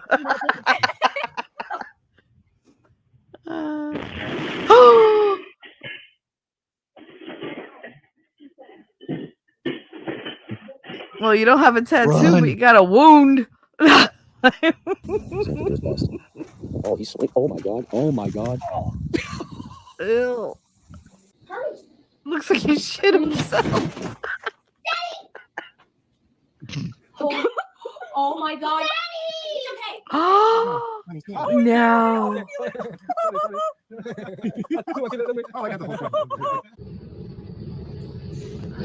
Oh. She's talking to her first. Bitch, lift it. Oh shucks. What the hell did he do? He said, damn it.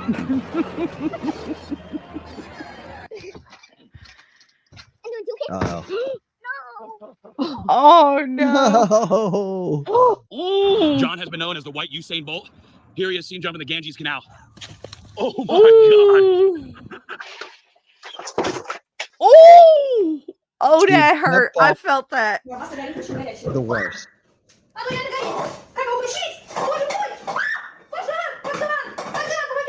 Cover it, you dumbass. No, No. not water. God. That's happened to me. But I fell I mean, it right down on happens my to knees. No, I pulled down the pull-up bar one time. Oh, oh.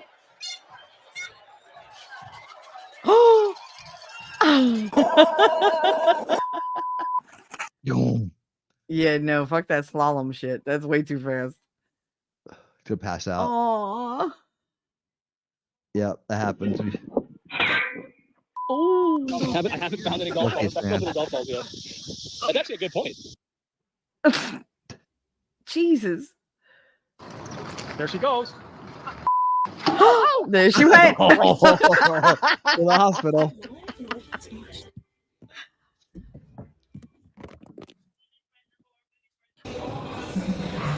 What was that? Oh my god. Okay. Careful, please. Oh my god. Bitch, you know you're used to a shot to the face. Stop it. Holy crap.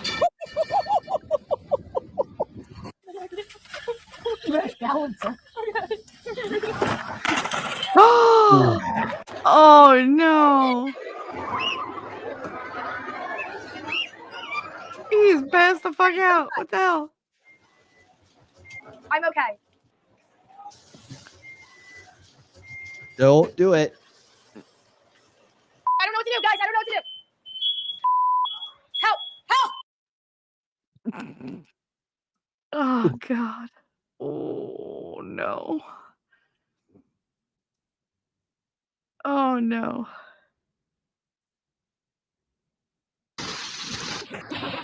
Oh.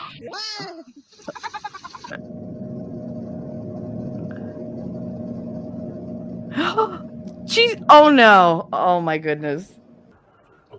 She caught the phone. What is that? Did they Street just erupted. Oh, ow.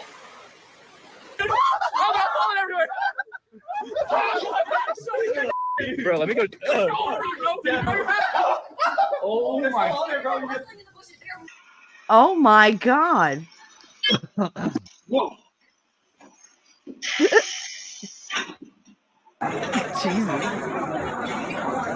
Oh my god. Oh.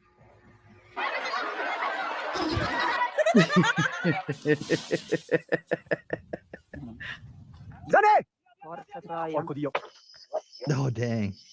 Is that an avalanche? They are so drunk. Oh my god. Holy. Wow.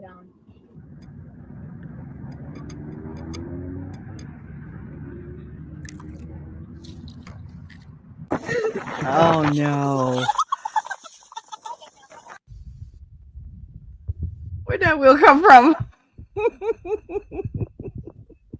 Hey, guess who just came by here? Who? Some guy. Hey, I didn't know him. He said, if you show me your I'll give you a bottle of wine. What? Who? Who did that? I don't know. He was just coming by. Oh my God. And he said that. So what happened? Did you call the police? No, What'd you do? he went that way.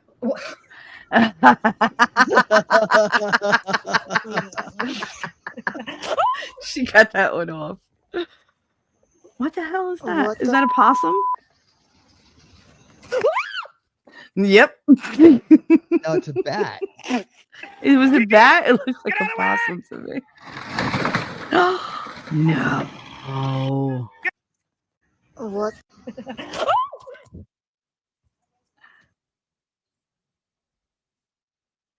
What is that? It's a bat. Oh, that is a bat. You're right. What the? Plastic. Oh my goodness. Yeah. A patient. We have a lot of those in Hoboken. Get out of the way! Jesus, that poor house. Oh my god. Oh, God. Oh damn. Holy crap. Nope.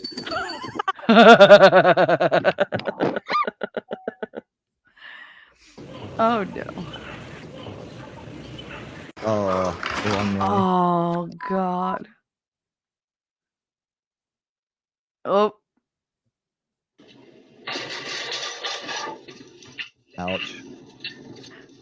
Bro, you didn't fall that far. You'd be alright. What just happened?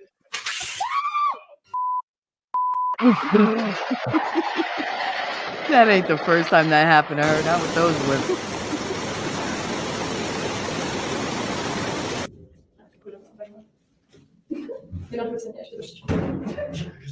Oh. I quit. You bud. Oh no. Nice. Pull your arm out. Pull out. Pull out. Pull out. Take first base. Pull out. That's what she said. Pull out. Can't Pull out. breathe. Pull out. Oh my goodness. Pull, pull, pull. Keep on. Keep on. Keep on. Keep on. Oh. Jesus. Watch out for the wall.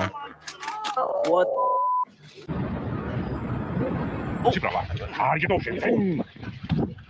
Yep. Nope. Not this time. Oh, Jesus. My bad, balls. Window. And there goes the window.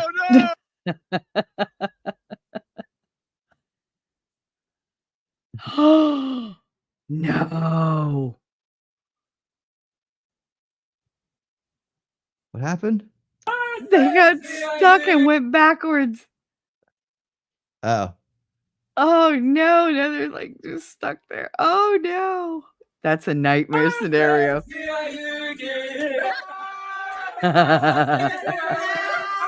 Oh.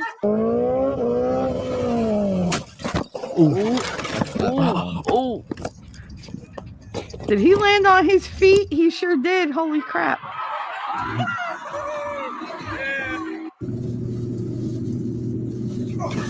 Oh crap. You too late?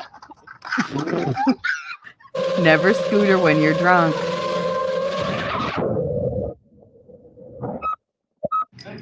Look, Ma, it's a submersible. What is that? There's my brand new awesome statue. No.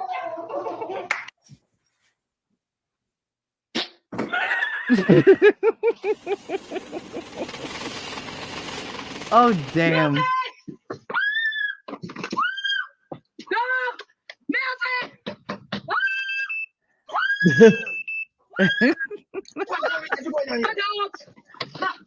He said it's a wolf.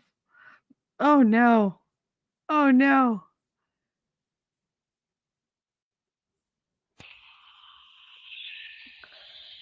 Are you all right? Oh, take up your car. Oh my God, is that your car? Oh, what is that? I am holy. Did you just hear that? It like shot me in the head. I literally felt it. Oh no. You can't jump. You can't jump. That's Oh damn.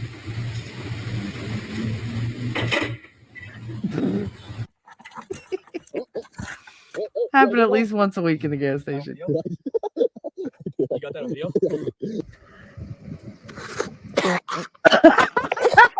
You hit a ball at my car? Yeah? Like right here?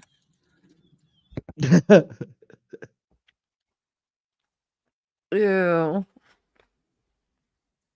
Oh damn. Guy's like, really? Holy this is on the grass, just chilling with this fish. Oh Jesus. What the hell was that? Oh. That's a German Shepherd, knock you right off your feet. Oh, yep, nope, that wasn't happening. Big boy was not getting in that kayak. Shut up. Oh, it's like a slip and ball happening here. Not even that, there's no step. God, which orientation you used. Oh my goodness. He's not happy. No, head is down. That happens to almost everybody the first time they get on a dirt bike. It's best to slim finish. Yep. Him too. Say, nope, my turn. It's a train. Ooh. Ooh. Your truck's on fire. Hey, dude, your truck's on fire. What the hell? Ooh, ow. Oh, that was nice. Oh, Jesus. That's a head crack. Christ. Ow. Don't do it. Oh, no.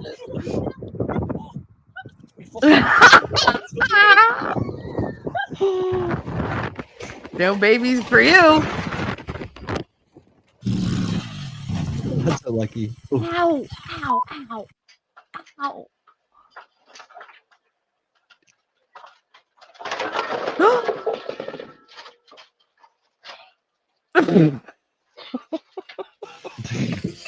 This little ass crack between friends. There you go. Perfect. I reverse real good.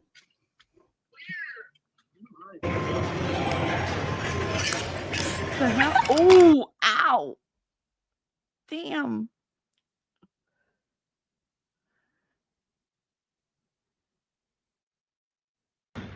Watch the screen.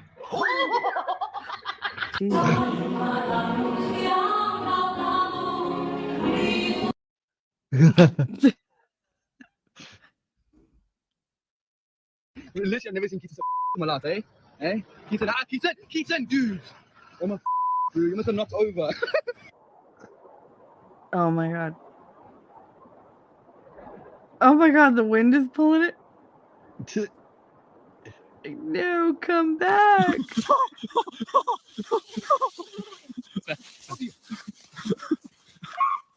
Oh no. Oh no. Walk in the snow, damn it. What's more, the army that he was putting. Look out. Jesus. He said, nope, avoiding the bird. I'm going to avoid the bird. No way. That's cheating. Don't slip. Christ. You always tell when they're about to slip. Lawsuit. Uh-oh. This dude is struggling. Oh. Oh. Read a football. Uh-oh. Oh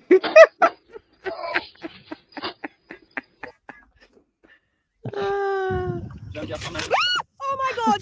Oh my god! Oh my god! What happened? Oh. Oh my god! What was it? It looks like ink from a squid. Oh, a squid. Mud geysers in a koozie. Oh my goodness.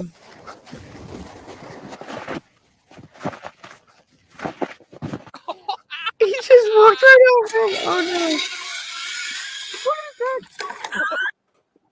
Oh damn. The hell? No. Aw. It's like, yeah, that was fun. Let's do it again. Mm-hmm.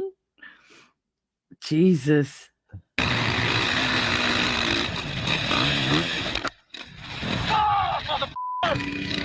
I hit a car. Ooh.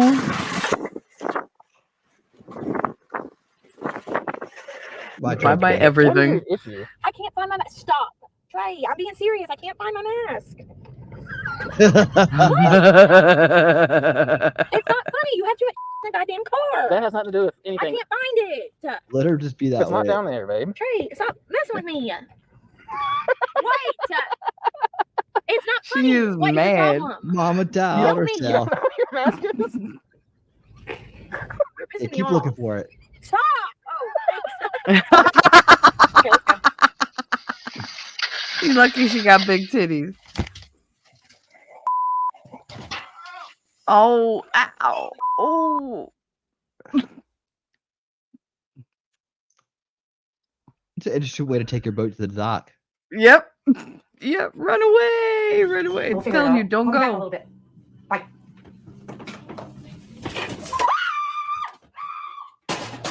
Oh my god. Oh my goodness, don't do it. He pushed it back in.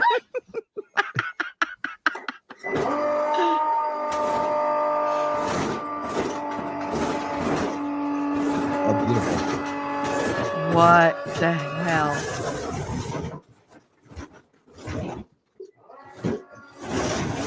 What the hell? Robots of the future. Oh no! So I'm on my way home and there is an accident here. Somebody hit a bus. And that would have been my daughter's bus, but anyway. What a dumb. I'm sorry, but you can't see a freaking bus. Sorry, lady. You're a dumb.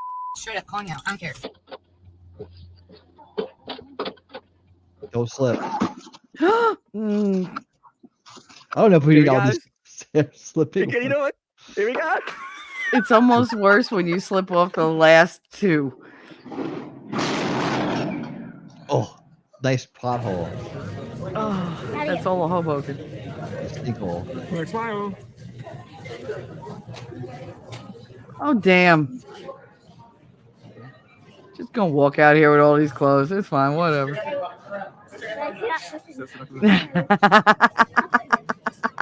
Walk right man, into he's a got cop. Eagles hat on too. He must be a Philly. What are you doing? Oh my god. Don't do it. No. Oh, God. That ended. Jesus Christ.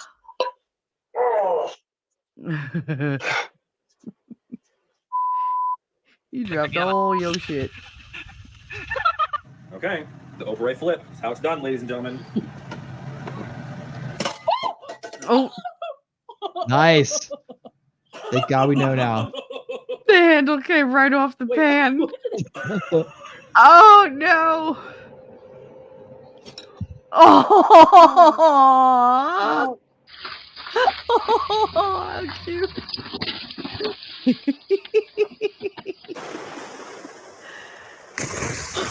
Oh, no. He's like, there's sharks in these waters. Get me in. Get me in. Boom.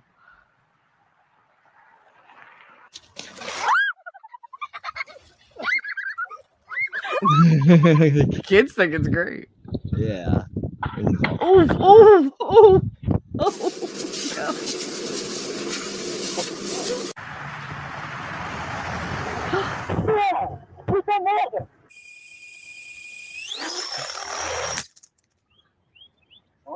Well, it was fun while it lasted. Oh my goodness. Oh, the snow.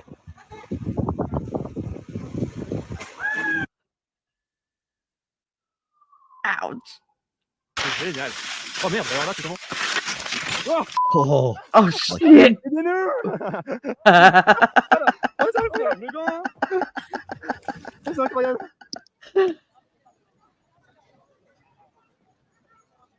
He's like, what the fuck, man?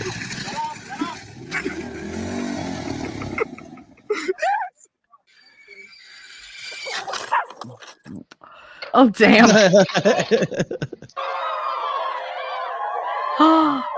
Okay, but why was he running? No. Oh no. Oh, no. Oh baby. Oh, pobrecito. Nice. Nice. That's how you do it. Do it. Dropping Lift in up on me that like crate. that. Oh, yeah. Oh, jeez. 22 cents. You ain't never getting out. Like, you stuck in there. I've been in that position. No. Upside down in the bush. Hell yeah.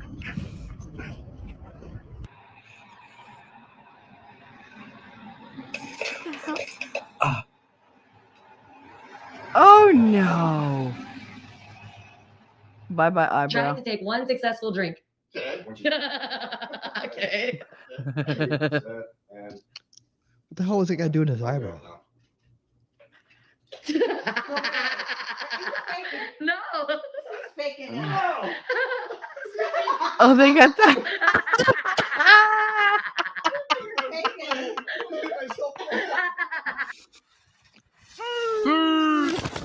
Oh.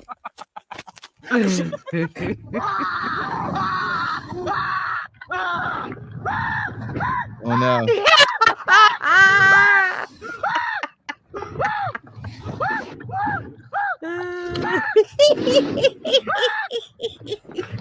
The hair makes it so much better. didn't learn from you, is she?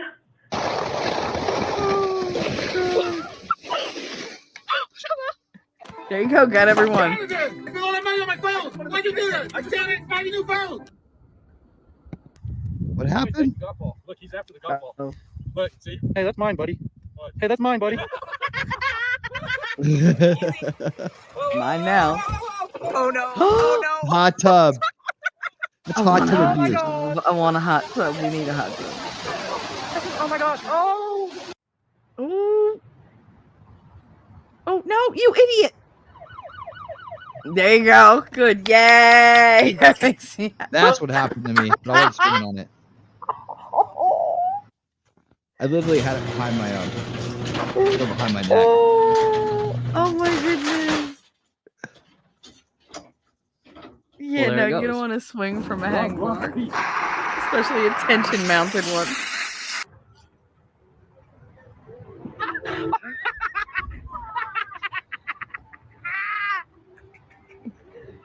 He said, "Fuck your balloon." Ooh. Bro. What the hell? Oh, oh, oh, oh.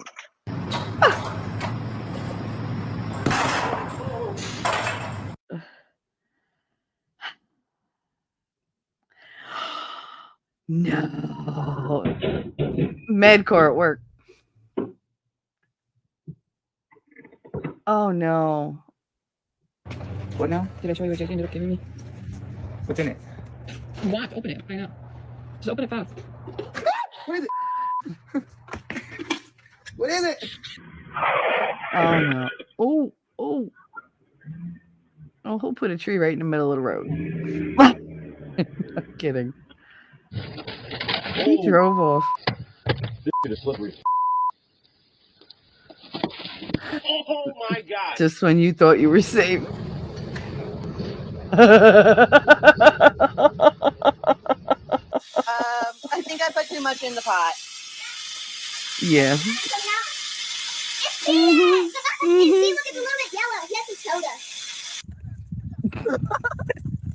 Oh shit. Get off my back. Oh my god.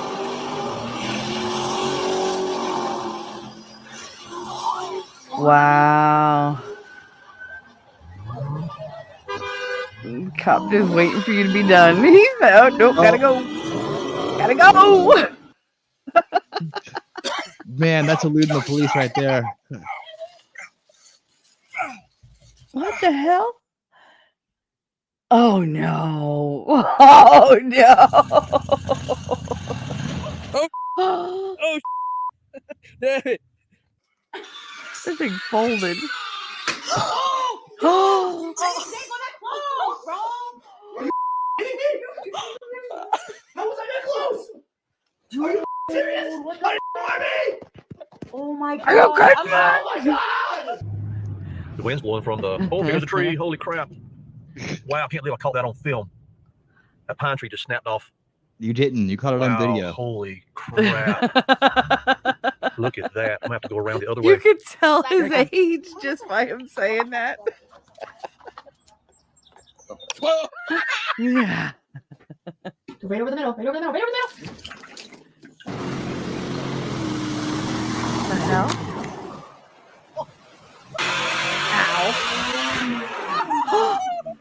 Oh my goodness.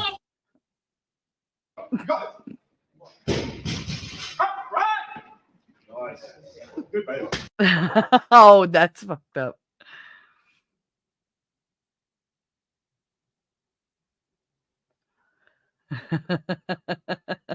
Bird's like, nope, don't like that too. Slow down, slow, Roy. Sorry. You had the guitar on your wall, didn't You you? owe me a car. Oh my god.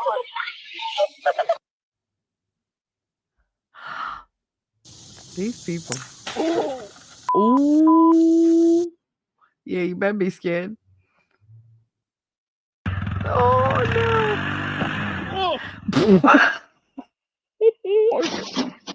Those damn Amish.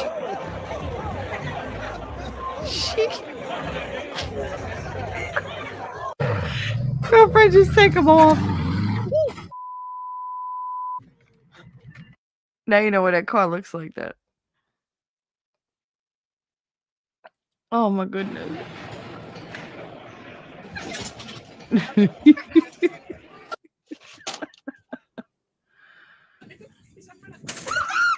Oh no.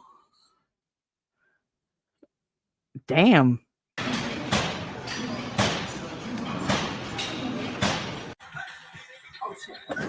Oh no. These people. Oh my goodness. That was great. That was great. To name something you wouldn't try even once. Matthew. Sex on a train. That looks like Elon Musk's younger brother. No! Funnily enough, our survey people didn't come up with that one. Something a burglar would not want to see when he breaks into a house. Rob. Naked grandma! Naked, huh? Naked grandma. He ain't lying. I don't want to see that either.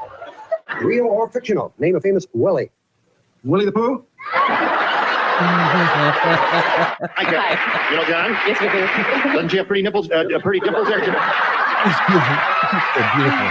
Now, tell me, what is your favorite part of our Newlywed Games set? Jim?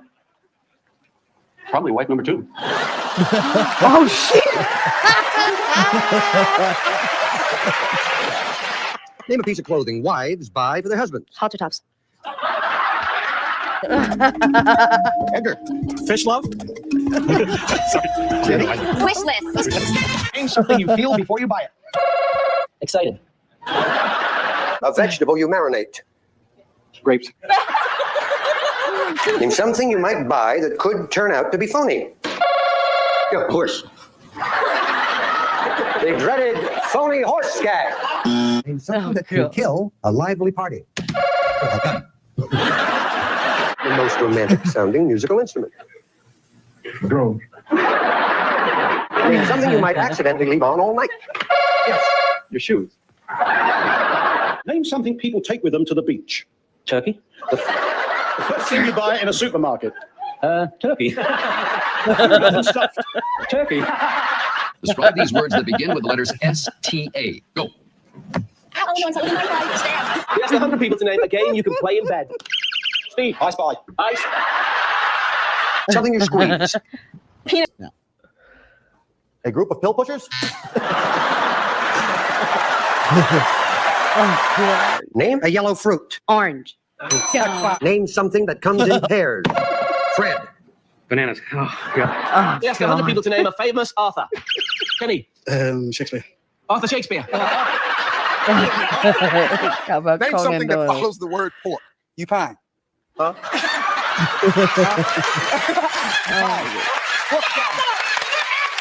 Gentlemen, other than popcorn, what is your favorite thing to nibble on at the movies? Steve? I'm gonna get shot. For boobs. I don't know if you. Name a part of the body that gets bigger as adults get older. Freddie, penis. And he smiled. How about his jockstrap? How many decades will your husband say his mother has lived? Gloria? 10 decades. 10 decades. Gentlemen, how many decades has your mother lived? Joe, you have a troubled look on your face. What's the matter? Oh, I don't know what a decade is. Oh, God. Fourth birthday, so she'd be good. It's 4 years a decade. She'd be 10 decades. 10 decades. She's like, yes, I know my husband's stupid. Only once a week. Mike Love. Tell me a slang term that means wife. Bitch. Name something you want the police to find in the trunk of your car. Pickles. Name something a teenage boy can do for hours at a time. Masturbate. Oh, Jesus. Something that has to warm up before you use it, sir. How about your wife? Oh. Knock him out. Mary Beth prayed for snow on her wedding day. Yes, I did. It was 32 degrees and no snow on my wedding day, but I had 8 inches on my honeymoon. Name a part of the body everybody has only one of. Sarah. Big toe. What will your husband say is his favorite thing to squeeze in the supermarket? Jane? I'd say his meat. Pardon? His meat. Oh, Jesus. Give me a slang name for policeman. Dick. Dick. Dick. Okay. Let me see what he Chicken said. as you leave. Name a state that begins with the letter M. Mexico. That's the 100 people to name a game you could play in the bath. Annette. Scuba diving. Something your neighbor has you wish you had? A beautiful wife. Give me another sort of question that you might lie about. I would say I'm 39. Most of the electricity in our home flows from the blank to the what? From the plug to the vibrator.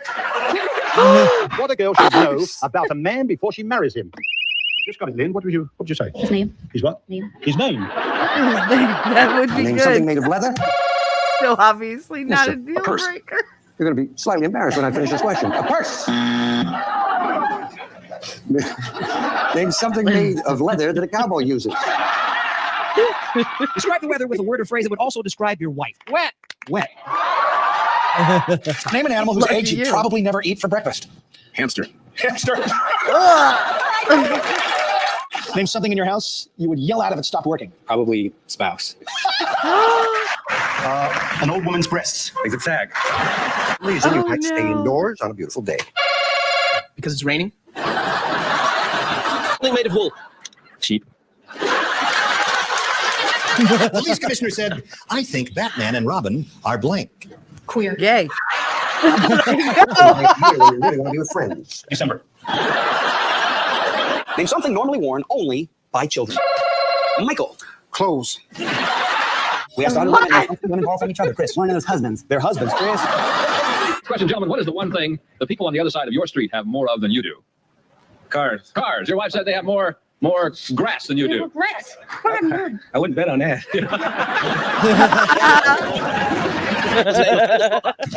Joe. Cops. I said, name a time that most people get up. And being the Einstein that you are, you said, morning. Morning. Our survey said, now that wasn't bad enough. I then said, name a time that most people go to bed. Evening. You said, of course, night. Our survey said, two. You know what is so great about this show? We have talented people like the Ramiro family on our show. Paul is a concert pianist. Steve, what do you do?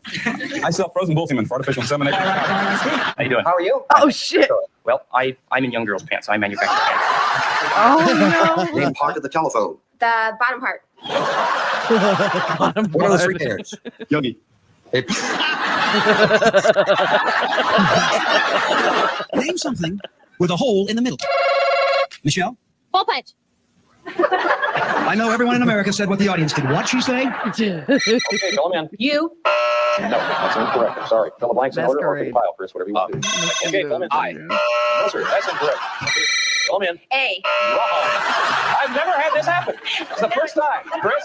I know it. You know it? All right, fill it in. Oh. Yes. I. Yes. T. Yes. E. Yes. The 100 people that listen to a way of toasting someone. Michelle. Overfire. Any foreign country in the world, where would you go? Pakistan. I take rubber bands on my t-shirt and stick it in tie. Yes. These are the ugly sandals that lesbians wear. That's a suggestion you made to your wife on your first date, Joe. Why don't you eat something? All right. Patty says the most infantile suggestion was that she shouldn't be so closed-minded. I should be looser, you know. You were loose enough that night. Oh What shit. country has the highest ratio of doctors to population? The country with the most Jews. I would say Israel. You have a doctor in every family. It's a Bloody cousin, an accurate. uncle, a couple of specialists. I'll agree. You agree with that? It's Israel. You said? Something you wash once a week. Claudia, Yourself. yourself. Something people close. Legs. Man of the world, traveled all over the world. Something Russia's famous for, Bob. Russians. Name an animal with three letters in its name. You said frog. Our survey said zero. Two people would have to say that. Something that comes with a summer storm. You gave me the answer. Snow. Our survey said. Remind everyone to Bob Shane the answers he gave us, and give me 20 seconds on the clock, please. Name an animal with three letters in its name. Alligator. Name an animal with three letters in its name. You said alligator. Our survey said. Nice. Nobody said All right. cat. Jesus. I saw that one last week. We are done. We got the funny videos there. That was Hope you guys awesome. enjoyed those. Oh, I needed those laughs. That was great. They have more grass over there than us. No, I wouldn't be too sure about that. Oh, God. I used to love Family Feud. Dear God, the answers these people came up with, Lord. That one where the guy asked, Steve Harvey asked the question, both guys, because they knew they were going to get in trouble if they answered, they were like, nope. You press the button. No, you press the button. Like, I ain't answering that question. My wife will kill me. Mm-mm. Oh, God. That was great. That was great. Oh, I'm glad you liked it, Grimmy. I'm glad you liked it. He's not wrong about morning and night. No, they're not wrong about 3 letters in the animal names either. There's 3 letters. There's just more than, but there are 3 letters in each one. So, I mean, semantically, they're right. But yeah, alligator. Yeah, okay. Where'd you go? I'm here. Oh, all right. You quiet. I'm just No setting quiet the camera out. All right. Cool. I found it. That was I had a great night. Thank you for having me on, Winning. It was a great night. Absolutely. I had a Yeah. good time. I mean, I'm so happy everybody was here this evening, hanging out with us on Saturday night. Hell yeah. Just having some fun. Yep. It was a nice chill night. Now tomorrow night, I look forward to tomorrow night because I've never seen that movie. I haven't either. And hopefully we'll have some Canucks with us. We will. We will. Scott Free Freedom for sure. We'll get it hooked up. We'll be back tomorrow night at 8 p.m. Eastern. For Old School Watch Party Sundays, we'll be watching the new documentary, Canada is Dying, with expert commentators.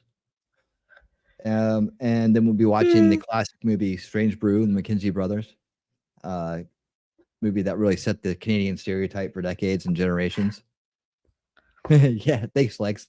Thank you, man. Stay tuned because we're gonna jam on out of here with some Wise for Planning. But yeah, and then what we're gonna do a special presentation of Viva Bride's Permanent Vacations. It's Canadian night, a Canada night. Awesome. I love it. Don't forget to hit that like and the thumbs up if you're over on Rumble. Give Winning a follow if you haven't. You stick around for the jam on out, at least a little bit of it. Hear some live music with us. I love it. Thanks for coming by, guys. Love you all. Yeah, thank you guys so much. And thank you for everybody on the We Watch School. There's Scott Free Freedom. You'll see him live and in person tomorrow. Yeah, thank you guys so much. All right. Enjoy the tunes because we're gonna jam on out of here. Hell yeah. This is Conrad. It's called Conrad the Caterpillar. And this was from December 30th, 2022 at the Bridgestone Arena. Enjoy, guys. And until next time, until tomorrow, and until always, keep on winning. Mwah.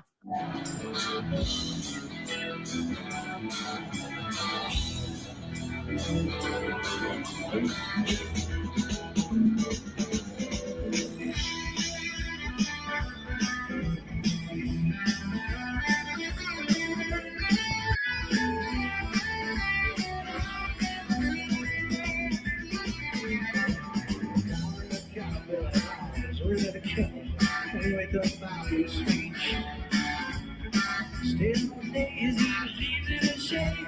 Still on nights at 2. Covered in caterpillar, blue like a beer, shoulder drill spoon. Looks like a game, caterpillar game. Dinner when the game was done.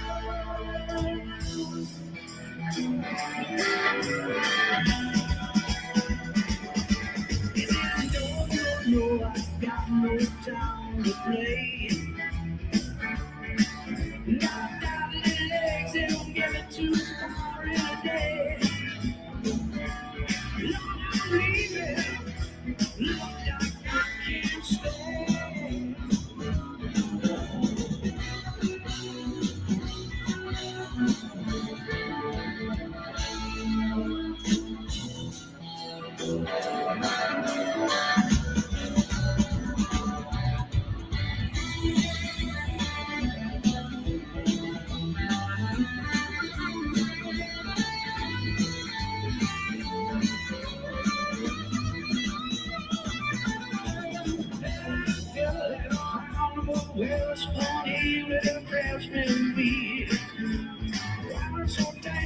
protected from lightning, sheds of water, drop of a leaf.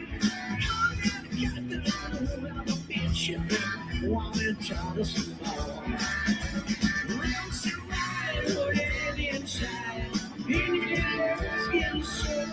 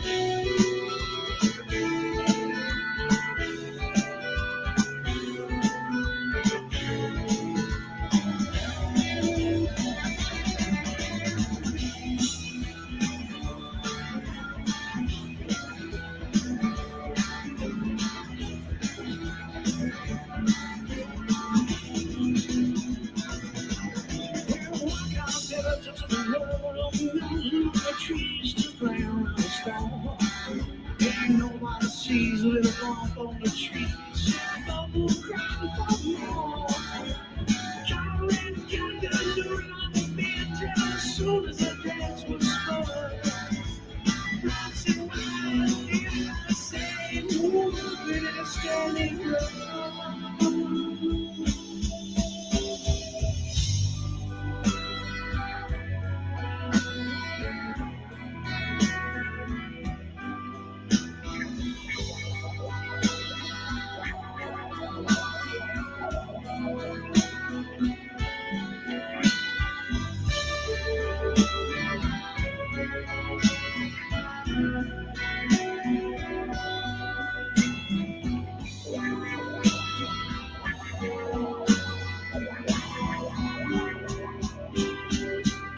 said, no, brother, I just need a little room to fly.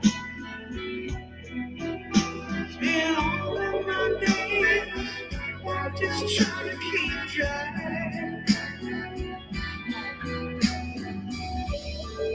I'm leaving, poor little drop in my eye. Can't see nothing from here anyway. Might as well make me try.